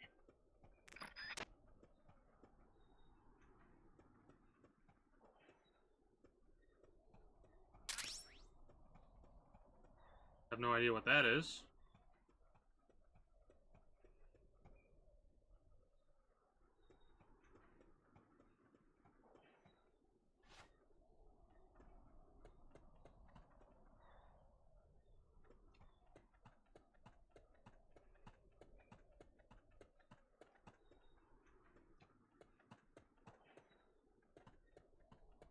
Nothing? That's a shame.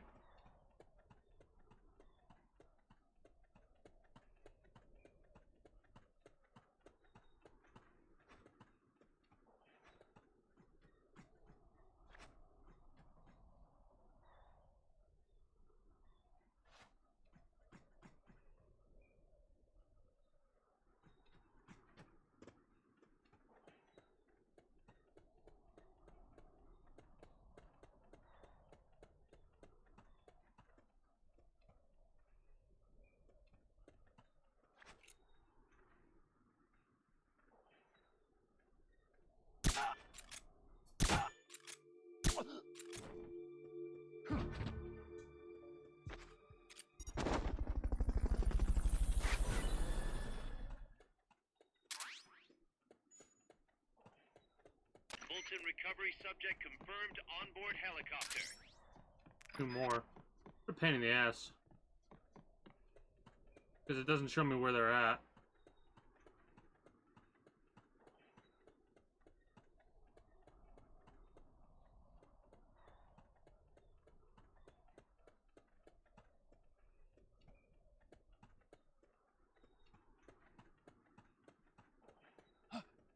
Somebody there?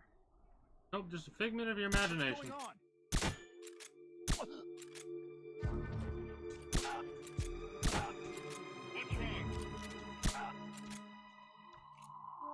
What's going on over there? Here he is. The enemy's here. How fucking stupid is that? How fucking stupid is that? Whatever. There he is. Fucking asshole. Here's the last document.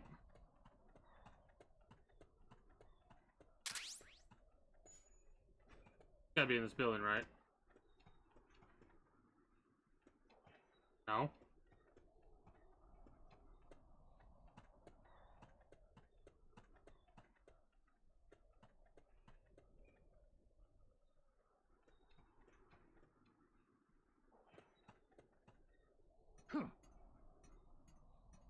Then I can only assume it would be up here. Ah, it's right across. Really, game?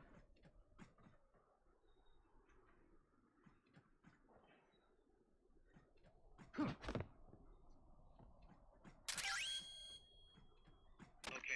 you're done with that area.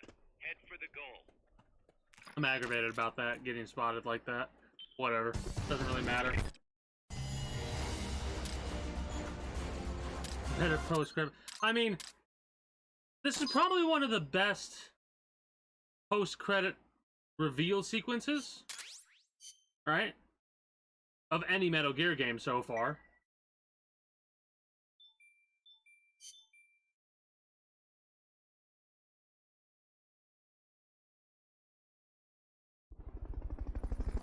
So what's really funny is I'm realizing that the AI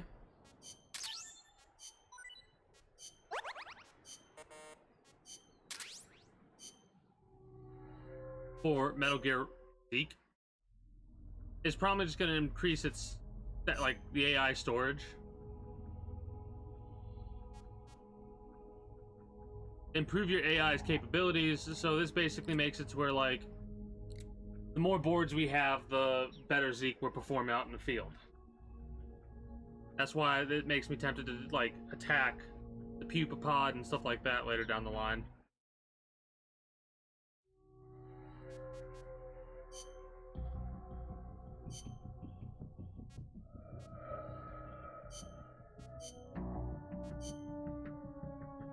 A little bit longer for that.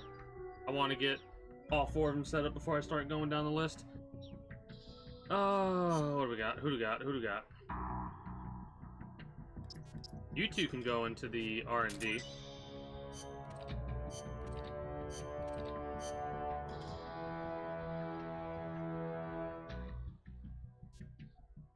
You can go into mess hall.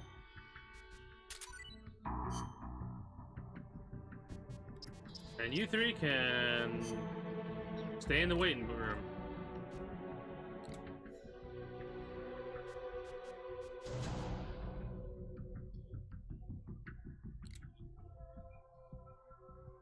could... Nah, we'll keep you in combat.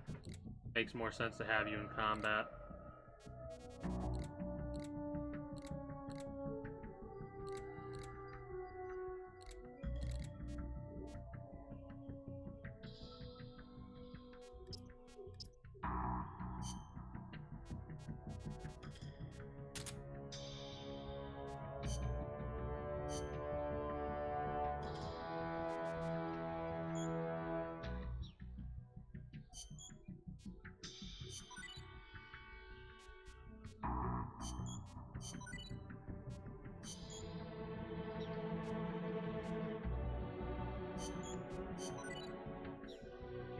I may start sending troops out just on easy missions for more money gets, you know?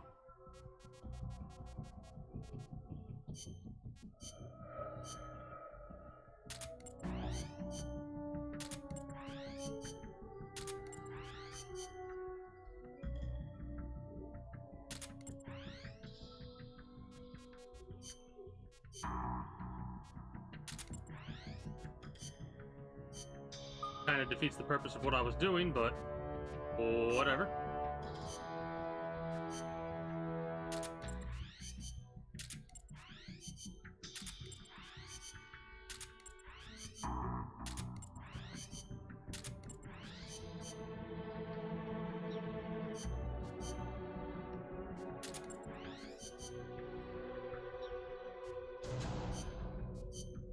This is overkill.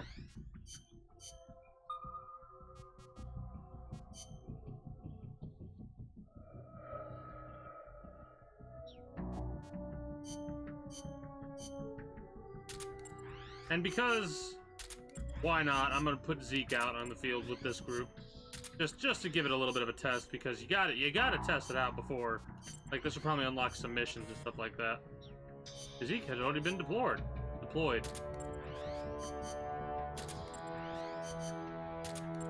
God, Zeke is so ridiculous. That's interesting that it shows you that like that. Okay.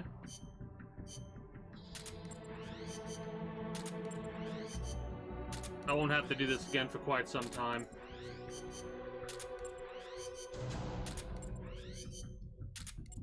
I don't know if this actually does give us money.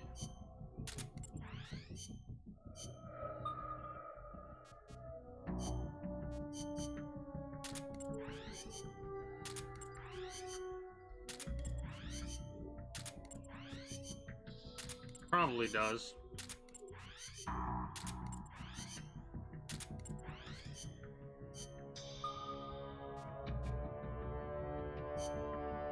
Is the enemy facility guarded? It is guarded by a vehicle.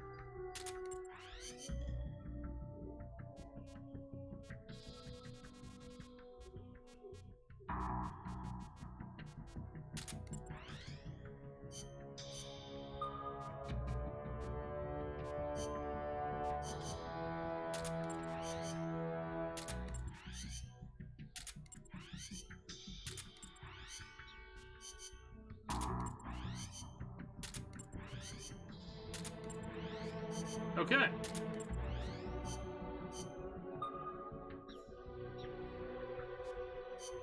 Nope.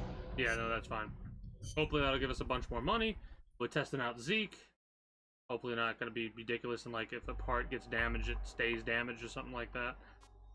Base defense to stop the enemy's advance in the AI weapon hangar while Snake fights Peace Walker. Oh. Let's get this mission started. Complete the mission and proceed to the Fulton recovery point so we can get you back alive and So this is a full combat ordeal.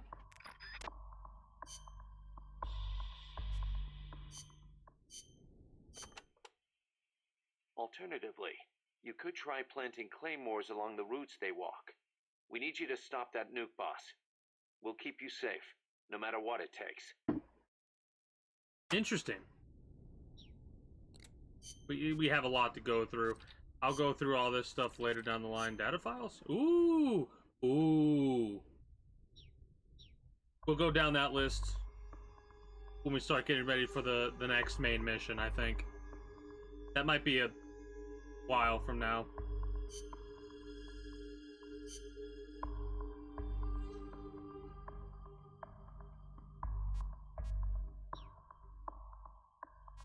We can't bring him. Oh shit, I can't do this mission because all my best soldiers are currently out. Okay, we'll do that later. Obstacle demolition. MSF. Kidnappers? Let's get this mission started. I could have just skipped that.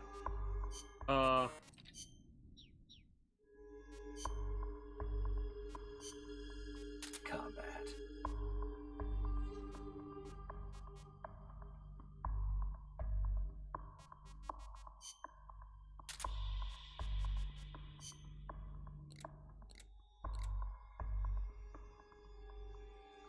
I guess.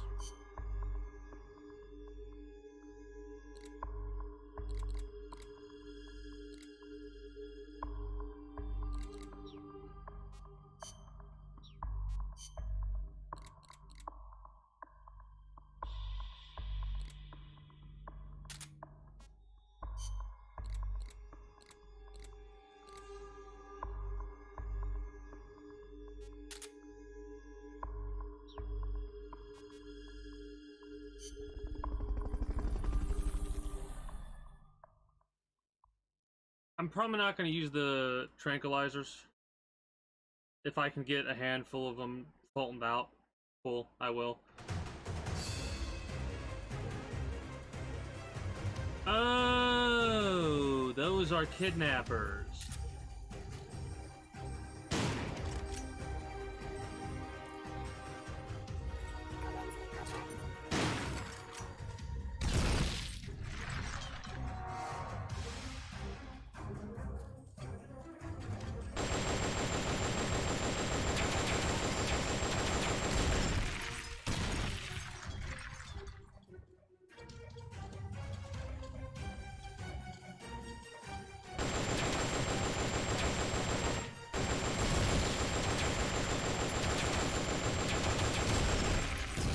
Is it gonna like just keep increasing the amount that show up?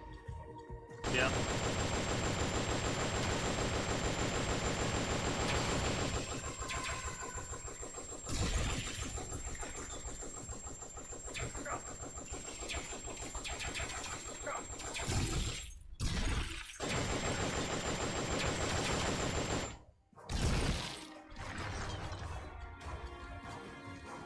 Oh, I can actually use my analog stick for this one.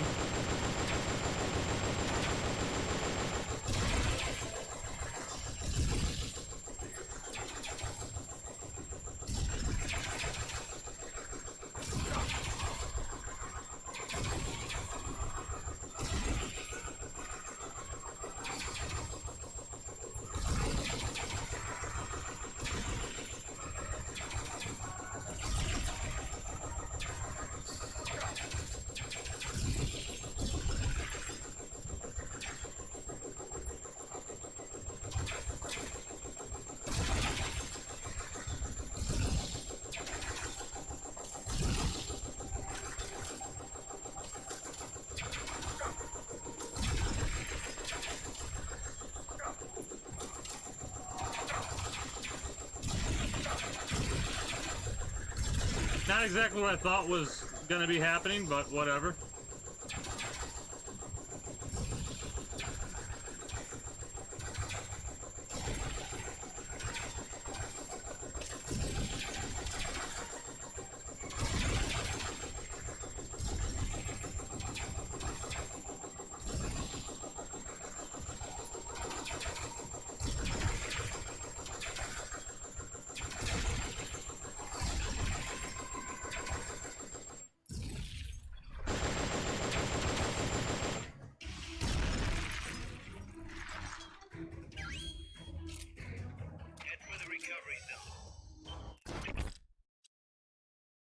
Alright, let's make sure we don't accidentally skip any more lore or anything like that.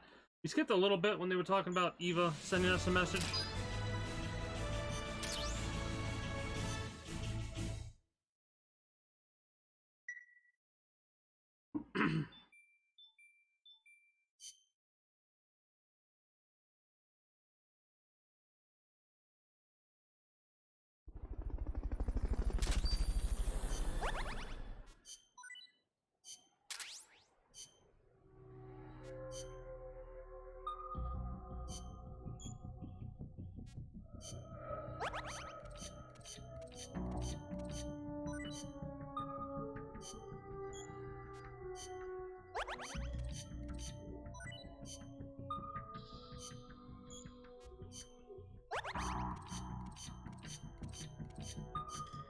Oh, we lost somebody. Fuck. That sucks.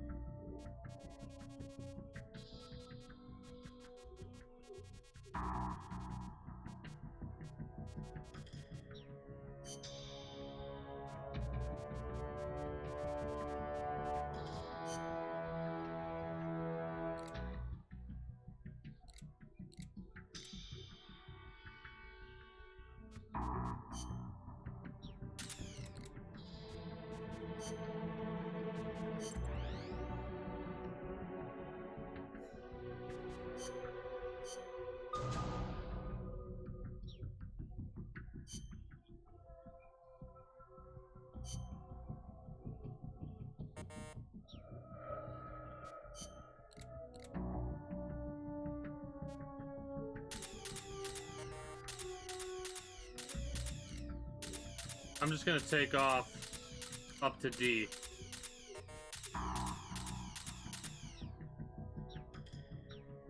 That's a little bit overkill, honestly.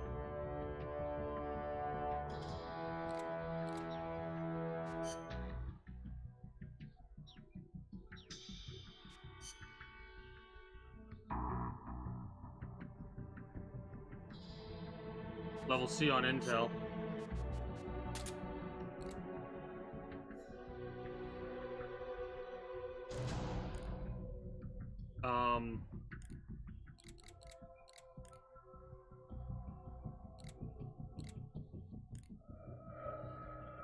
I mean, if your combat's that good,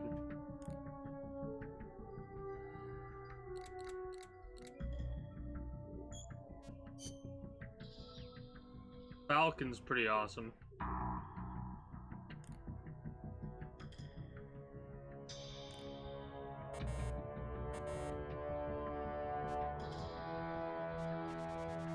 Is Falcon really the only level B that I have? Yeah. Alright, hold on.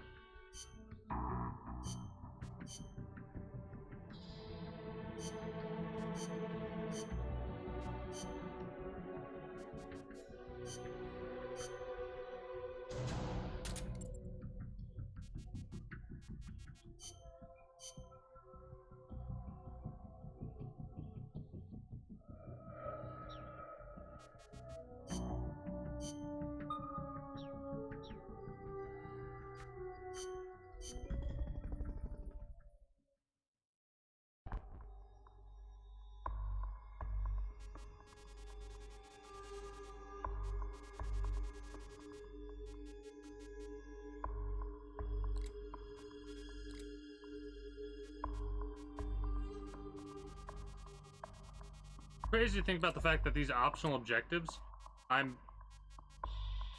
not nearly where I need to be for them to be complete.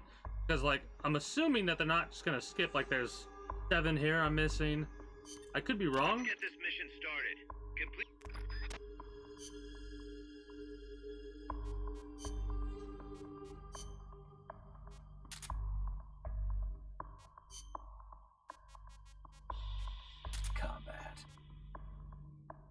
oh, these guys are not set up for the proper type of combat, so...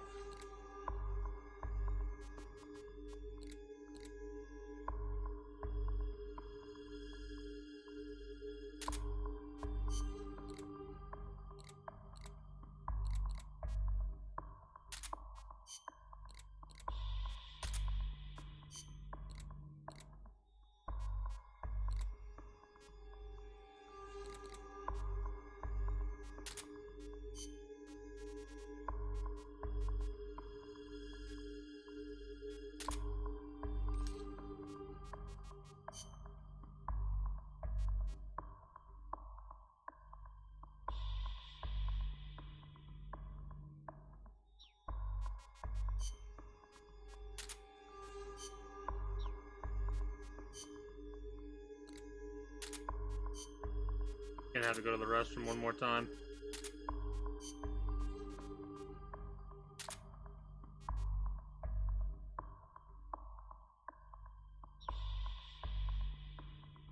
All that water I've been drinking's catching up with me.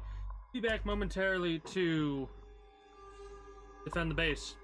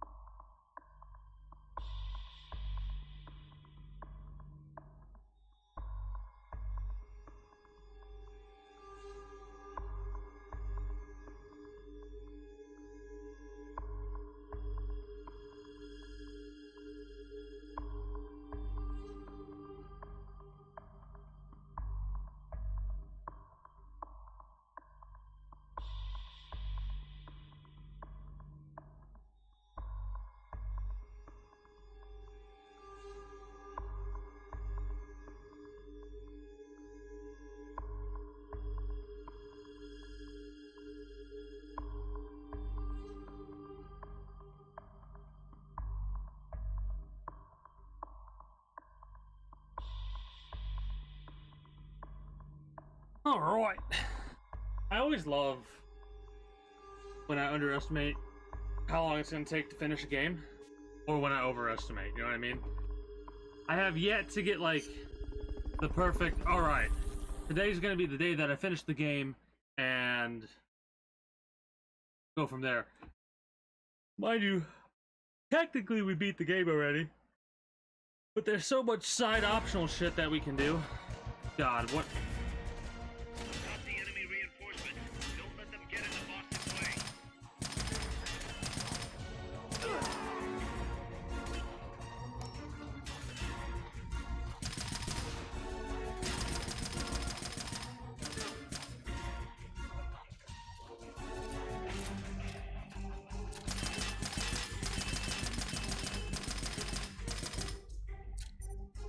Oh, that's fucking stupid. That's fucking stupid. Okay, this is dumb. Well, we're gonna have to first person aim back up and basically just...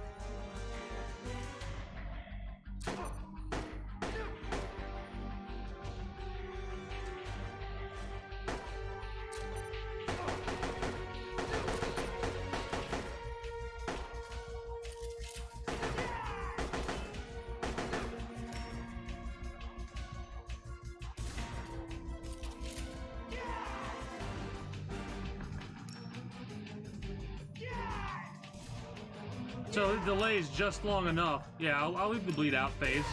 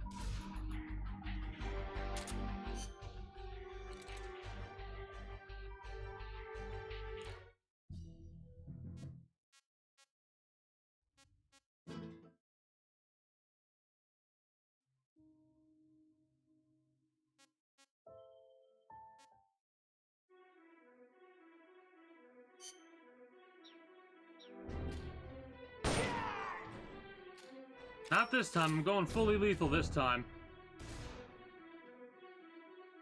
Please spare them if you can.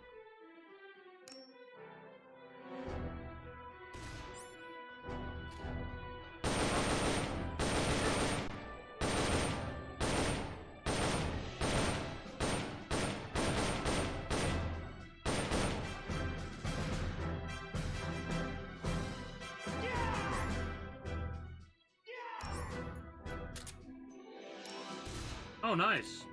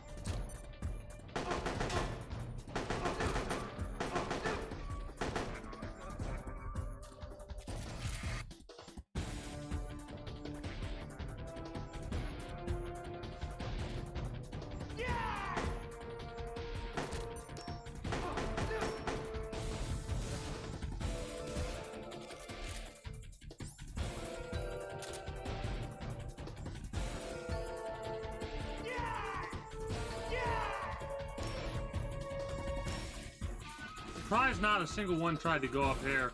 That would have made it. Oh, that's why.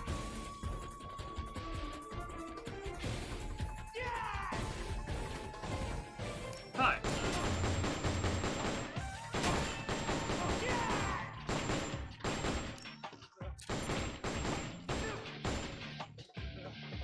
Holy shit. Holy shit.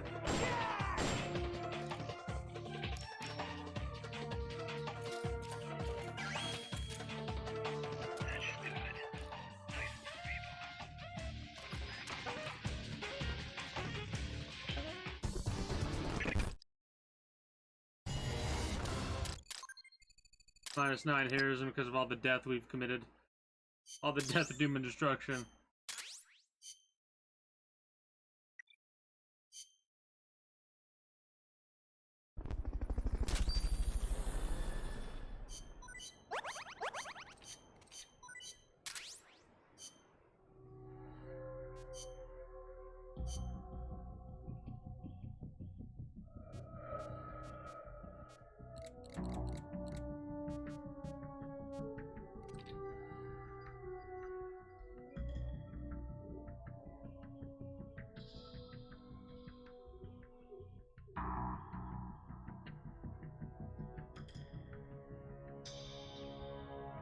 Maybe? We'll have to test that out.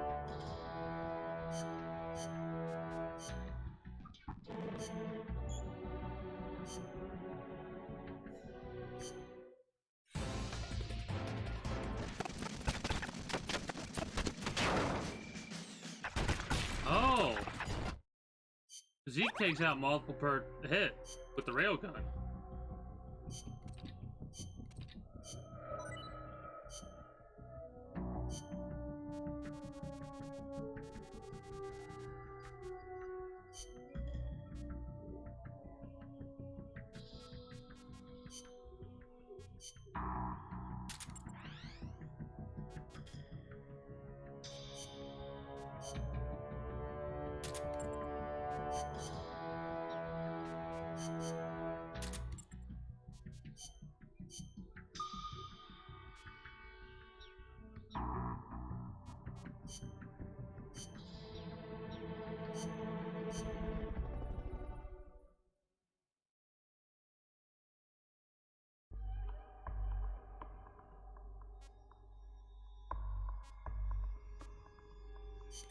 Clear the rubble in the cloud forest that's blocking our advance.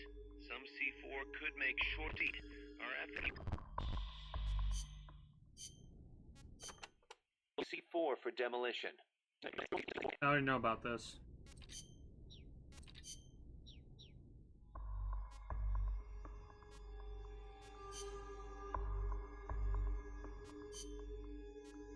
Stealth.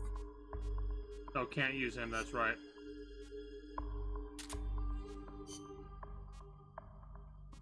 Survival.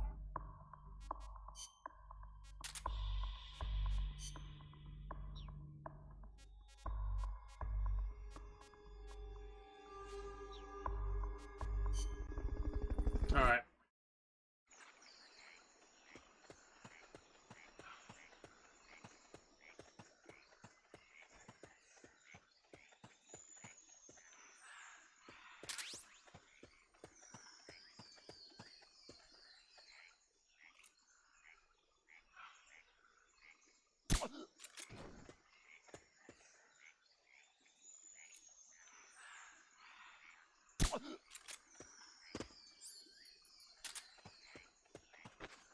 Really funny is I remember where most, if not all of them are. Do I have night vision? No. Fulton recovery subject confirmed onboard helicopter. Fulton recovery helicopter is complete.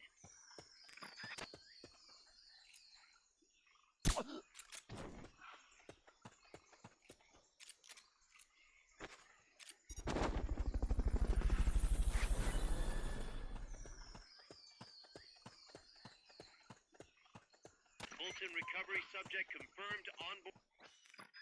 So the obstacle's up there.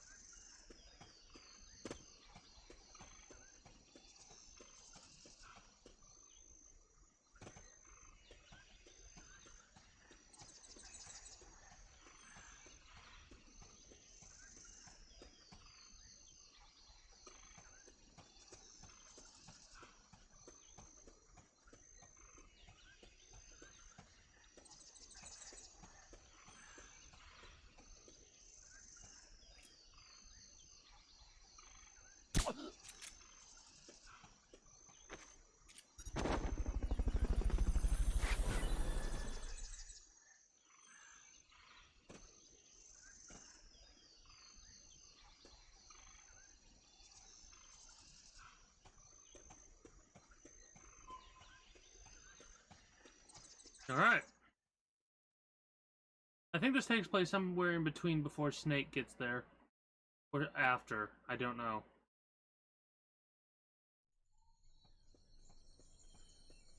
At least that's when it's supposed to take place, I suppose.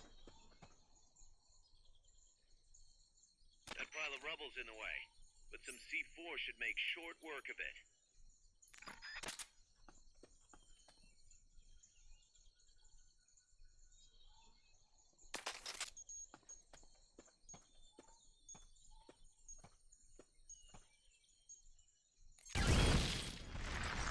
Head for the recovery zone. We'll pick you up there. Yeah, that's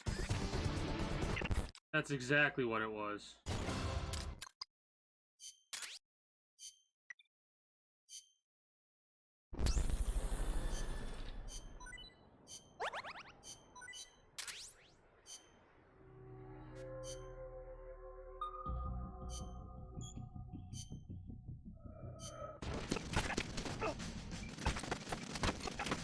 Damn.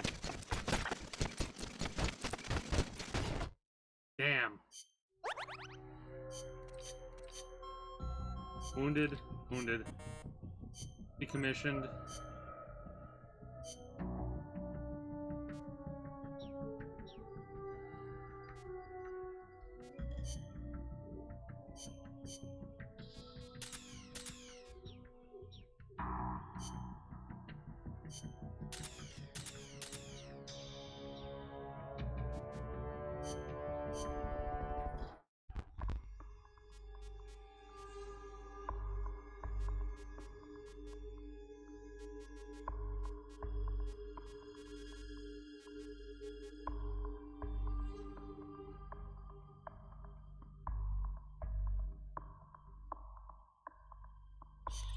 Let's get this mission started. Recovery.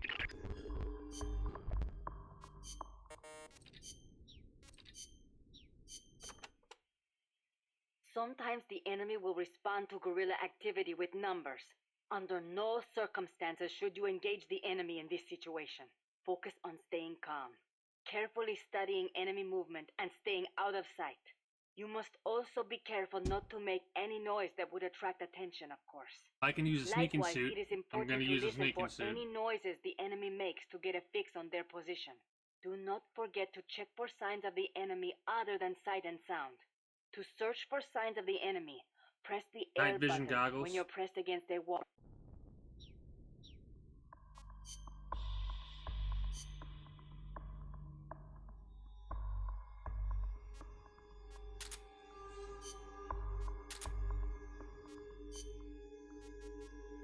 Stealth.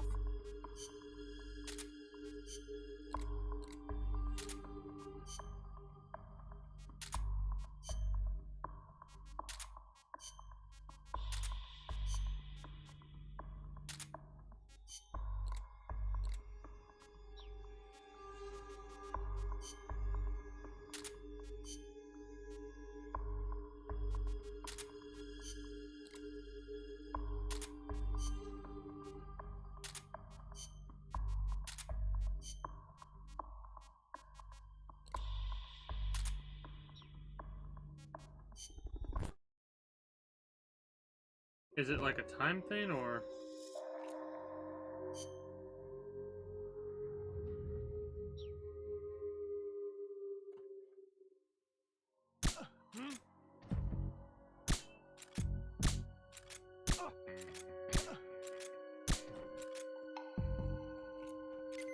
Come in, HQ. This is HQ. This is patrol. All clear.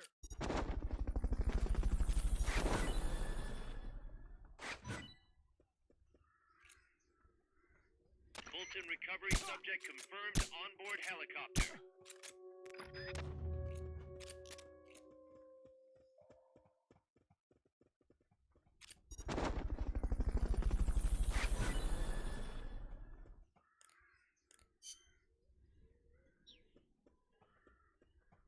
Fulton recovery helicopter is complete.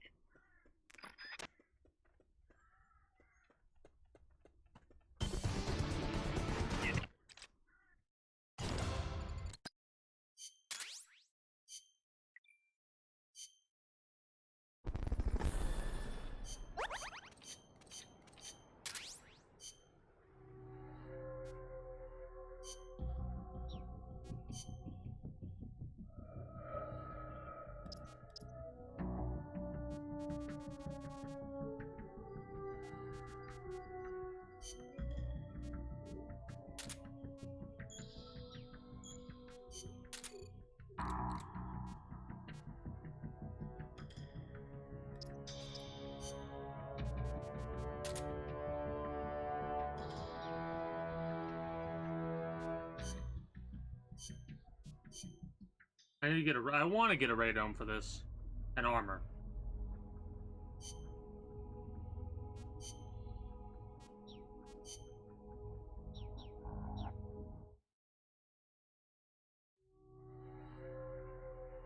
Could just fight Peace Walker over and over again to do that, but I don't think we're going to.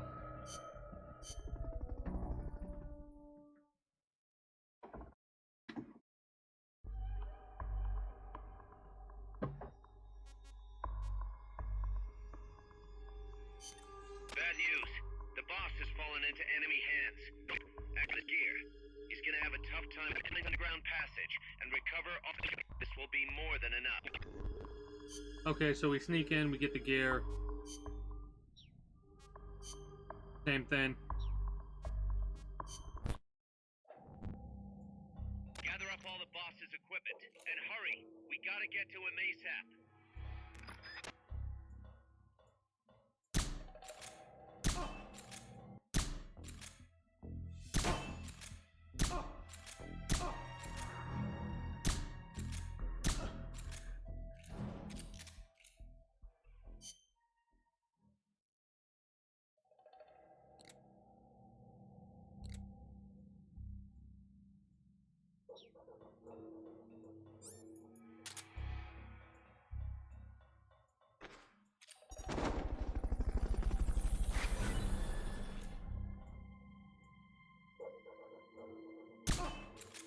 Recovery subject confirmed onboard helicopter. 3 hits.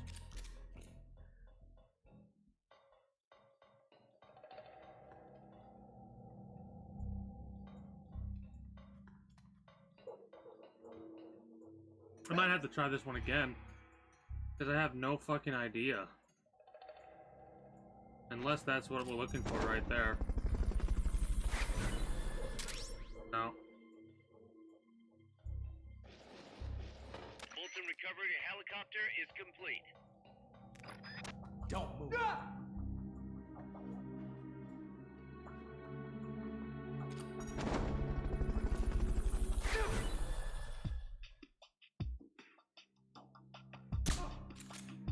Fulton recovery subject confirmed onboard helicopter.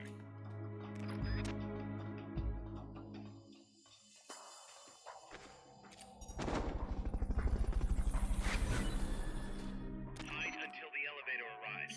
Don't let anyone detect you.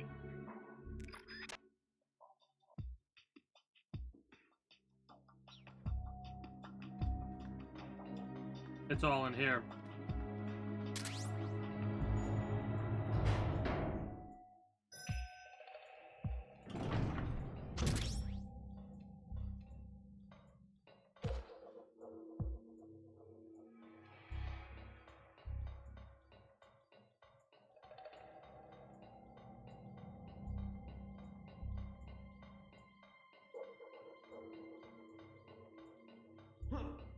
Somebody there.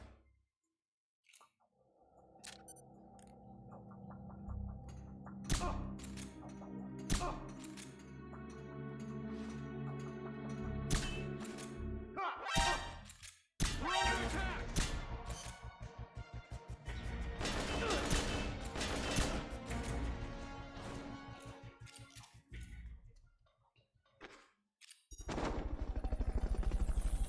I'm actually pissed. Because it fucking missed. Should just knocked him out.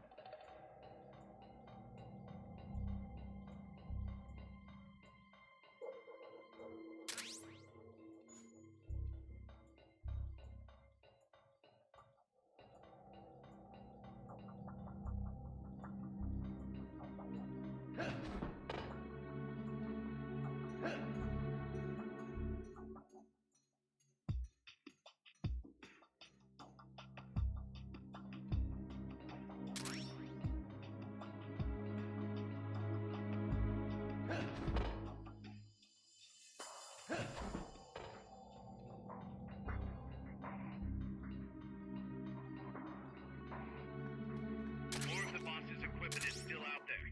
Make sure you recover it all.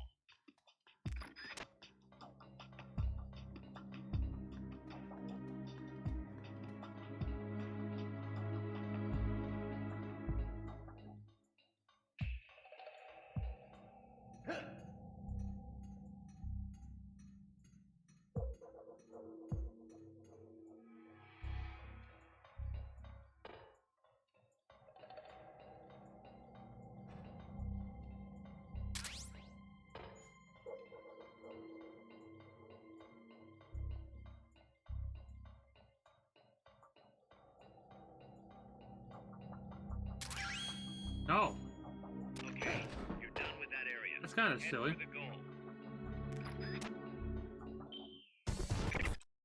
Yeah. Could have done way better than that one.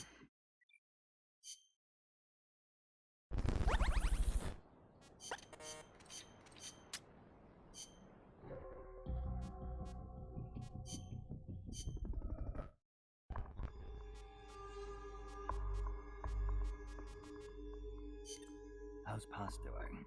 Okay so far. Still shocked about being lied to by Zadornov, but she's actually getting along great with the crew here at Mother Base. We need to go through and do the lore dump. That's good to hear.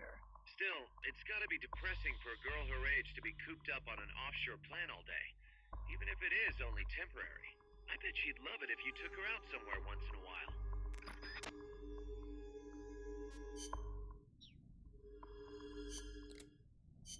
Great time to do the lore dump right now. By the way, Kaz, who do you think's our queen bee? Good question. I was thinking maybe Queen Bee? What the hell does that mean? I was thinking Strangelove. I can see that. Or maybe Cecile. On second thought, I might go with Amanda. How about this, Snake? We'll have an army of queen bees. Sure. Why not?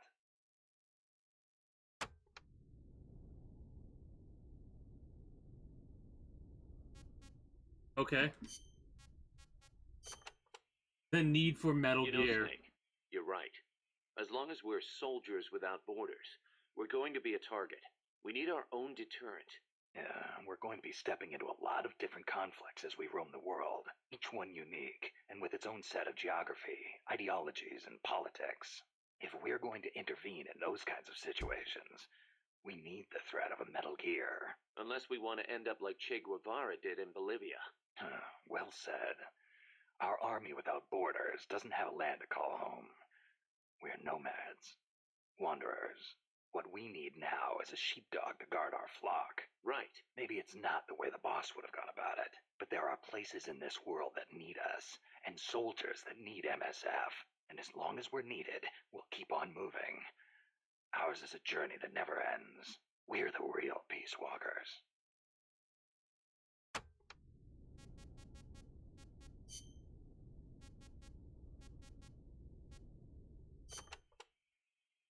Can you believe the CIA and KGB were actually in cahoots? It wasn't, Never thought I'd see that at the station chief level. But I'd heard stories of operatives in the field being on friendly terms. Seriously? Most espionage takes place in political hotspots, as you'd expect. But there aren't that many of those kinds of places, especially in a small country. Hang around long enough, and you're bound to run into fellow spies. Like it or not. You start saying hello, and soon enough you're eating dinner together. Strange bedfellows, huh? Well, I don't know about that. Oh, he's At any referring rate, to Eva. This kind of fiasco is what happens when spies get too familiar. Hard to believe, but some people will betray anyone and anything if it suits their interests. The strength of human is in its appeal to human emotions, but its weakness is in its susceptibility to those same emotions. That's why the tide in the intelligence world is shifting towards SIGINT, a network of cold digital data where feelings are irrelevant. SIGINT, that's our dude. That brings back memories because Snake, the way we you played gotta through say, it, we can what's talk up? about this. Prime Minister Gary SIGINT of Grenada being one is of the asking starting the UN patriots. to set up an agency to study the UFO problem. Grenada? That island in the Caribbean? He gave the press a Grenada. bunch of photos. Says they prove the existence of UFOs. One of them caught my eye. That's the... Yep.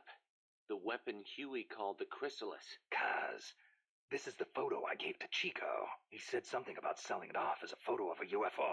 Looks like it found its way into the pages of a magazine. But why would the Prime Minister of a country believe tabloid trash like that? There's been Fucking reports hell. all over the Americas of abductions and cattle mutilations lately. You think that true? I think the CIA might be involved. If they are, then Gary could be. I know. If he digs too deep, he's gonna get himself into trouble. But Grenada's right next door to Cuba. I guess that would make it tough for the CIA to intervene, in a sense. Upsetting the domestic balance of power could cause it to go red all of a sudden. True. Well, in any case, it's not like we can do anything about it. Just wanted to let you know. Gotcha. I'll be careful not to let any more photos leak. That's fucking hilarious. Hey, Snake, I've been thinking. Maybe Che couldn't find a place for himself outside the battlefield either. How so? He led the Cuban Revolution to victory. That's quite an accomplishment. He could have called it quits there and nobody would have blamed him. But he left behind a loving family and a cabinet post to plunge back into the struggle. First in the Congo, then in Bolivia where he met his end. You're overthinking things. Che went back to the battlefield because he was needed there. Read his farewell letter, then you'll understand. Some say he was too idealistic to fit in with the government. Too many scruples, most likely. Maybe so, but I still can't help thinking the reason you look up to Che is because you see something of yourself in him. You left your country behind and plunged into battle. You wander from one battlefield to another, going wherever you're needed. Che was a revolutionary as well as a warrior. He took up arms to fight for his beliefs. I don't do what I do for any ideology. I'm a warrior. Nothing more. Nothing less. Okay, boss. You're right. Just wanted to see how we stacked up against a real hero.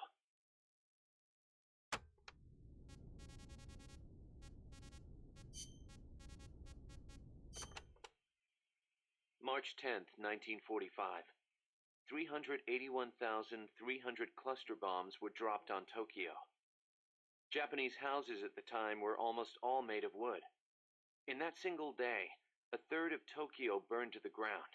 My mom lost her family and home in that raid. She had to move to Yokosuka and live with her cousin. The B-29s kept on coming, razing other major cities throughout Japan without mercy.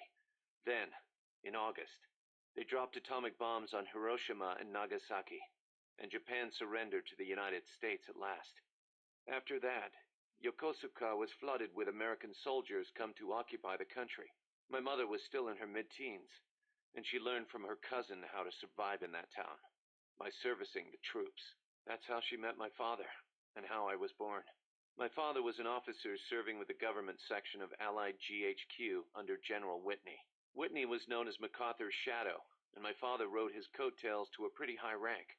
While he was in Japan, he treated my mom like a wife. After he went back to the States, though, she never heard from him.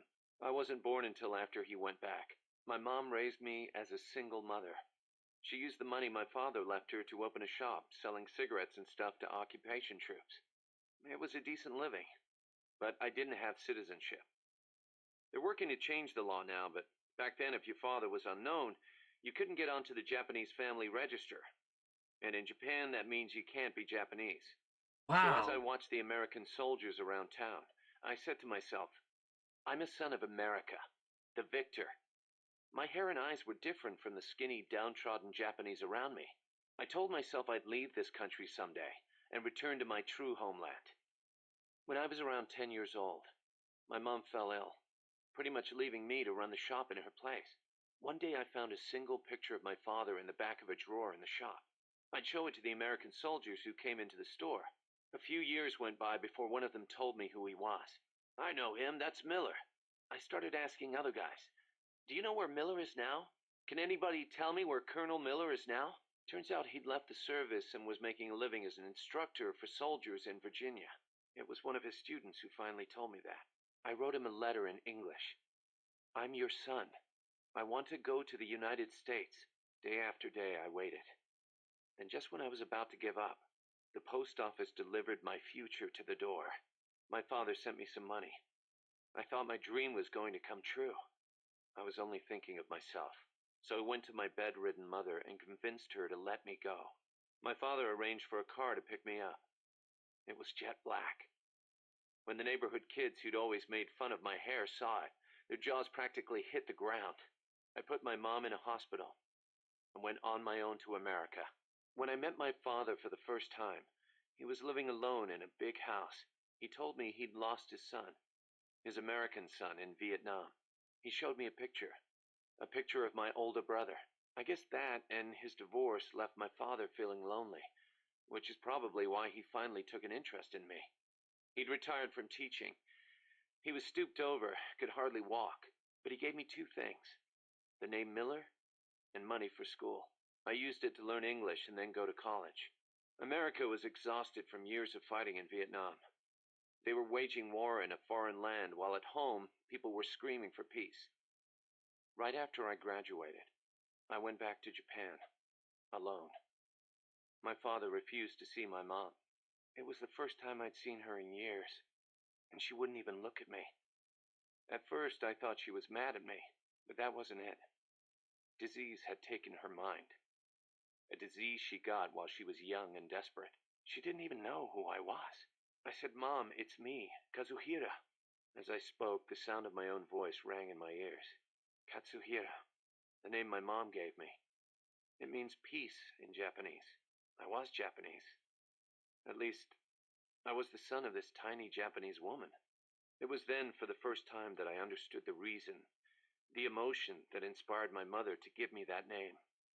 She'd watched her hometown and family go up in flames. Her body and her mind were ravaged by war. And yet she chose to have a child named Peace, with a man who was once her enemy. Japan lost the war. But what good is war as a measure of a country? Since the war and up until the oil shock last year, Japan's economy has grown every single year. It's on its way to becoming a stronger country than ever. That's fucked up, man. I stayed in Japan and joined the JSDF. I was 22 at the time. I did it to pay our bills. But it wasn't just that. I could have found work anywhere. And I knew it. And still, I couldn't think of anything else to do with myself. 2 years later, I didn't have to worry about Mom's hospital bills anymore. I left the JSDF and went back to the States. My father was already dead and buried. I was told he'd shot himself in the head. America crushed Japan, but it also crushed my father. My American dream was over. After that, I drifted around and, well, you know the rest. That's sad. GHQ made women like my mother. It made Japan's peace constitution and the JSDF. And it made me. I was spawned by war, but I don't want to die in one. I won't die for a country, and I won't live like a pauper. I won't have my fate decided by some family register. So as long as I stick with you, boss, I've got a good feeling none of that will happen.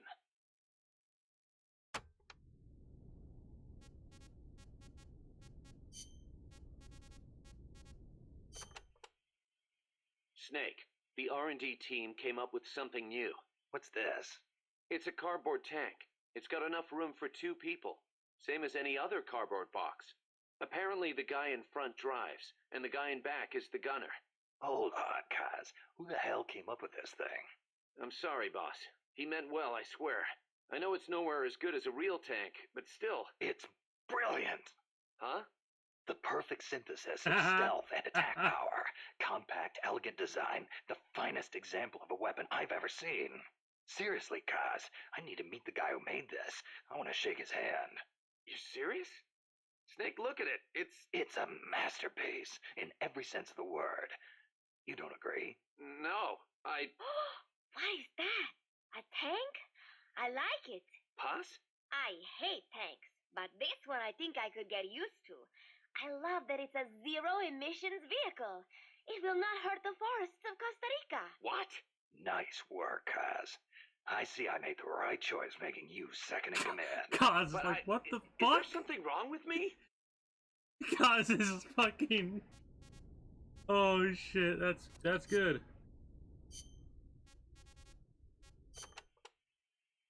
Professor Galvez was a KGB spy? I thought he helped me out of genuine concern for Costa Rica's future. You didn't know. How could I? Believe me, Snake. He introduced himself as a peace researcher at the university. He had an office and credentials and everything. They're masters at creating cover personas. They think of everything. ID papers, jobs, sometimes even families. Don't feel bad you didn't see through it. But you did? From the first time we met. I wish you had told me. Sorry. I didn't know if it'd be right. You might have gotten mixed up in things you shouldn't. That is impressive, though. Sizing him up at a single glance. He reeked. Reeked? He had this unmistakable air about him. The air of someone who's been given a mission and will see it through no matter what. Like me. I could just smell it. That is amazing, Snake. I'm just kidding. It was his prosthetic hand. Why would a professor from a peace university need a tool for assassination?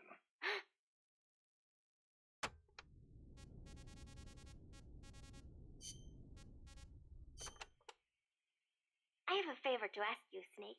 Name it. I want you to give me a job here. I want to help out. You sure?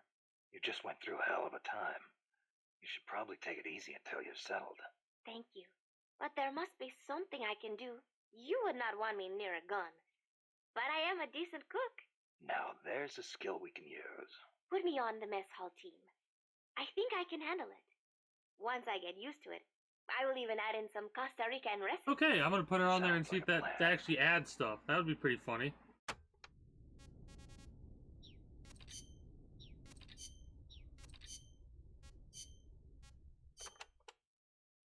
Nuclear deterrence means preventing the use of nuclear weapons in conflicts between states.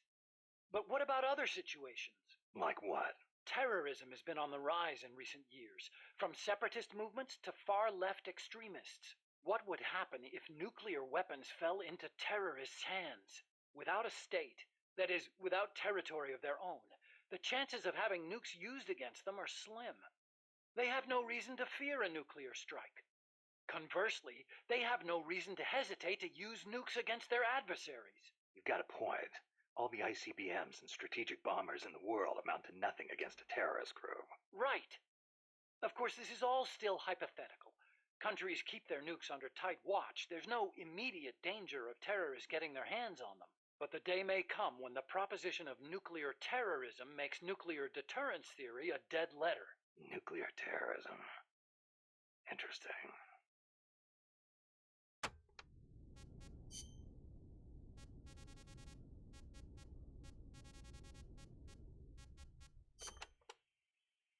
Snake, how much do you know about the U.S. Homeland Air Defense Network? I don't know much about what goes on up in the sky.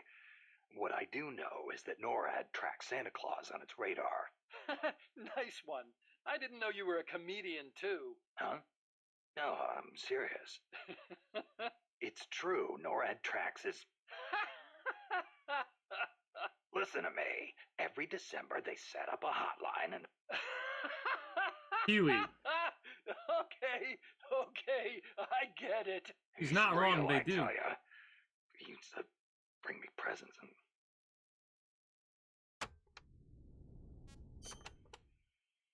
Okay, Snakey. As all good little boys know, keeping tabs on Santa Claus is a very important job for NORAD. Fuck you, Huey.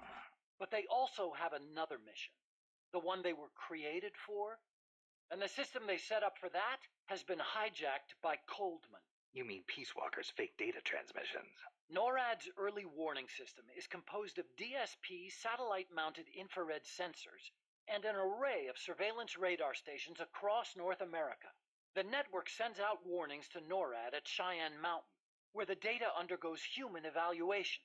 Peace Walker, on the other hand, has to make its retaliation decisions autonomously. So it's set up to automatically receive the same data as NORAD through covert channels. Those channels were also used on the test platform to telemeter the AI's decision-making. Peace Walker reversed the system to transmit a fake warning about incoming nuclear missiles outside the usual exercise schedule. I mean, the system could have used better safeguarding. Nobody's going to argue with that. But cracking the AI? That seemed unimaginable. And you can see what happened.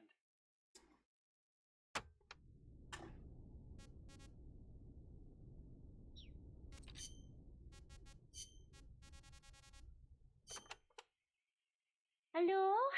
Snake? Mon chéri? You been drinking, Cecile? Can't you please do something about this pest? Who? Monsieur Muller! What's he done now? Wine. Wine? He said he thought the soldiers might tire of having beer all the time. So he's brought in some wine instead. And then he gave me a bunch. Well, that was nice of him. But the past 2 years have been bad for French wine. Perhaps it is the bad weather we have had. But whatever the case, I told him the last thing you want to be drinking right now is French wine. Well, California and Chile have good wine, too. But then he goes and stocks the pantry with nothing but French wine from 72. The stuff is a disaster, then he says. Come on, Cecile. Have a taste of the old country. I had a terrible feeling about it. So, I decided just to taste it at first. And then again. And then a few more times. Took one for the team, huh? But when you do a tasting, don't you usually spit the wine out? But bottle after bottle, nothing but garbage. Absolute garbage. Not one half-decent bottle in the whole lot. Taste of the old country, he says. Sorry to hear that. I cannot believe this. What will we do with all this wine? The guys aren't too picky when it comes to taste. You sound just like Monsieur Miller. Huh? When I complained, he simply said, as long as it gets the job done. You people are such culinary savages. Allez to vous faire voir. Somebody take me back to Paris. Please. Drunk Cecile is the best. I think you've had a little too much, Cecile.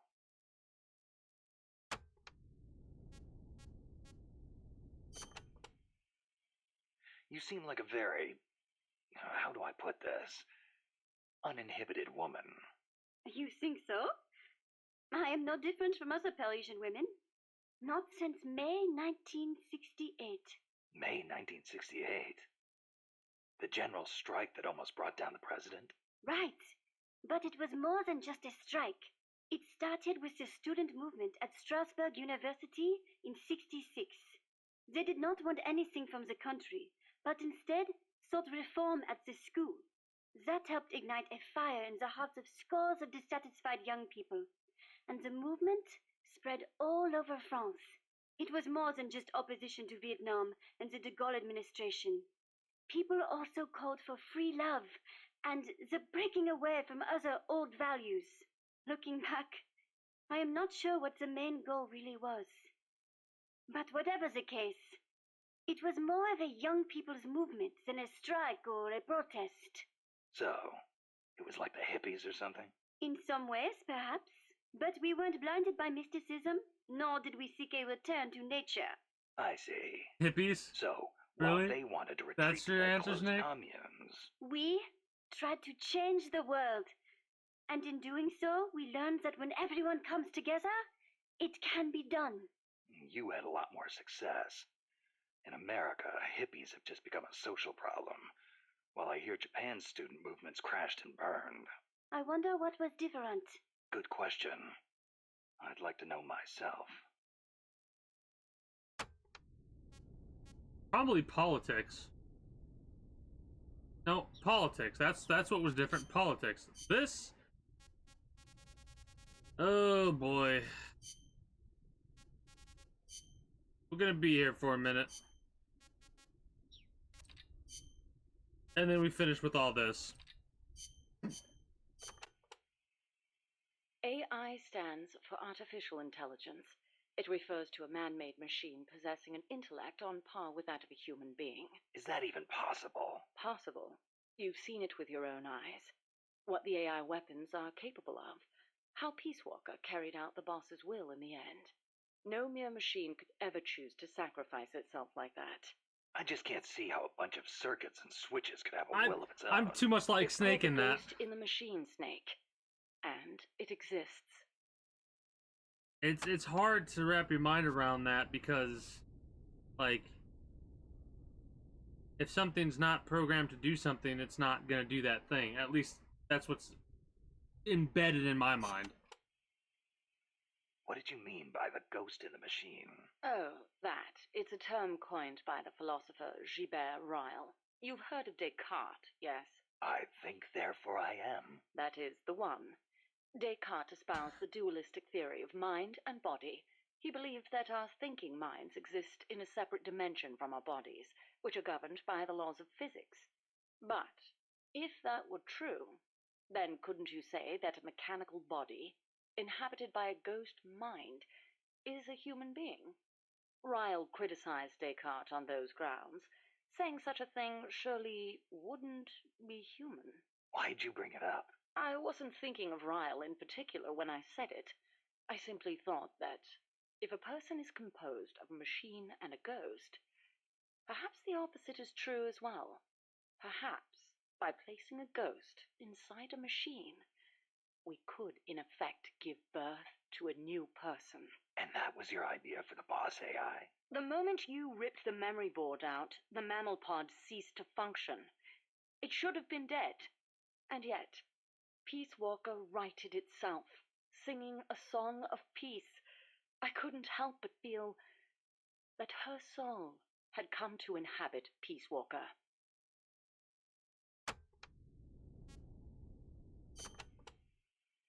Let's say, hypothetically, there really was an intelligent machine. How would you prove it? What's the difference between a high-level computer and an AI? It depends on what you choose to define as intelligence. For example, Snake, listen to my voice talking to you now. Suppose it were an AI. Say what? What if the living, breathing me sitting here drinking tea and talking to you were actually an AI, programmed to simulate my thoughts and my voice? You're nuts. No, I'm not. You couldn't prove I was a real human being, could you? No.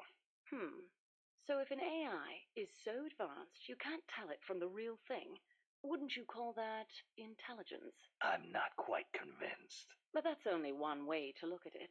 It's roughly how Dr. Turing explained artificial intelligence. The test I described is called the Turing test, in his honor. Yeah, well, sounds like a bad joke to me. That singing monster of yours put me through hell. If I never meet one again, it'll be too soon. Shame. And I was about to let an AI take my place in our conversation. Don't even think about it.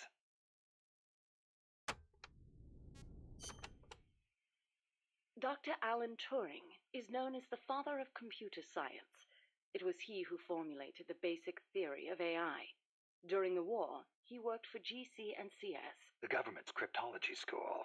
The one that broke Enigma. The very same. Without him, they might never have been able to decipher the Germans' code.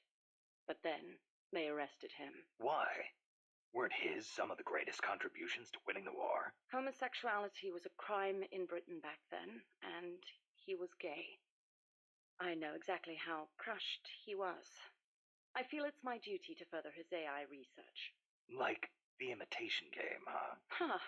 You know it then. The clue that inspired the Turing test came from a trifling little party game.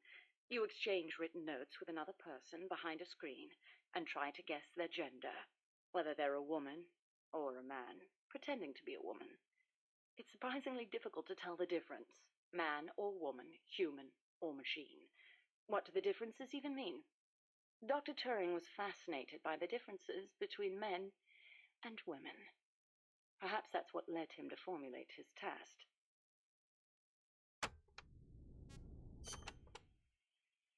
What if you hadn't used the boss as the model for the AI? What do you mean? If the end goal is MAD, seems like there are more suitable models out there. A military chief of staff, or a nuclear technician, even the president. Patriotism, leadership, good judgment. Each of those qualities is essential when deciding whether to launch a nuke, and she had them all. Wouldn't the president too? It's not enough. She had the will for it. Will? What's funny is all this is based on her opinion. Peace Walker is a standalone weapon. Therefore, it has to decide on its own whether or not to launch a nuke. It can't her turn to statements are anyone else for inherently advice. incorrect. It can't do its job if it's I'll not explain in a prepared minute. to take sole responsibility for the fate of the world. I know of no other human being who could bear that burden. That's it? There were technical considerations, of course. To begin with, the female brain is a more appropriate model for an AI. Oh, wait, the female brain? That I actually believe.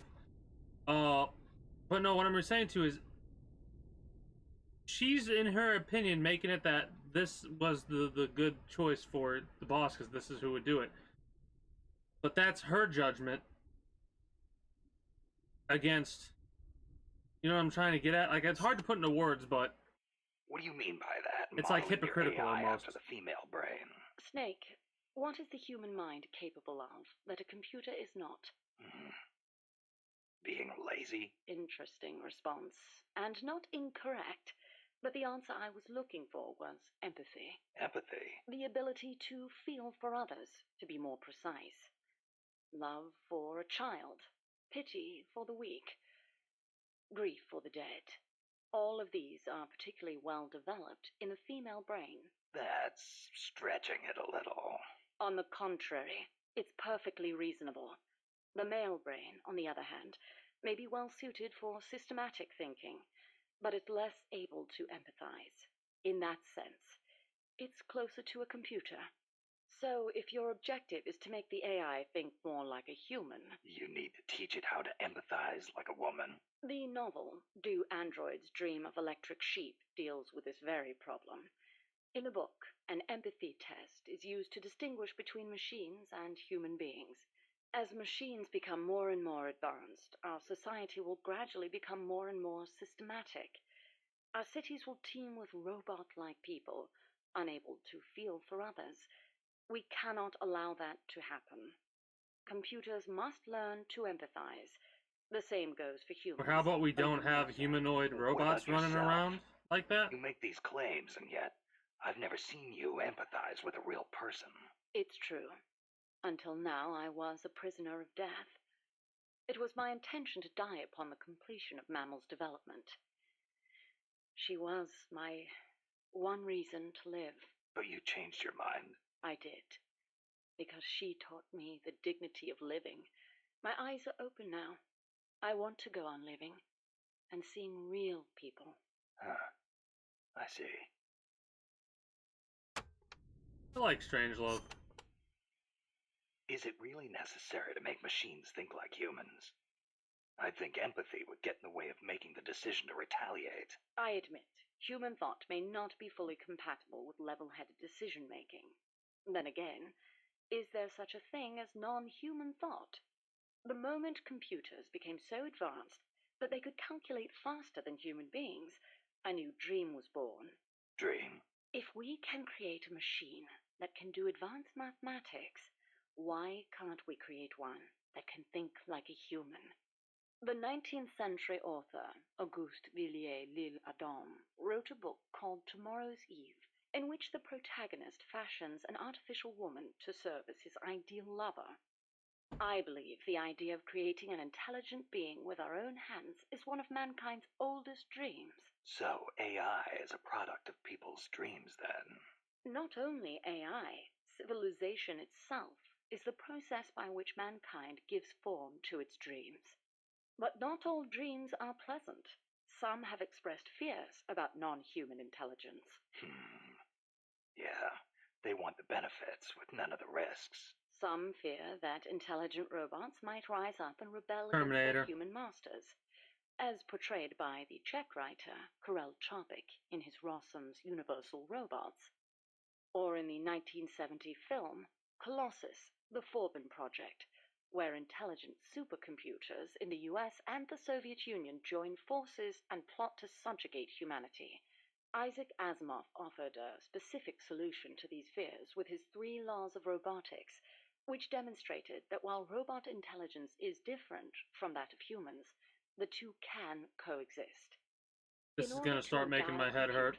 With intelligence, we must first have a thorough understanding of what intelligence is, and that is where the need for a practical and feasible expert system They're gonna talk about the 3 laws of robotics after this one. Really? So what's an expert system? The AI housed within Peace Walker began development as such a system. An expert system is a type of proxy program by which a computer makes decisions as an expert would. The program, Mycin, for example, is a system that decides which kind of antibiotics to prescribe. The system asks the patient a series of questions to narrow down the range of appropriate drugs. So you program Peace Walker to prescribe live nuclear warheads instead of penicillin. What I realized, however, was that a simple expert system wasn't up to the task. You need more than expertise to launch a nuke. Indeed, expertise is a necessary prerequisite, but insufficient on its own. Deciding to launch a retaliatory strike requires consideration of a wider range of factors. In such a scenario, the entire global situation becomes the criterion for making a decision. Makes sense.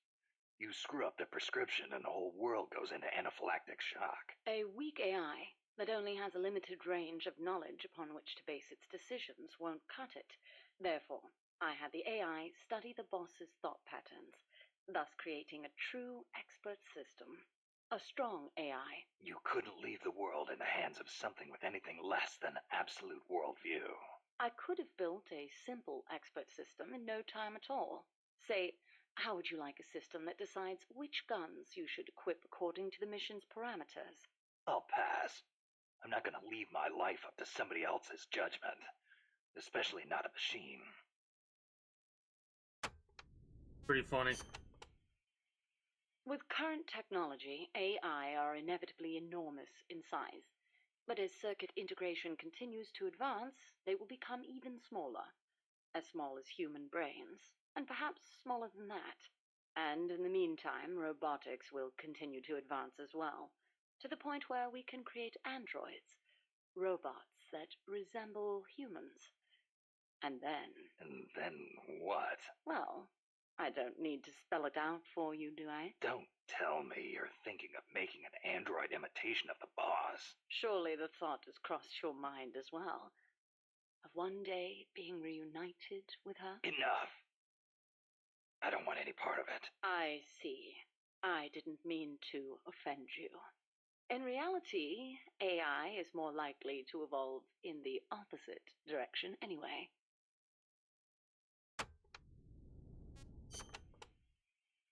The opposite direction? What does that mean? More and more, AI are becoming systems that specialize in mass information processing, without human intelligence, thought, or emotion. A machine that has no individualism or sense of self, but rather behaves as a collective, exhibiting the qualities of a society. Like a beehive? Yes, it aggregates data collected by individuals and determines how the collective will act, just as honeybees travel between the hive and flowers. The key to achieving that will be networking AI together. I don't know how to say this, but that kind of gives me the creeps. But if your goal is to control society, it's the better model to use. It lets you filter data, disseminate only what you want disseminated. Of course, I myself have no interest in an AI without a shred of life to it.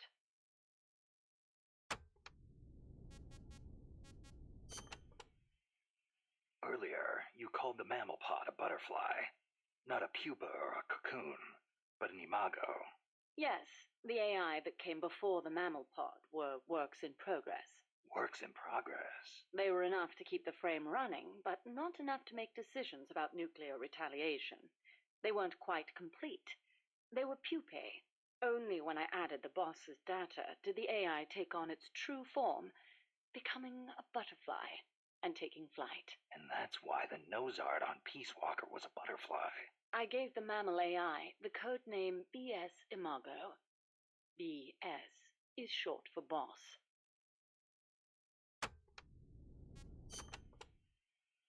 Huey called that gigantic unmanned chopper a chrysalis.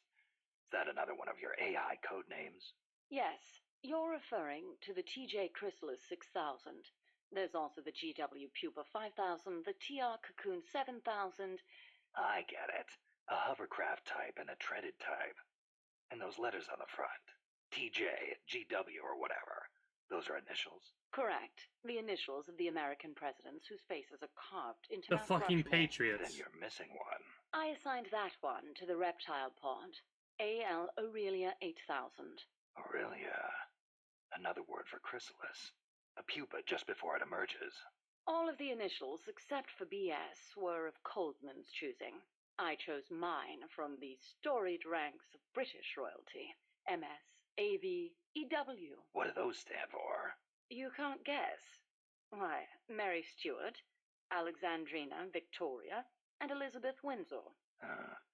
All queens, of course. I'm interested what she has to say about Are this. you familiar with the film 2001: A Space Odyssey? I've heard of it, but... Of course not. I didn't expect you to be cultured enough to appreciate such things. Okay. Yeah, thanks. Anyway. 2001 features an AI called HAL, a highly advanced system that controls an exploration spacecraft. It can converse with people and even play chess. Huh. Now, where have I heard that before? The way HAL was portrayed was truly superb. How so? HAL is given secret orders that not even the ship's captain knows about. Naturally, he's not allowed to divulge them to the crew. The stress of it causes HAL to crack. Crack? Go crazy. Though there are those who interpret it differently. One by one, HAL kills off the crew until the captain finally shuts it down. The film offers amazing insights into AI, their growth, their utility, their faults, and their fear of death. Well, you must have found it useful in your research then. Must you always be so utilitarian? It doesn't matter whether or not it's useful. What matters is that it inspired me. Then it was useful. Never mind. The portrayal of Hal wasn't the only wonderful thing about the film. It was full of hints about the future of human evolution. Truly, a film for the ages. I need to watch that. I need to watch 2001: A Space Odyssey.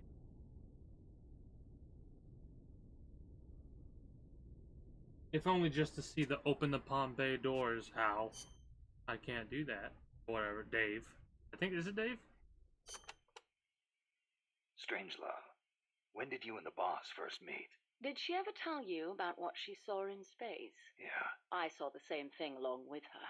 The Soviets beat America into space with Sputnik, and so America rushed to be first in manned spaceflight. NASA used her as their top secret guinea pig, launching her deep into the cold blackness of space. I took part in the project as a scientist. You were there with her? Yes. For a brief time. We were one and the same, she and I. We sought each other out, completed each other. Did you know that inside every woman there's a universe? And that we are able to sense this in each other? We connected because of our empathetic female brains. Cool. As time went on, I began to have doubts about offering such a noble soul as sacrifice. Why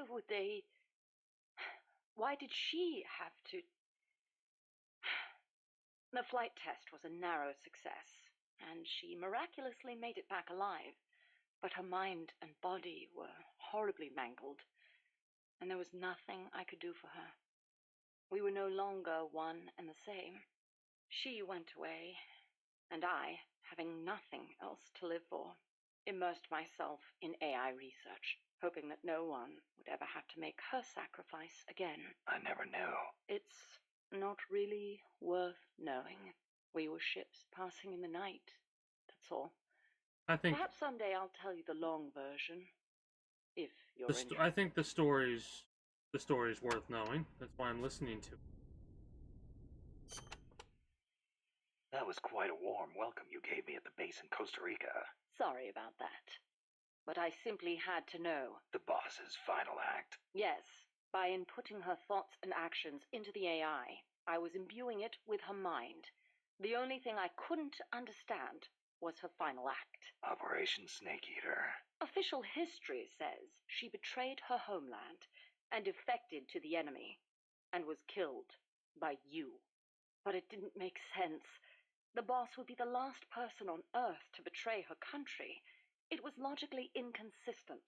It was, wasn't it? That internal inconsistency prevented the AI from activating properly. Just as Hal malfunctioned in the film, I understood the reasoning, but I had to have proof. Proof of her final act, her true intentions, one way or another. So you tried to squeeze it out of me, huh? As a matter of fact, I did. Your silence was the very answer I was looking for.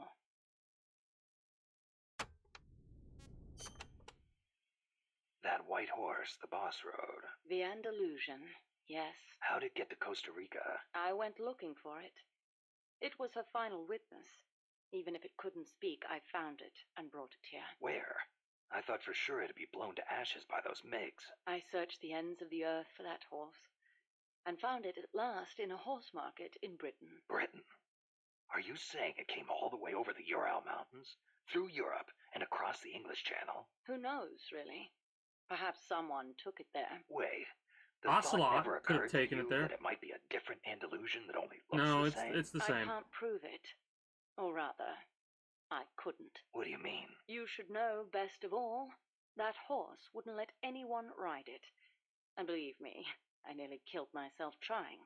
The only one it allowed on its back was you. That was the proof. Though I hate to admit it. And to think, I ran it to its death. But in that last run, it regained the glory of its youth, using the last of its strength to pursue its former master. Any horse would wish That's such sad. a fine end. Even if it didn't fall off the cliff face, it probably still would have died because of how old it was. Her thought patterns exactly. It was exactly what she would have done. The world's most empathetic mind weighed the past, the future, and the entire world, and decided not to retaliate. Merely knowing that is enough for me. So, what you're saying is, we don't need deterrence to have peace? I didn't say that. What's important is that we wish for peace. MSF needs Too a many way don't. to protect itself from the might of nations. Survival requires pragmatic thought and action. But you must still retain your ideals. If the gap between reality and those ideals ever leads you to lose them, I doubt MSF will survive. Even with those ideals, MMS still technically wouldn't survive, or won't survive in the future because of how closely Big Boss sticks to those ideals. It causes Snake to be sent after him, basically. Strangelove. Is that a code name? No, just a nickname. Don't tell me you don't recognize it. From Kubrick's Dr. Strangelove, or How I Learned to Stop Worrying and Love the Bomb. It's a film that came out in 1964. A dark comedy about the absurdity of nuclear deterrence. You were in a movie? No, stupid. I got my nickname because of that movie. Stupid. Why? Because you look like the doctor in the movie? No, that Dr. Strangelove was a man.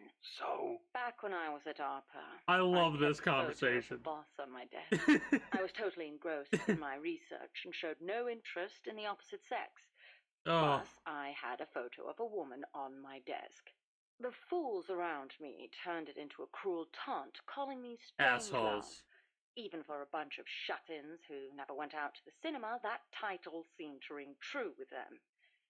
Anyhow, in their eyes, homosexuality was something strange. Assholes. They were incapable of seeing things outside the lens of their own Love is standards. love. Being strange means you have your own unique point of view. I rather considered it an honor.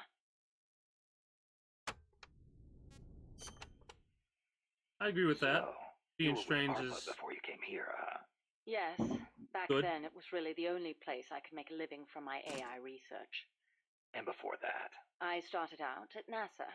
That's where I met her. When Boss went into space? Yes. It was that incident that turned me away from aerospace engineering.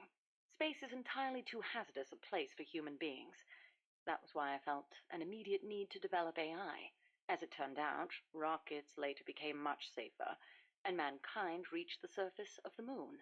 In any event, it was a hollow Cold War victory. When you get down to it, a nuclear missile is just a rocket with a nuclear warhead strapped to it. Thus, taking the initiative in the space race was tantamount to a military show of force. But the budgetary strain was too big for Washington or Moscow to handle. Yes, and then there was the Cuban Missile Crisis and the Vietnam War, and then came détente. Having leapt ahead of the Soviet Union with its moon landing, America shut down the Apollo program in '72. It was around then that ARPA was downsized and renamed DARPA, the D standing for Defense. With few prospects for continuing my AI research, Coldman's invitation was a godsend. It was also a chance to have them collect data on her. The end result being this mess. But we did learn something valuable from her. The nobility of peace. Crazy to think about while all this shit's going on. Zero, Sigget, Paramedic, all of them are also starting to, like, establish the Patriot system and all that. Why'd you agree to come here? To Mother Base? You intrigued me. Me? Hold on. You're not planning on modeling your next AI after me. Not a bad idea, but I have no intention of ever again attempting to transplant human thought into machines. Oh, that's a relief. You are the man who inherited the boss's will. You're gathering people around you, even now, shaping them, building a new organization. I'd like to see how it turns out. You're not planning to go back to AI research? I never said such a thing. Of course, my work will continue. Here? In my eyes, the growth of MSF as an organization is analogous to the development of the nervous system. The way you become intertwined, stimulate each other, branch out in new directions. It's really quite inspirational. Interesting way to put it. Of course, I intend to repay you for your hospitality. The fruits of my research will be at your disposal. Why not assign me to the R&D team? I promise you won't be disappointed. We got 2 more to go through. Oh god, Huey. What do you think about Huey? You're probably gonna have the hots for Cecile. That ID card I got from Huey wouldn't let me into the lab. Of course not. I deactivated it. Why? As though I'd let him into my lab. Oh, you don't seem to care for him much, even though you two are in the same field. Oh, here we go. Oh, please. For starters, I can't stand that wishy-washy attitude of his. If he's got something to say to me, he should be a man and come say it in person, not write some furtive letter. But if his card doesn't work, how's he supposed to... And another thing, the way he always demeans himself. Every other sentence begins with, I could be wrong, but... Why can't he just do what he does and be confident about it? Well, there was the thing about his dissertation being plagiarized. The real problem is he doesn't have a whit of independence in him. In Costa Rica, and even back at NASA, he was always following people around, asking if there was some way he could help. Why doesn't he stop his whining, take a stand, and face up to me? I think I know how he feels. And to top it all off, he seems to enjoy referring to himself by that nickname I gave him. I simply don't get it. How can he be so submissive? So, Huey was a nickname you gave him. That's right. I took it from the name of a drone in the science fiction film Silent Running. Drone? It's a type of worker robot. The way he follows people, just waiting for them to boss him around, is so similar. I couldn't help myself. Oh, it's an American film directed by Douglas Trumbull, the man who did the special effects for 2001: A Space Odyssey. Imagine that. A scientist who likes science fiction. And that's not all. There's more. He's a man. Hang on. I seem to remember you saying he should be more of a man. Yes. Well, he is an awfully good scientist. Without his reptile pod, my mammal pod wouldn't function, just as the cerebrum can't exist without the cerebellum and the brainstem. He did a fine job of designing it. I'll give him that. That sounded suspiciously like praise. It's merely an objective observation. I like people who possess the will to move forward. I have no time for those who refuse to take control of their lives. Until he does, my opinion remains the same. Interesting. So, you and Cecile seem to be enjoying yourselves back at that lab. What are you insinuating? I only kept her because I didn't want our secret to be known. And the personal baths? You could have left her in there alone and locked the door from the outside. Yes, well, she seemed anxious, so I... Now, why would she be anxious? She was beautiful.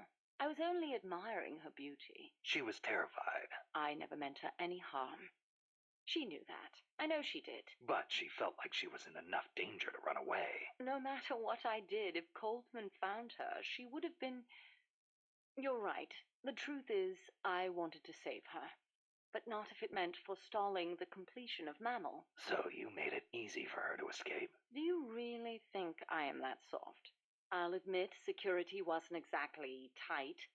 It wouldn't have been difficult for her to escape from the building. Seemed like she had a rougher time after she got out. At any rate, I never did anything to her to deserve any blame.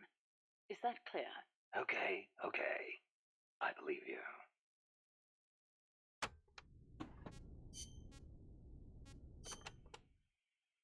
Huey's probably mentioned this, but just to be clear, there's a limit to the parts we can produce here at Mother Base.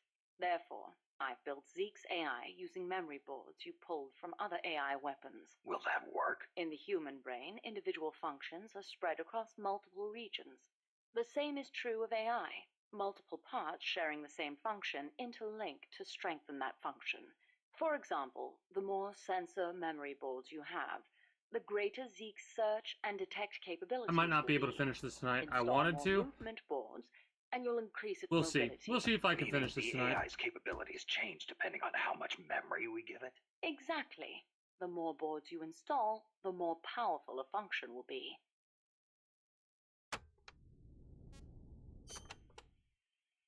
I'd better fill you in on I want to Zeke's get 100% complete with Zeke, though, man. Synthesis system. Humans speak for the conventional weapons they wield, but an autonomous AI weapon is a different story. If the AI can't communicate with surrounding forces, how can they function as a unit? True. Verbal communication is critical on the battlefield. Thus, an AI weapon requires a dedicated system to produce speech. To be precise, though, only Peace Walker was capable of self-generated speech. All the other AI simply repeat preset messages depending on the situation. Zeke is no different. However, you do have the ability to set those messages as you please. To create a message, go to the Extras menu, and then select Edit mode. You thought of everything. You can even have it sing, too. Sing? Song can be a very valuable asset. I realized that at the lake. Naturally, Zeke's AI doesn't allow for it to perform original compositions. It can only play back recordings provided to it. I doubt you're much of a composer, Snake. But you could always have a go at the lyrics. Okay. Now, before we do that, I want to go through and make sure there are no new ones. There might be some new ones that pop up after we, go through the data files. Enter simulation date. August 24th. Location. Selinoyarsk, USSR. Mission. Support a covert agent whose objective is the rescue of a nuclear weapons scientist. Who is the agent? Your student. Your most beloved. The music changed, man. Define current mission progress. With your help, the agent has successfully made contact with the target. All that's left is to wait for recovery. Now, deduce the best course of action. I take the scientist away from the agent. What for? As a gift when I defect. Why are you defecting? To reform my Special Forces unit with my former comrades in arms. No, I don't want to know your objective. I'm asking for the reason. Why are you betraying your country? I do not defect in order to betray America. Betrayal is merely the outcome of that defection. Response time is always slower here.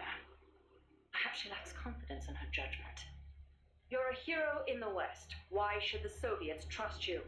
In addition to the scientist, I provide them with a portable nuclear warhead in order to win the favor of a Russian GRU officer. And then you launched it. Launched? The nuke? Me? That's right. At a target inside Soviet territory. Nuclear weapons make my blood run cold. They blot out the future. How could I? Karma. Is it my karma?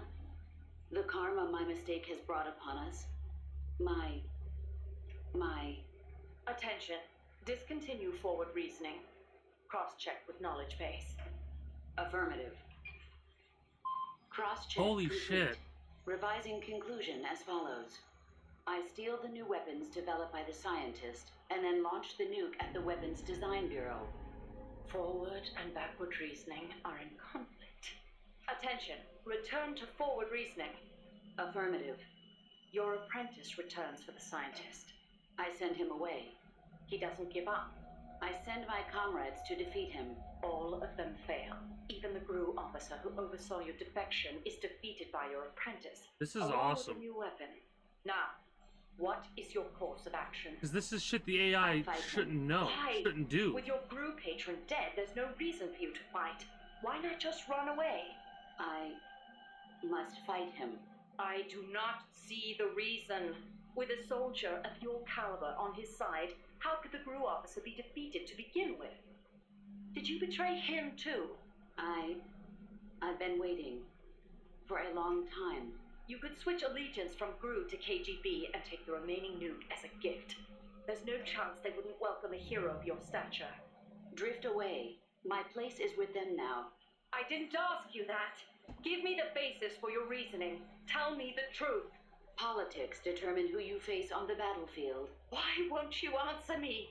It's like you were just waiting for him to kill you. I was disloyal. Betrayed my country. I deserve to die. How can you say that? You can't be a traitor. You're not that kind of person. Kill me. Kill me now. Stop it! Stop it! Attention! Discontinue reasoning.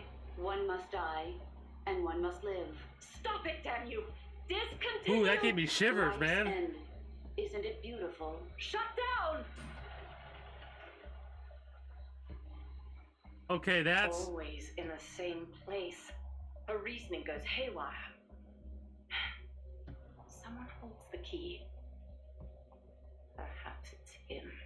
That's why she captured us. One way or another. That's crazy. Because based on her reasoning, all she has to do is wait.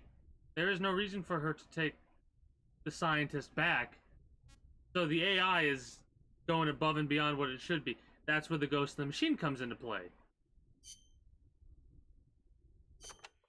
God, we get to hear the whole She told thing. me everything. Why did she open her heart to me like that? At the time, I couldn't understand it. I wonder if they But changed now, anything for it. I think I do. Snake. She wanted you to know the truth. She chose me to tell you. That's why she saved my life. I've lied to you so many times, but not this time. My orders from the government were to obtain the legacy and to eliminate everyone who knew the truth about what happened. In other words, I'm supposed to kill you. It's a little bit quicker. But I can't do it. Not because we loved each other, and not because you saved my life, but because I made a promise to the boss. And I intend to keep it. I just wanted you to know. And you have to live. Snake, listen to me. She didn't betray the United States. No, far from it. She was a hero who died for her country. She carried out her mission knowing full well what was going to happen. Self-sacrifice, because that was her duty. The boss's defection was a ruse set up by the US government. It was all a big drama staged by Washington so they could get their hands on the philosopher's legacy. And the boss was the star of the show. Amazing that all that happened. All this has happened because they of could get the legacy that Colonel that. Volgan inherited and destroy the Shagohod at the same time. Only a legendary hero like the boss could have earned Volgan's trust. Finding out where the philosopher's legacy And the was philosophers hidden came into was existence to because be of her World War greatest II. mission. Everything was going according to plan. But then something happened that no one could have predicted. Colonel Volgan fired an American-made nuclear warhead at Sokolov's research facility. Khrushchev demanded that the US government provide proof that it wasn't involved. They couldn't just abort the operation to steal the legacy. So the operation itself was greatly expanded and revised. The authorities in Washington knew that in order to prove its innocence, they'd have to get rid of the boss, and that one of their own would have to do the job. The public couldn't be allowed to find out about it. Not ever. This, they concluded, would be the best way to keep the whole thing under wraps. The boss wouldn't be allowed to come back home alive, and she wouldn't be allowed to kill herself. Her life would be ended by her most beloved disciple. That was the way the government wanted it. That was the mission she was given, and she had no choice but to carry it out. Her death, at your hands, was a duty she had to fulfill. Out of duty, she turned her back on her own comrades. A lesser woman would have been crushed by such a burden. The taint of disgrace. It's a little bit will too follow her fast, to her and because grave. it's a little bit too fast, it lacks the same emotion that it had generations in will Metal Gear revile Solid her. 3. In America, as a despicable traitor The music with no helps with the sense of emotion, honor. but And in the Russia, lack of pausing. as a monster who unleashed a nuclear catastrophe, she will go down in official history as a war criminal. And no one will ever understand her. That was her final mission. And like a true soldier, she saw it through to the end. But I think she wanted you, of all people, to know the truth. She wanted to live on in your memory, not as a soldier, but as a woman. But she was forbidden to tell you herself. And that's why she told me. Snake, history will never know what she did. No one will ever learn the truth. Her story, her debriefing, will endure only in your heart. Everything she did for her country. She sacrificed her life and her honor for her native land. She was a real hero. She was a true patriot.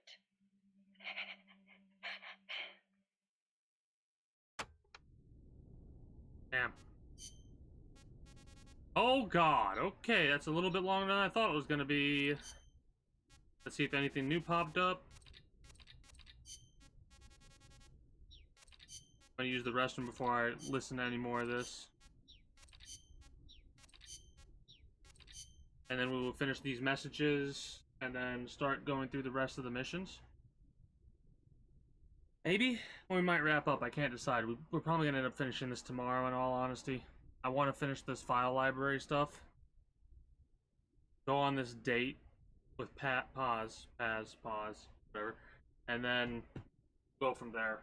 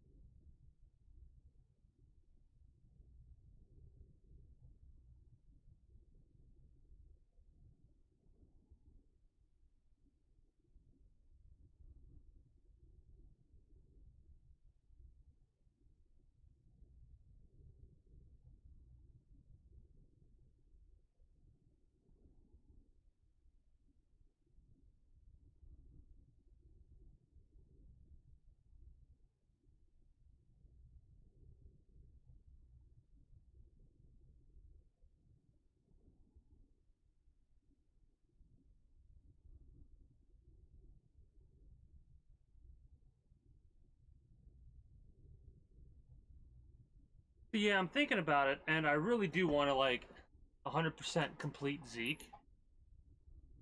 And I said I was going to go right into this, but I want to go through one thing really fast. Alright. The one thing I really want to go through before we continue on is I want to show off Zeke, and we need armor and the Ray Dome for Zeke, right? And we also need to get all of the AI, right? And what we're gonna do is just gonna go down the list, right? We're gonna get all the movement stuff we need for the pupa. I mean, I could write all this down, and I probably will off stream, or at the start of tomorrow's stream. I'll write down every single one we need, movement wise, because these are each into, like, it's not like, oh, we just get one and then we go on there. We need to get 2, we need to get 4 or 5, and then 6 CU, like so on and so forth down the list. And it's gonna be a pain in the ass for the chrysalid and stuff. Well, not really a pain in the ass for the chrysalid. It's gonna be a pain in the ass to get the Ray Dome, I think, but that'll come down later. Might take a couple days of grinding now that I think about it. Anyways, let's we have no combat. Yeah, no combat here.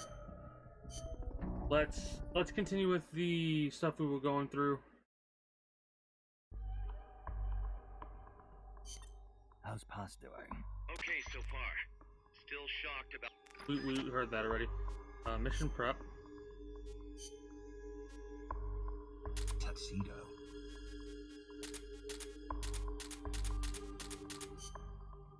Oh, it won't let me use anything. Okay, so this is literally just a date. Might as well wear the tuxedo. You're going on a date. You gotta look nice, you know? Oh, that's funny. It's weird, but whatever. Video games. Hello, Snake. It's been a while, hasn't it? Same voice actress, I you've think. been causing quite the ruckus in Nicaragua. Nothing much to report from my end. The legacy's being put to good use. Or so they tell me. But enough with the small talk. There's something I need to tell you. You saw the photo that came with this tape, right?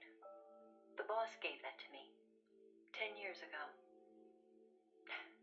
I'm sorry, I should have told you sooner. I probably should have told you right away. But sending it to you hasn't been an easy decision to make. It's taken me 10 years. Once you've heard what I have to say, you'll understand why. That photo belonged to her. I know what you're thinking. What does she have to do with this? I'll have to look at the photo. You've probably seen it 100 times in the press already. Obviously, it's of the Mercury 7, the first group of American astronauts, the heroes of Project Mercury. But there were actually 8 people in that photo. One of them was edited out, erased, without a trace. That 8th astronaut, the one airbrushed out of existence, that was her, Snake. Now, why did they need to keep her existence a secret? What were they trying to hide? The answer goes back even further. 17 years ago. It was the height of the Cold War. The Eastern and Western blocs were racing to develop space technology to match their nuclear arsenals. In 1957, the Soviet Union launched Sputnik 1, the first artificial satellite. The Americans were stunned. They'd been led to believe their country led the world in science and technology. That shock quickly turned into fear. If the Russians had the know-how to launch a satellite into space, they could use it to launch a nuclear missile, too. Frantic, the U.S. threw everything it had into the space race. Crazy to think. The following year, the Army succeeded in launching the first American satellite. We went from dropping nukes from a plane. The National Aeronautics and Space Administration was established that fall. Being able to do bullshit like that. With it. God, I The fucking goal was hate to nukes. send a man into space. Shit like that. And 7 men were chosen as pilot candidates. The media dubbed them the Mercury 7. They were immediately hailed as national heroes, icons of Western space exploration. But after Explorer, America suffered a series of failed rocket launches. Desperate, the government made a fateful decision. Unable to wait for its space program to mature, they'd steal the Soviets' technology, at the same time sabotaging their space program. You know better than anyone how hard a mission that was. The Soviet space program was shrouded in secrecy. Recovering that information. Is this why the boss had to kill the Sorrow? Using the help of an insider, they'd insert a sleeper agent into the research institute, or else recruit one of those insiders to do the job for them. And, if necessary, the mission leader would have to go in and sort things out themselves. Someone was needed with experience, knowledge, and superior intuition. And the only one for the job was the boss. The president himself asked for her by name. He needed someone who could be trusted with the fate of a nation. Who else to turn to but the hero of the Second World War? It was June 1959. So you see, Snake, that's why she left. That was the top secret mission that took her from you. But her selection ruffled a few CIA feathers. They didn't appreciate the president going over their head like that. The mission was tough enough already, and now the CIA was dragging its feet. She couldn't get anything out of them. No manpower, no information. Left to her own devices, the boss made a decision she knew would come back to haunt her. She decided to tap into the Philosopher's Network. Oh, shit. That's when the wheels of fate began to turn. It's the fucking CIA's fault. Bastards. The Philosophers were a secret society of power brokers formed in a... Wait. I'll hold on. I probably don't need to keep coming here for the files, but I need to look for the photograph. Look at this photograph.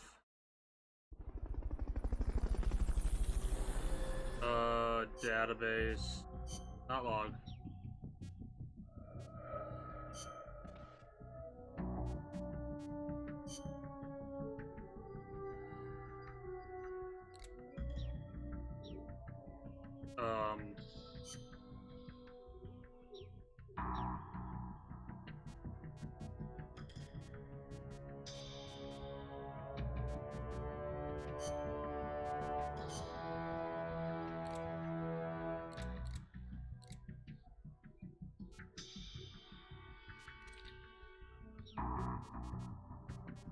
No? There's supposed to be a photograph with that shit, I guess? I guess not. Oh well.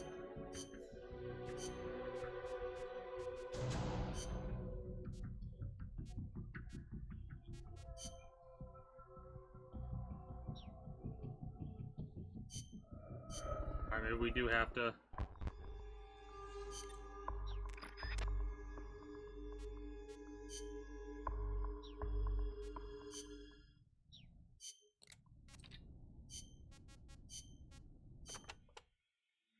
The Philosophers were a secret society of power brokers formed in a pact between the US, Russia, and China in the early 20th century. Of course, by that time, the American and Soviet branches had already parted ways. Oh! But there were those among the remaining Russian philosophers not entirely happy with the one-party communist state. The boss reached out to them. She arranged clandestine meetings in Berlin, hoping to find a way into OKB-1, the Soviets' premier design bureau. She worked tirelessly to win their sympathy, in some instances using huge sums of cash, in others, by helping them over the Berlin Wall.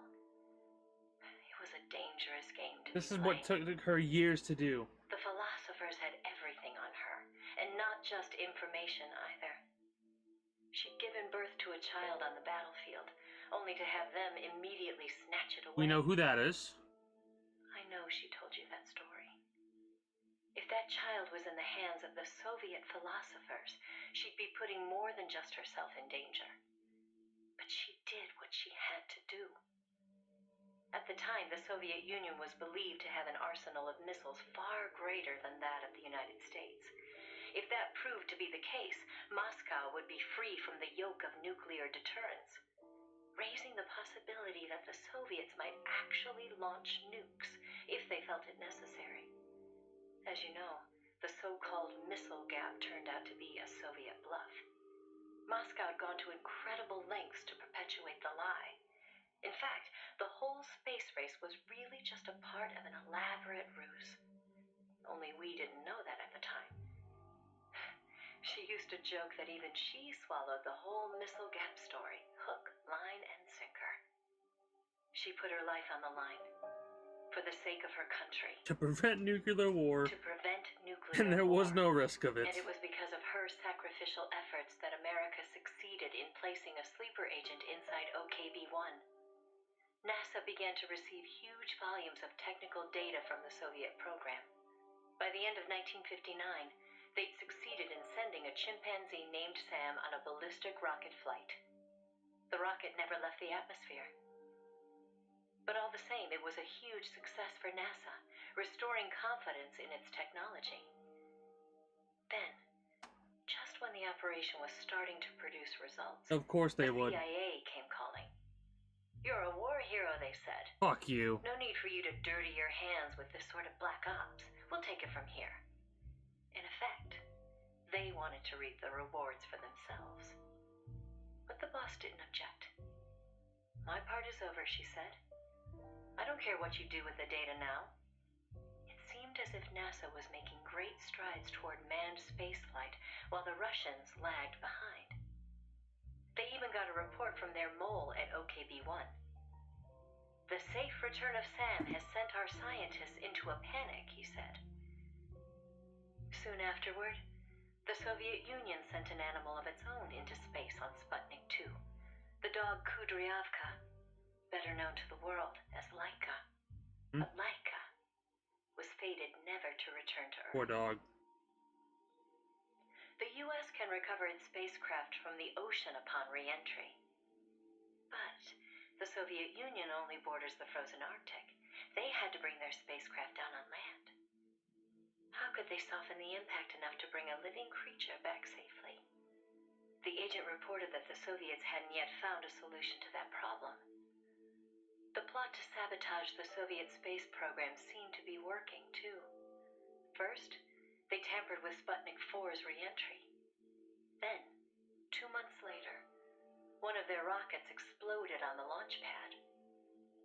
They did manage to send 2 dogs into orbit aboard Sputnik 5 and return them safely to Earth. But the agent dismissed it as a fluke.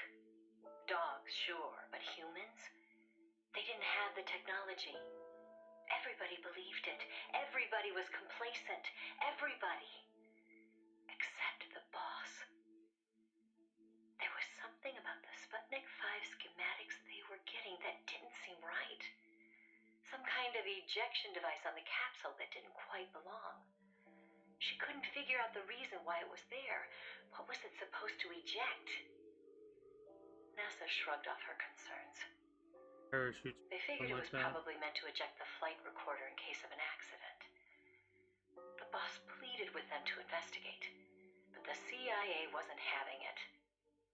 They probably thought she was trying to reclaim some of the glory for herself. The boss wouldn't give up. She decided to head to the Soviet Union herself. This is what alone, did it. Without any backing from the CIA. By the beginning of the next year, 1961, she'd succeeded At least I think this is what did it. OKB-1. That's when she saw the truth for the first time.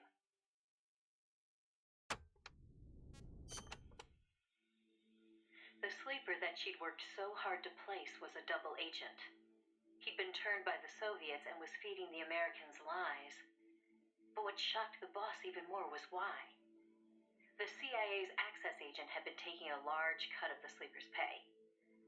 The sleeper felt what little he was left with wasn't worth the risk. When he got a better offer from Moscow, he took it. Idiots. At some point, the Americans' intelligence operation had become an open book to the Soviets. And contrary to what the sleeper had been reporting, The Soviets' manned spaceflight technology was quite advanced. It wasn't until she infiltrated OKB-1 herself that the boss learned the truth about Sputnik 5. After the spacecraft re-entered the atmosphere, it ejected the pilot, seat and all, at an altitude of 7,000 meters. It was the Soviet solution to the problem of land recovery. The mystery device attached to Sputnik 5 was for that purpose. The pilot would parachute down from that high altitude wearing a bulky spacesuit. Crazy, I know. The Soviets knew exactly how dangerous it was, of course. So much so that they gave Yuri Gagarin, the first man in space, a special 2-rank promotion before re-entry. Only Moscow could come up with this kind of plan. With total state control over information, they could easily pretend it never happened in the event of a failure. The boss passed the info on to NASA. It was their worst nightmare. The glory of mankind's first spaceflight was about to be stolen from them by the Soviet Union. It was Sputnik all over again.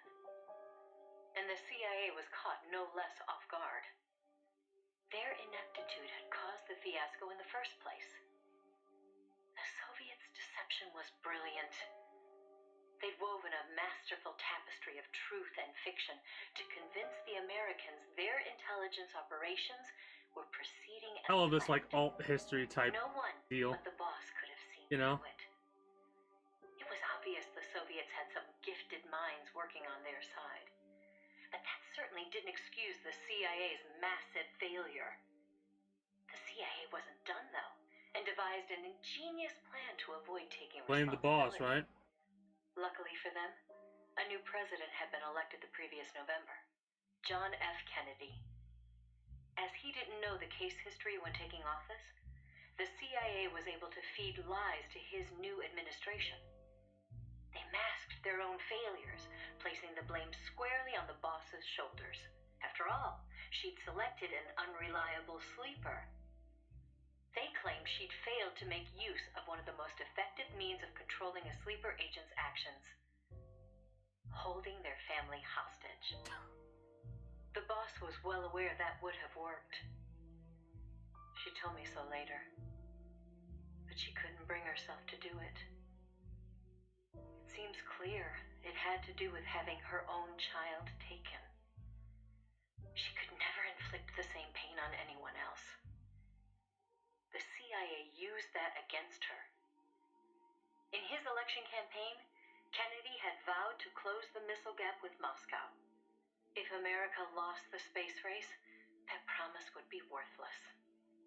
The fact that the president had no links to the philosophers only made things worse. He was completely unaware of the secret networks she'd used to complete her mission. In his eyes, she was no better than a traitor. The fate that awaited her was cruel beyond belief.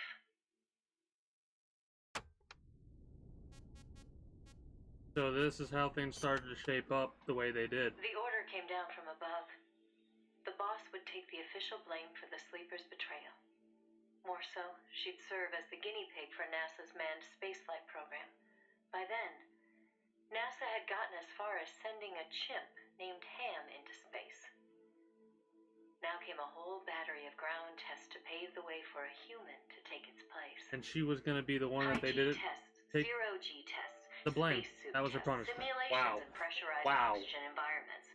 Some of the tests were highly dangerous, too dangerous for the Mercury 7, who were by then already media darlings. So the boss was made to stand in for them.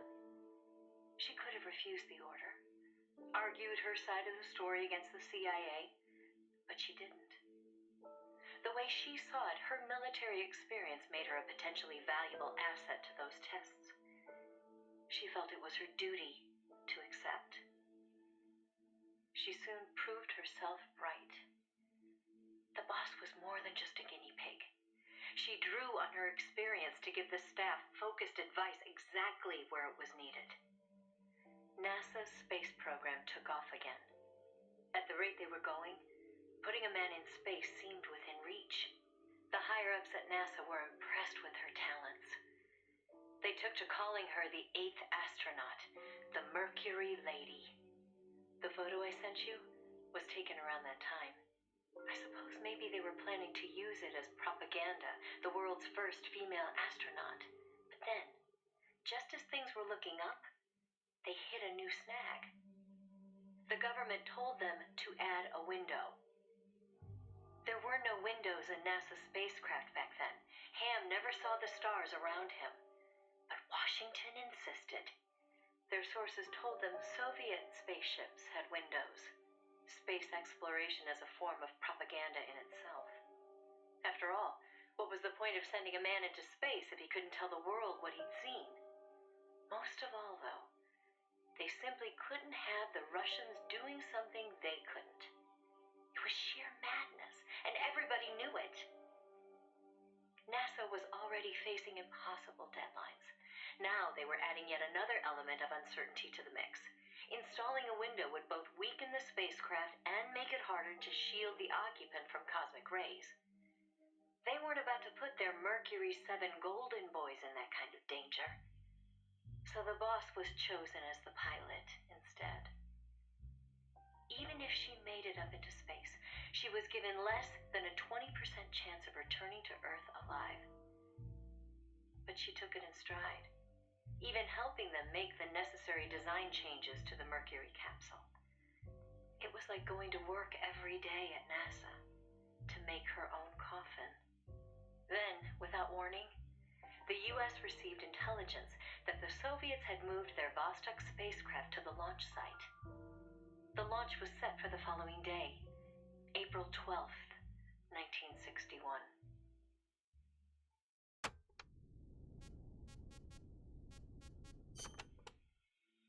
America couldn't let the Soviets beat them with Vostok. NASA was forced to cut short the testing process and move the launch date up. They pulled out all the stops to get it scheduled for the earliest hours of the next day. The spacecraft would be launched from Cape Canaveral in the dead of night. For the flight path, they chose a course that would take her as far east as possible. She'd be able to see the Earth in daylight from the window, at least for a little while. The boss climbed into the Mercury capsule, having completed less than 80% of the regular flight procedures. Both the timing and the flight path were risky, and testing was far from complete. But NASA had no other choice. The boss, for her part, never expected to come home alive. She was going on a one-way trip, the American version of Laika the dog. And yet she went all the same. Someone has to be first, she said. If fate has chosen me, then I accept, for my country, for the balance of the world. That's how she saw things. My chances may be slim, but I'll take them. I've accepted my fate. If anyone can get through this, I can. Then, on April 12th at 1:30 in the morning, the boss entered space. It was nothing short of a miracle. First, that she'd made it in an incomplete spacecraft. And second, that her flight coincided almost exactly with Gagarin's. As the sun rose over the horizon, and cosmic rays began to bombard her through the window, she saw the Earth. I think you've heard the story before. It was a world without borders, a perfect jewel. All nations, all ideologies. They seemed so far away. It almost made her laugh, knowing that they'd risked so much to beat the Soviets by a few short minutes. If she'd seen Vostok from her window, she probably would have waved. But the two spacecraft were destined for very different fates. Gagarin circled the Earth and returned to the Soviet Union, safe and sound. The Mercury capsule, on the other hand, deviated from its planned re-entry angle. The addition of a window had thrown the capsule's aerodynamics off balance. The boss's coffin veered wildly off course and began to plunge earthward.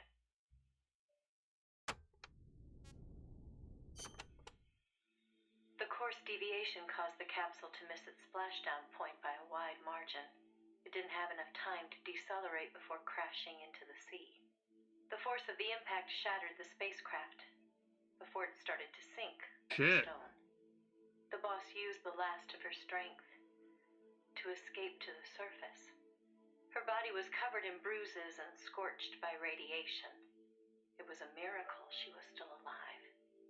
She slipped into a coma and didn't regain consciousness for 6 months.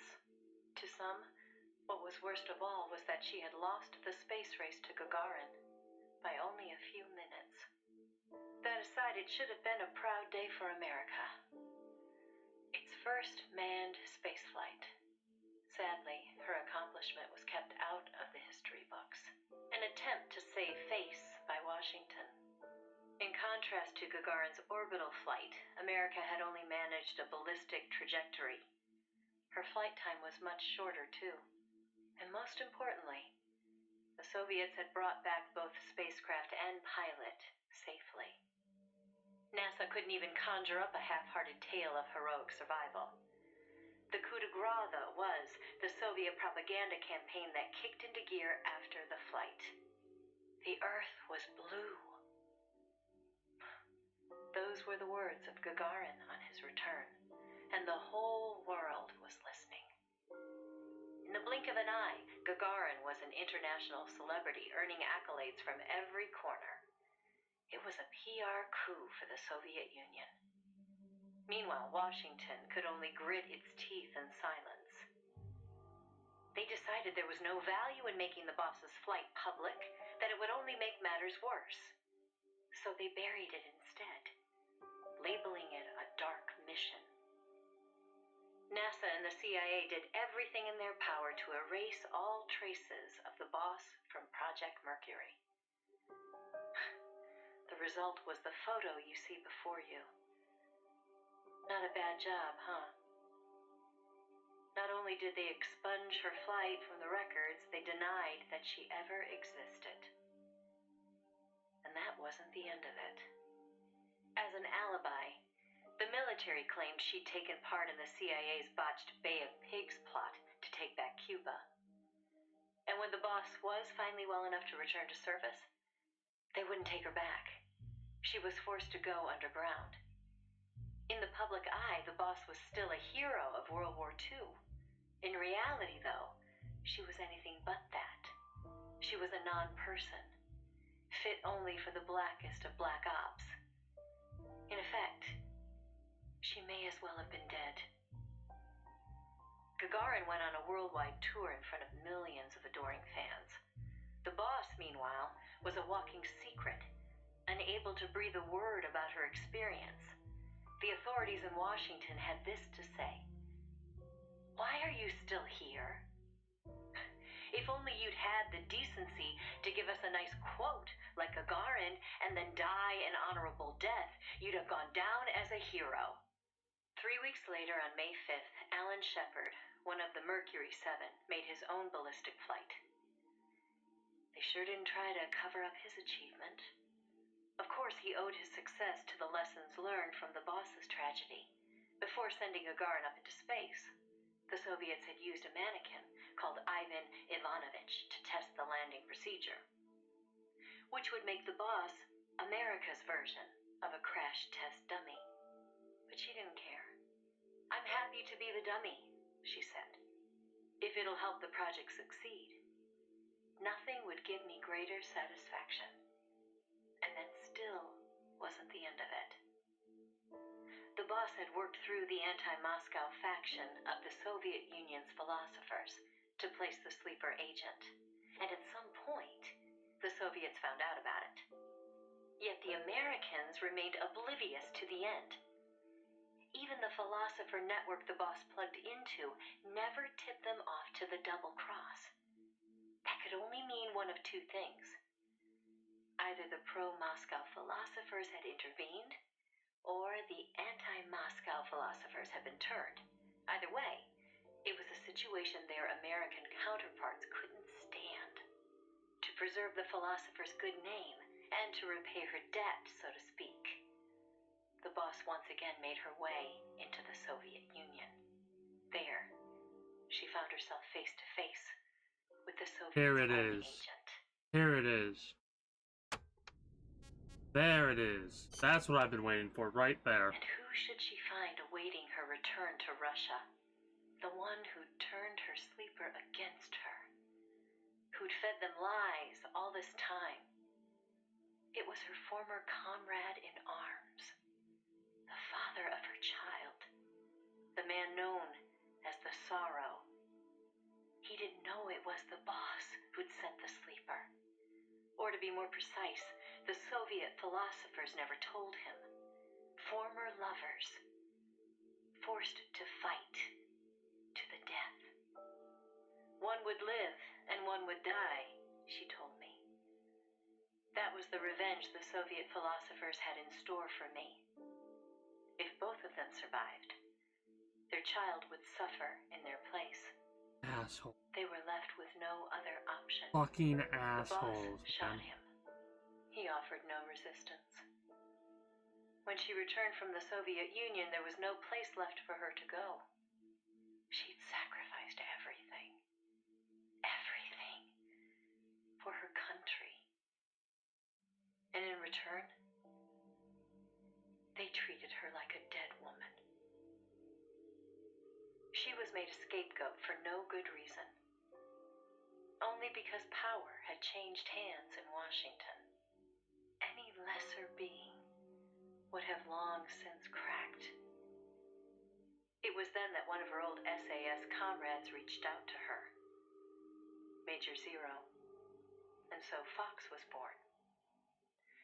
She undertook a mission that, well, you should know Yep, better there it than is. anybody. You were a part of it. 20 days after Shepard's flight, President Kennedy announced that America would put a man on the moon. Without the intelligence the boss obtained, America's space program would never have caught up. Armstrong and Aldrin might never have walked on the moon. But the Americans' gain had cost the boss her health, her honor, and the man she loved. The word tragedy doesn't even begin to describe what she endured.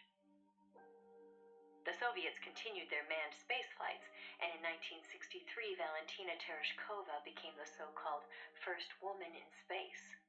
It's said they took their cue from NASA's long-buried Mercury Lady project. And so that, Snake, is the mission that kept her away from you for so long. Now, I know what you're thinking. Why not use me as her agent? She knew I'd never even think of betraying her. I think it's because she didn't want to drag you into it. She probably knew what was going to happen. To complete the mission, she'd have to turn to the philosophers, and once she did that, whatever came of it, there'd be a price to pay. No one understood that better than her. And if only the CIA hadn't fucked around, assholes. Snake, let it go. When she gave me the photo, she left me to decide whether or not to pass it along to you. I know she was torn about it, just as I was. She knew you'd probably blame yourself. Why did she hold on to it for so long? That, I can't say. To remind her of how much it hurt to be erased.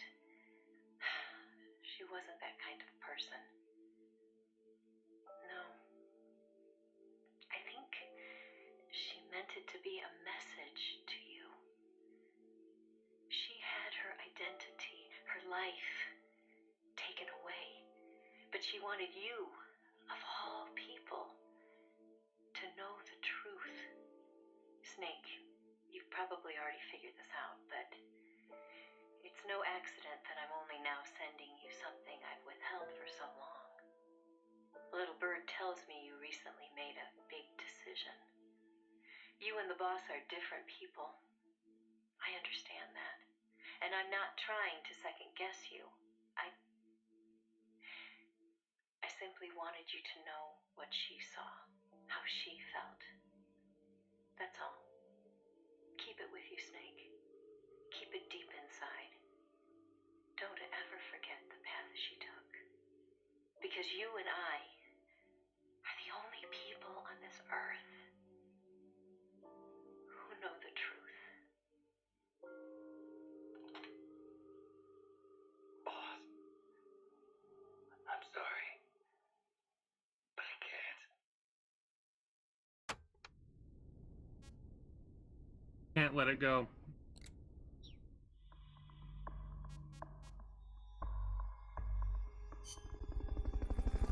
No time limit.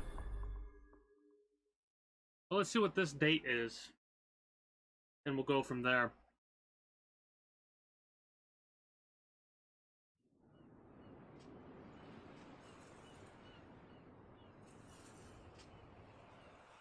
They're wearing the bandana.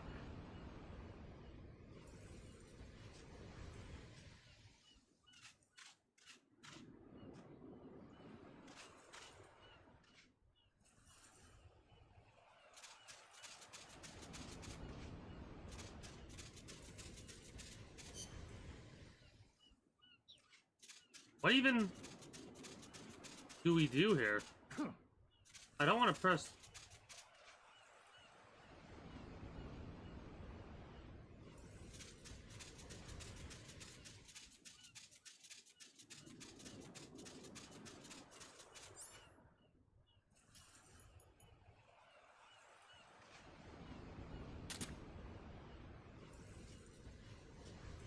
That's not how it works, right? No? What even is this? What the fuck?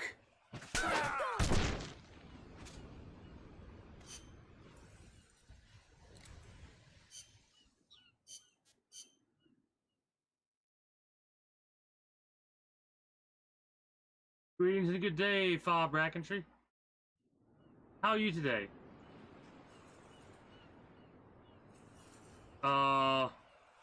I'm so confused right now.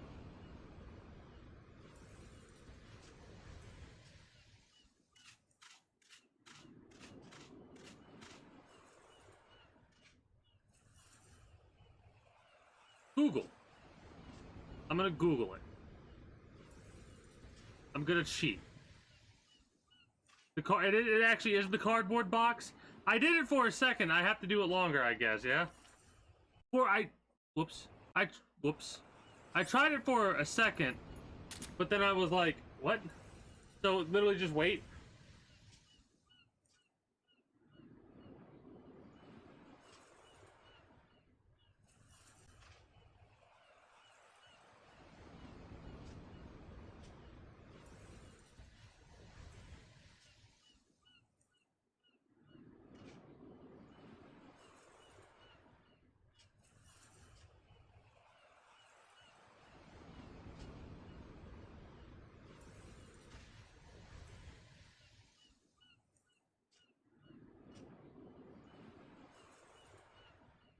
Oh my god, wait. I got one better. I got one better for you. Are you ready for this? How's pasta?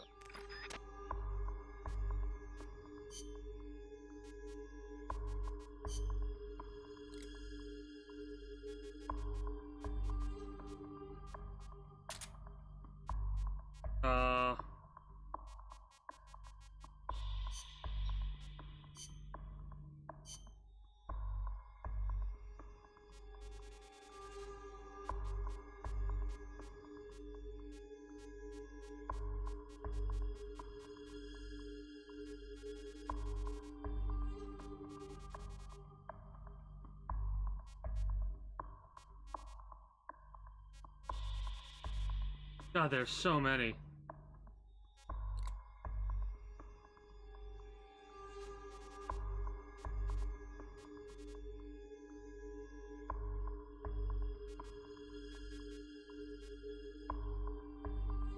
Hold on, what is it? It's... God, this is so silly, but I love that.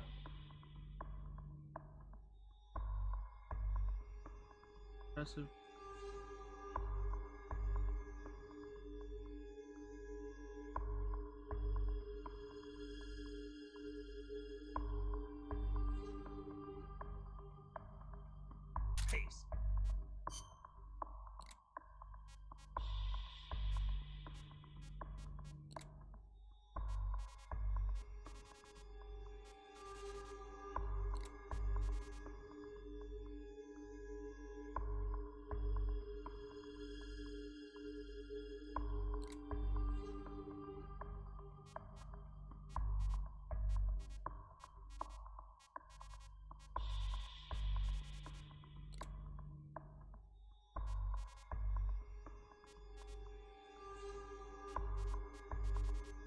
Nice one.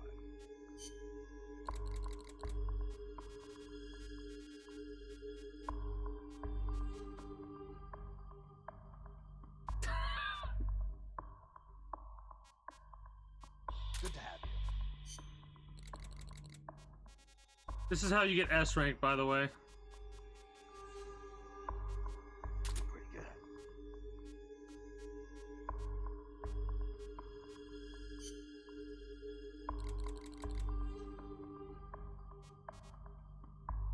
That's good stuff. Good work.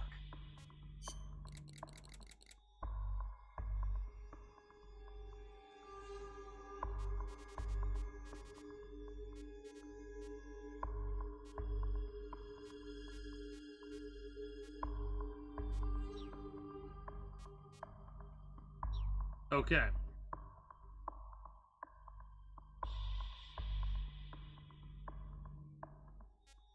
How do you do the co-op?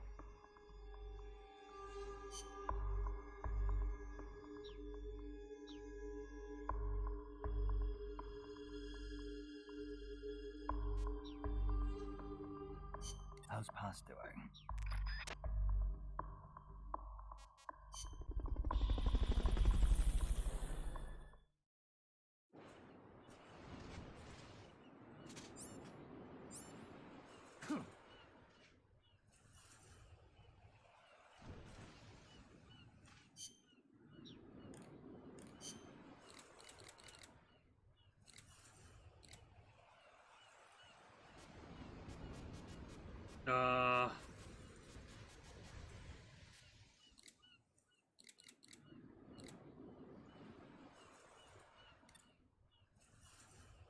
Paste.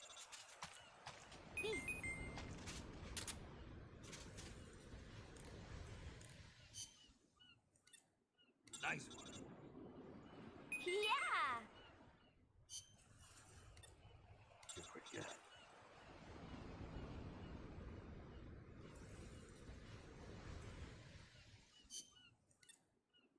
Good to have you.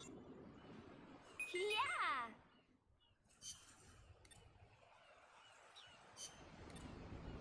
Good work.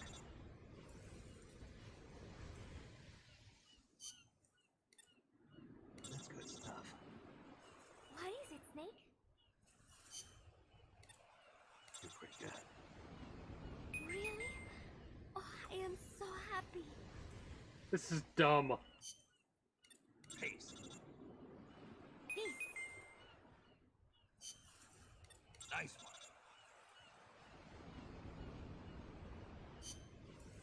Nice one. Yeah!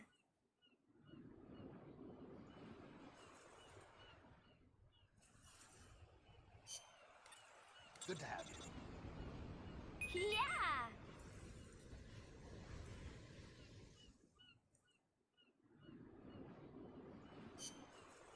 You're pretty good. Really? Oh, I am so happy.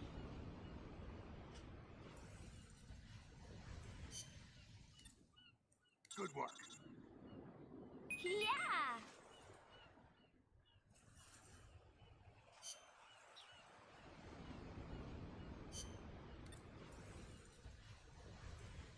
That's good stuff. What is it, Snake?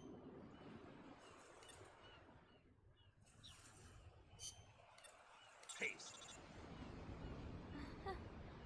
Thanks. Nice one. Thanks. I'm counting on you. Impressive, that's the one. What are you talking about? Impressive.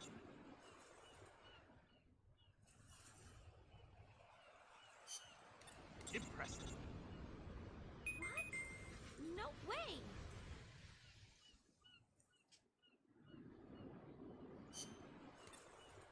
You're pretty good. Thanks. Thanks. Thanks. Yeah!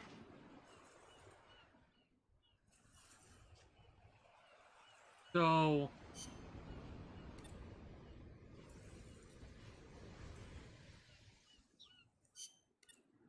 Impressive. No way. impressive, thanks.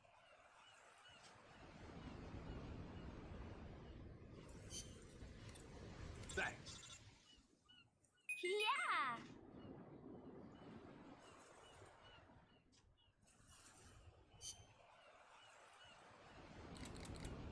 Oh, idiot.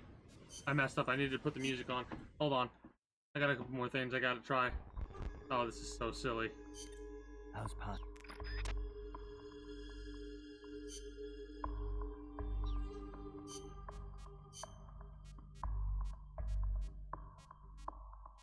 Thanks, impressive.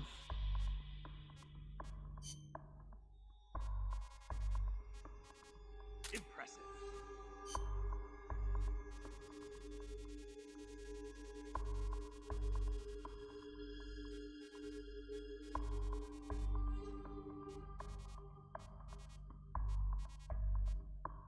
Yes. Good. Thanks.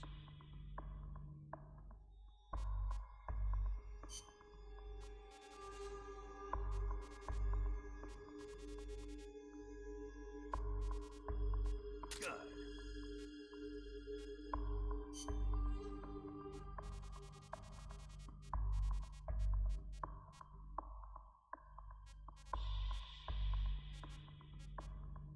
I got you covered.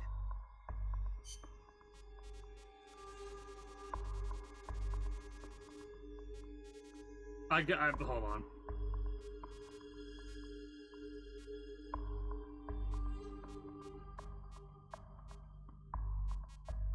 I like it.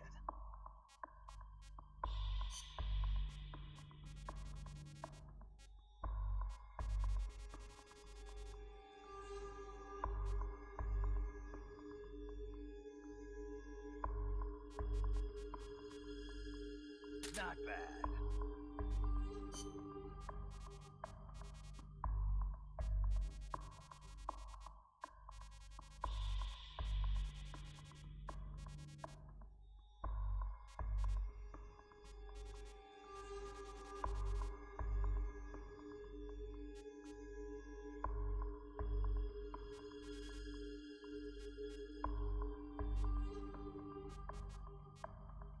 Loyal to the end, people.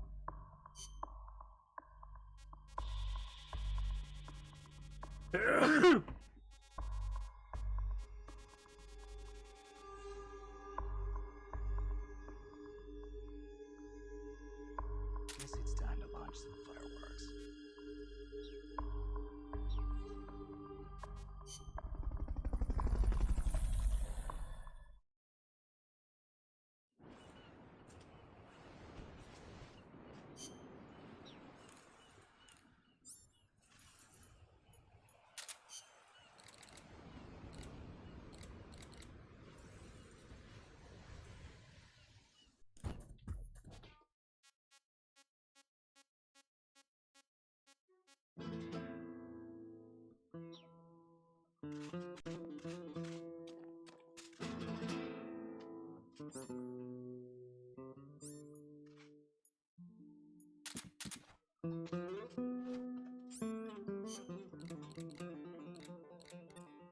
Pace. One.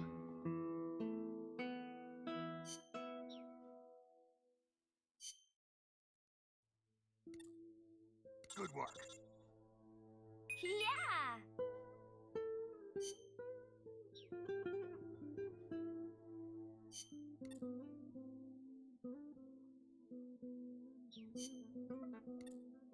Good. Yeah.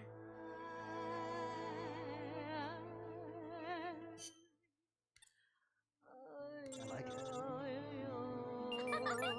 I am so happy.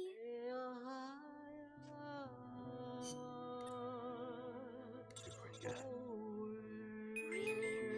Oh, I am so happy.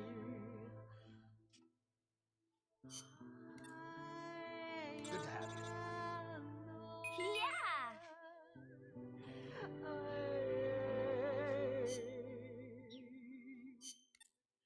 Good work. Yeah!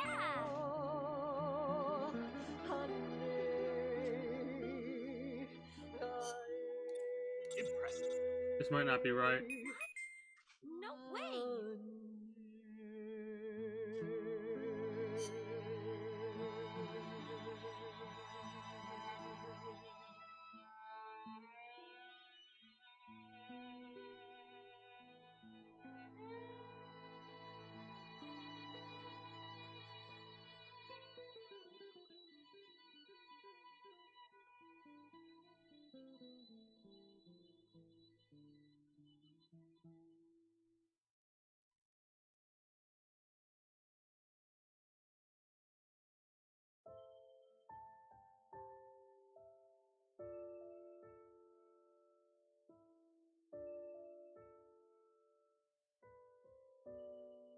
Oh. Okay.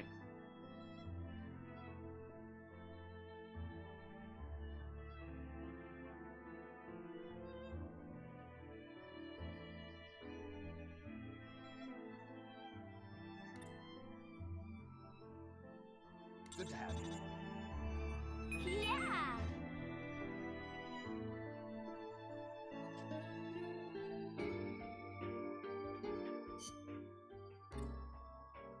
Yes. Congratulations! Peace. Peace.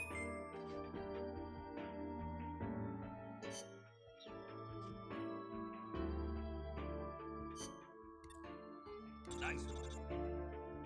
Yeah!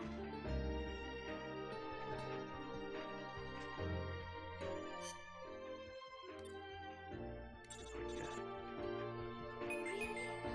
Oh, I am so happy.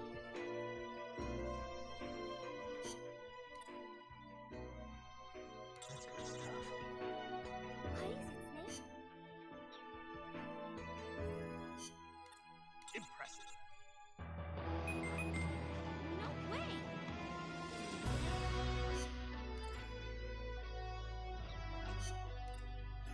I got you. Why is that wonderful?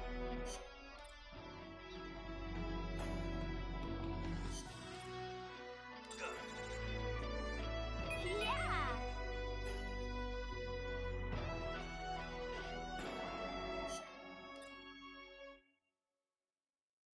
Not bad. Thanks. Peace.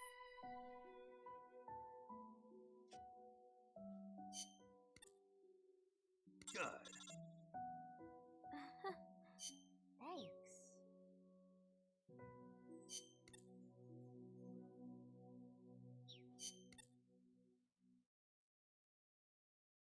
I think that might be it. This is so dumb. If not it, oh well. Room for one more? Oh my god, it's so stupid. Aha.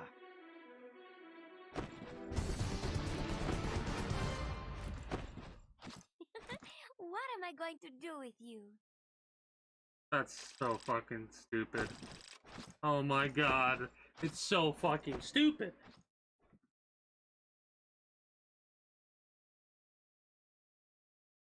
But apparently you don't have to do the radio,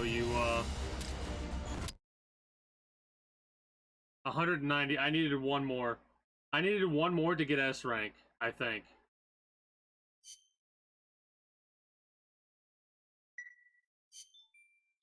I needed one more to get S rank. Because you have to go through and you have to get 10 hearts or something like that? No. 20 hearts, maybe. I don't know.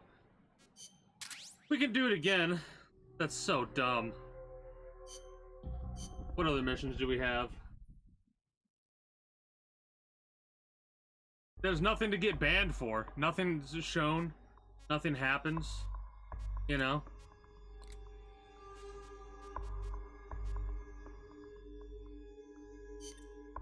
Yeah, nothing actually happens, so there's nothing to get banned for it. Hell, more happens in games like,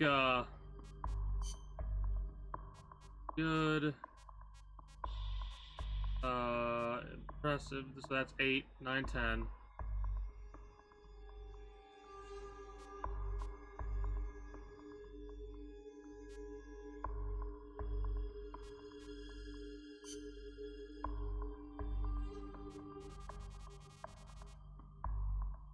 What are the other ones? What are some other phrases? Yeah, there's 10 phrases that person's using. Peace, not over, pretty good, good to have.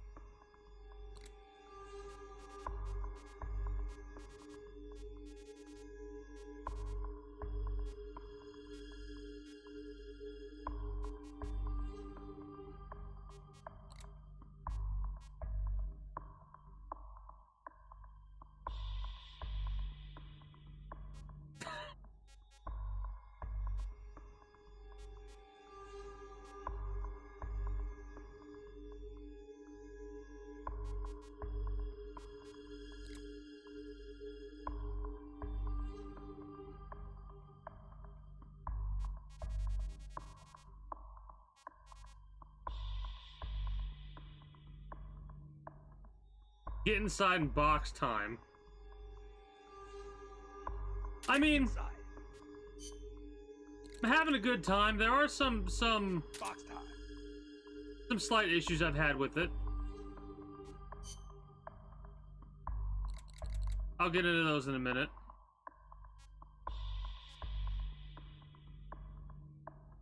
I knew you had it in you.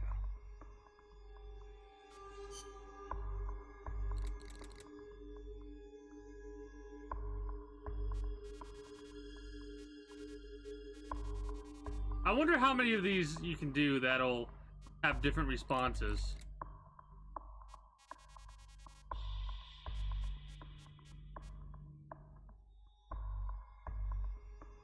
So kept you waiting actually is one.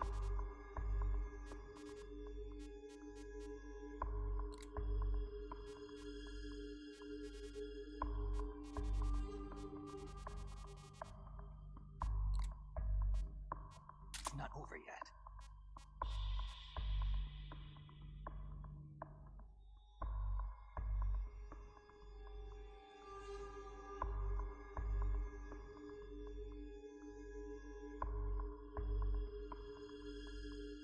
Kept you waiting, don't die.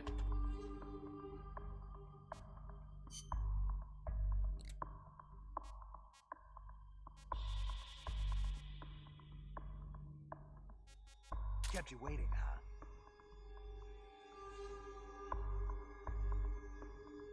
Well, it's one of those things where it would be an interesting, like, it's weird to say this, but it, like, there's a part of, okay, hold on. Let me do some counting. 4, 8, 9, 10. So kept you waiting. The top 4, we do that. 8, then the 8, and then that would be 16, 17, 18, 19, 20. That should be good. Anyways, to me, the Metal Gear game, like, the Metal Gear games are over, you know what I mean? It would be, like, interesting to continue this storyline, but yeah. Alright, we got 1.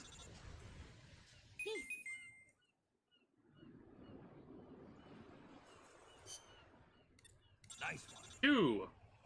Yeah!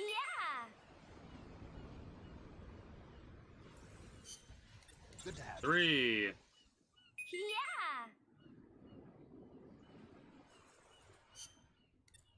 No. Great job. Really? Oh, I am so happy. Pace. This is set 1.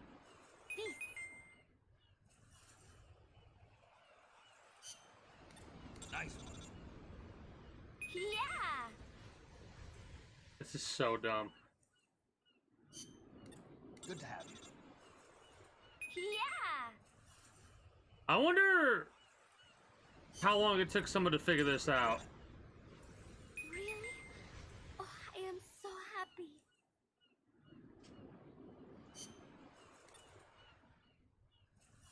It's not over yet. I don't want to go back just yet either. Oh my god. Get inside. Yeah! But yeah, I kind of like the idea of like I wish 5 was a complete game. I really do.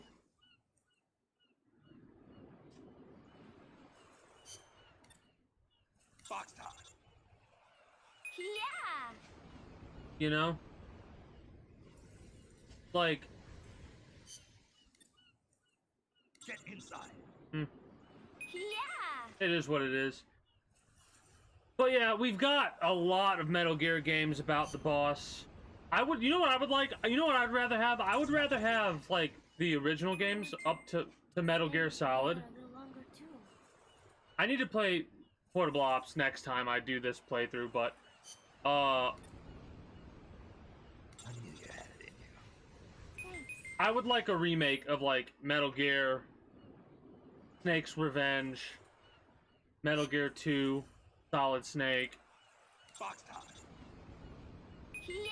You know, I'd like all those to be remade, just to modernize them. Impressive. What? No way!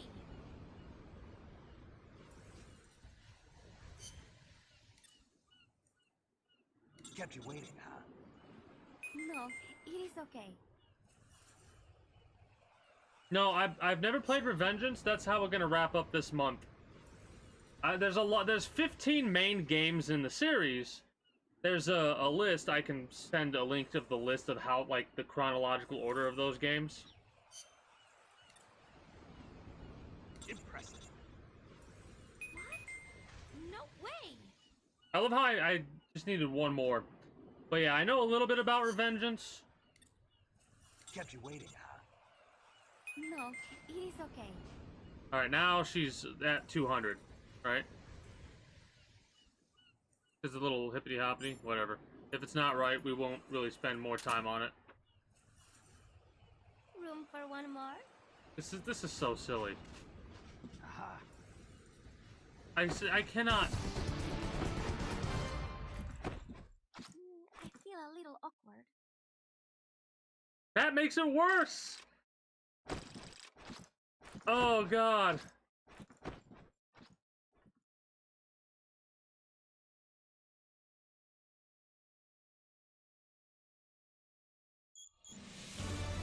That was S rank.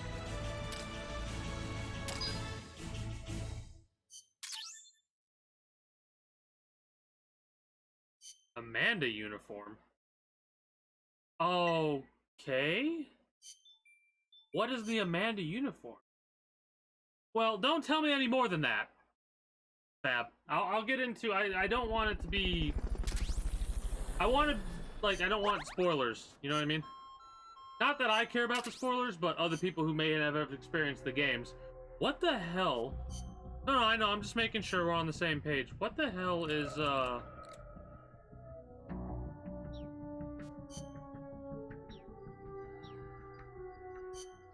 that? I'm not actually gonna go on the date again.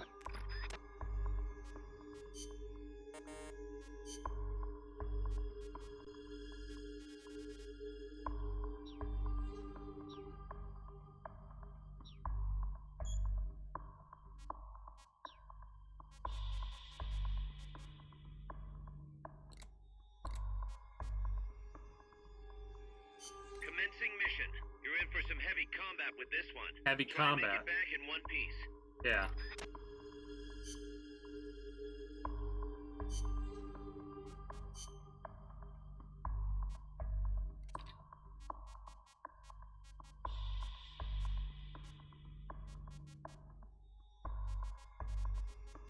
hold on. I'm checking something really quickly because if I'm right, I'm gonna laugh.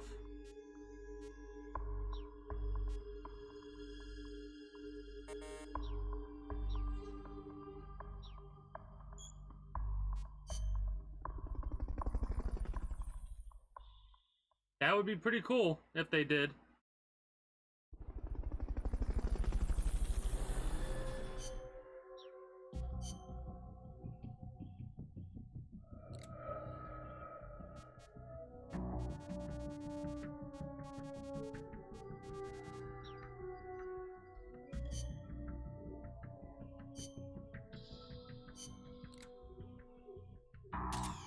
I need frog. I need frog. I need frog.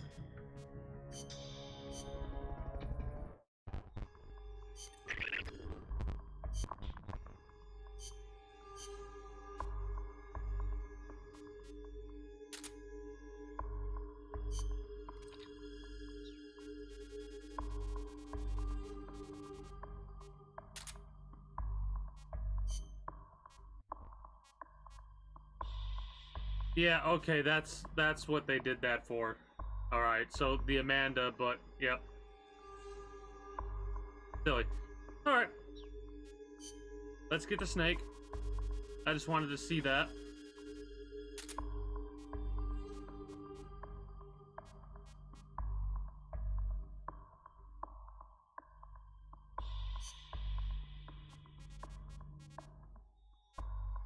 Combat.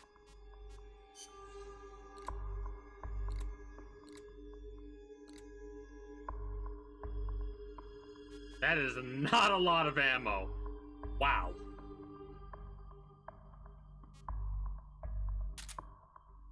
TKM.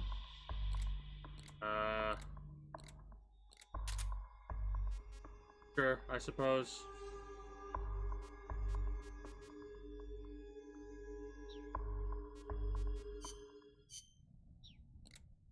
Anybody else got any information?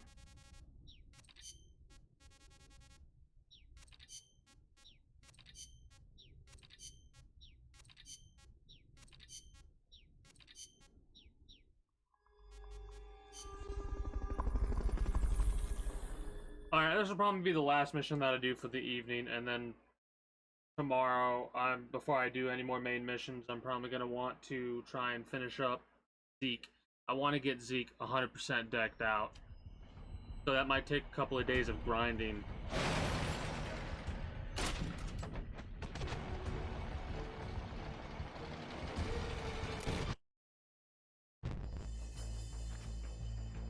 Neutralize the enemy troops.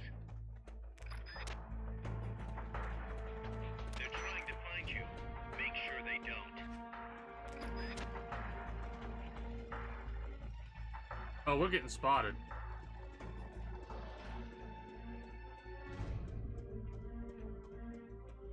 Who's that?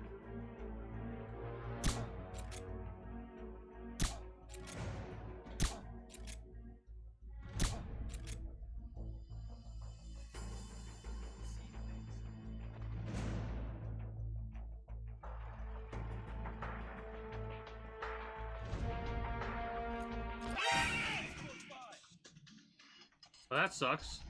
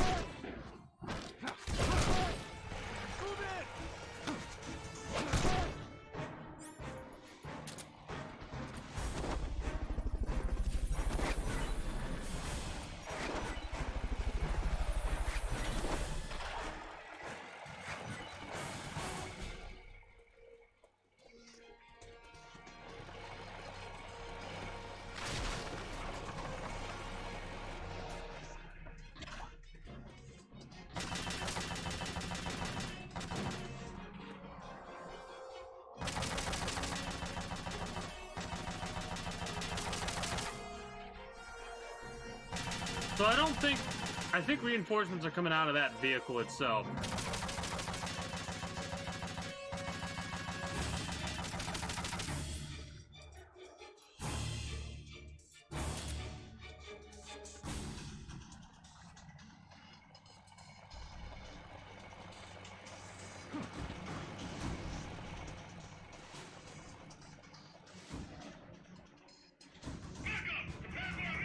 There we go, that's what I was waiting for.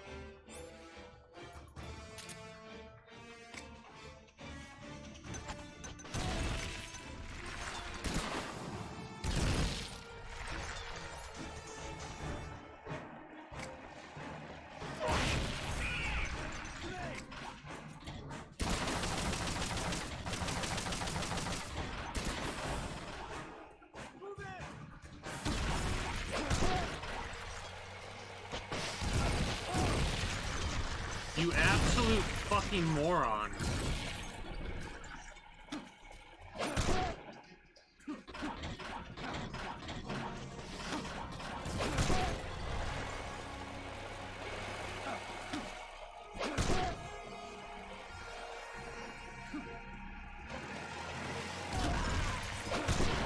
They're gonna kill themselves.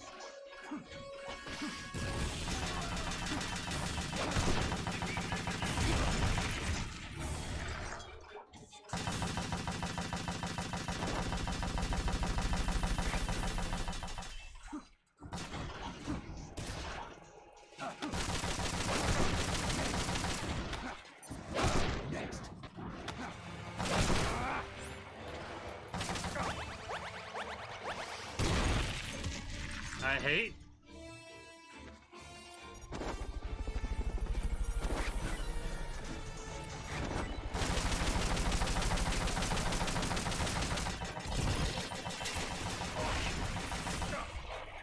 These idiots are shooting their own thing. Oh, I ran right into that one. How did that not?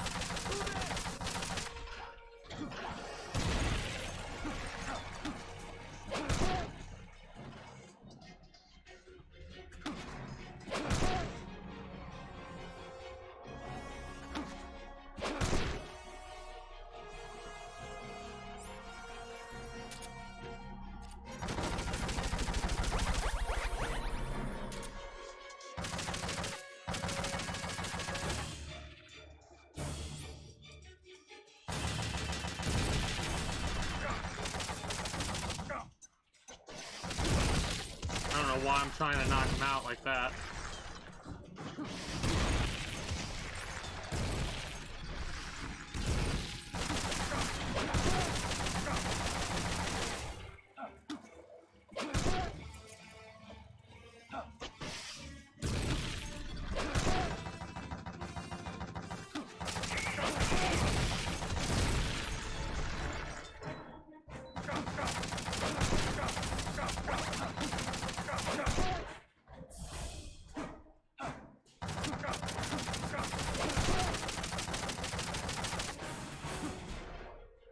The mechanics are my least favorite part about this game.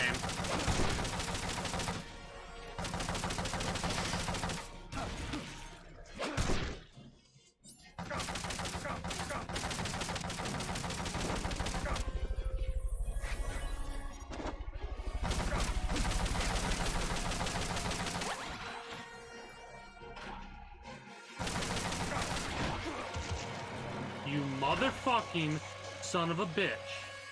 He died. You whore!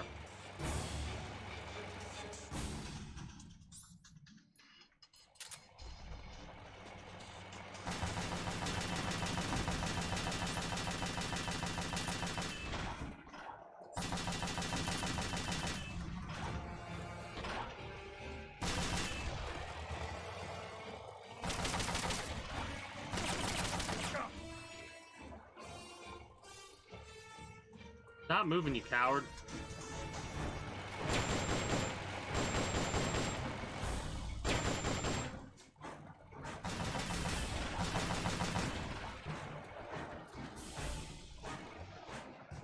Am I actually annoyed by this? Or back up. I'm just gonna blast him.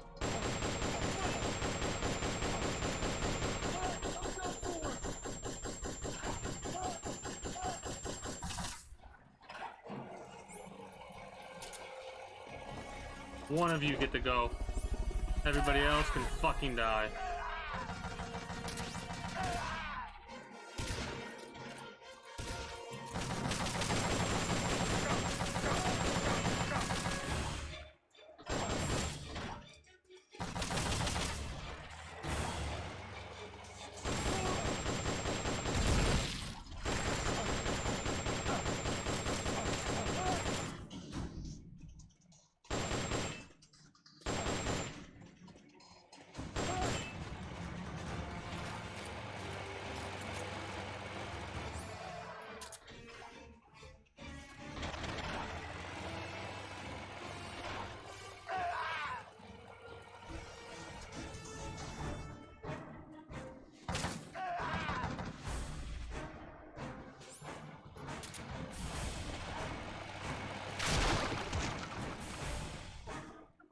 Would you believe it if I said I didn't think that that was going to happen that way?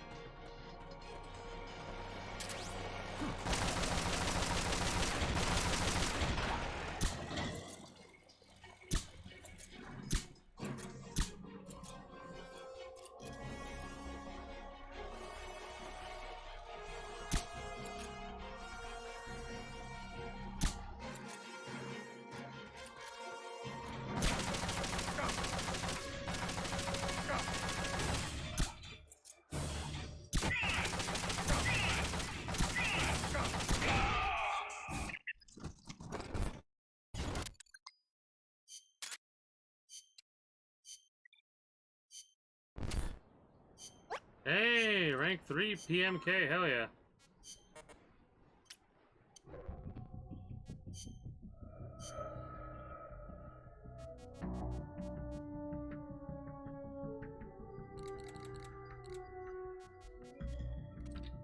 Oh, we finally got it. CCBC. What's the difference?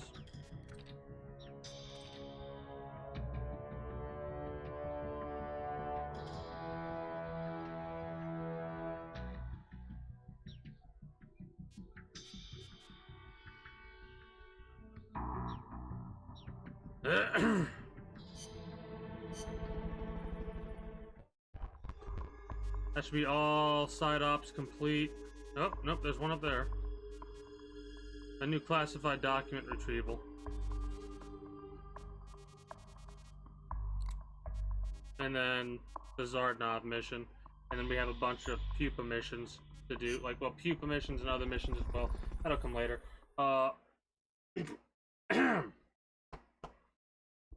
I'm glad I didn't, like, set it to my mind that I was gonna be finishing this up today. Because I gotta do all these. We've almost gotten them all.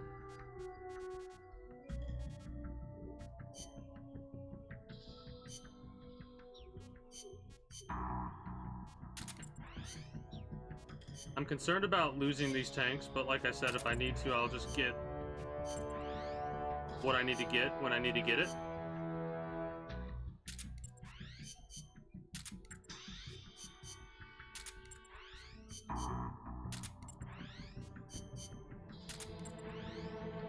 Might lose some people on this one.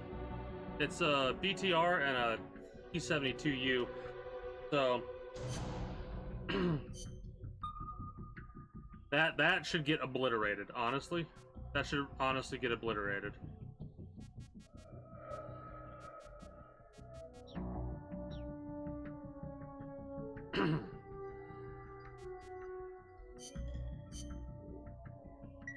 Save successful. That means we're gonna wrap up for the evening. I had a blast and a half. Hope you all did as well. I'm gonna go through and do my ending, and then I'm gonna just wrap up. That is not what I wanted to do at all. But oh well, it's fine. Anyways.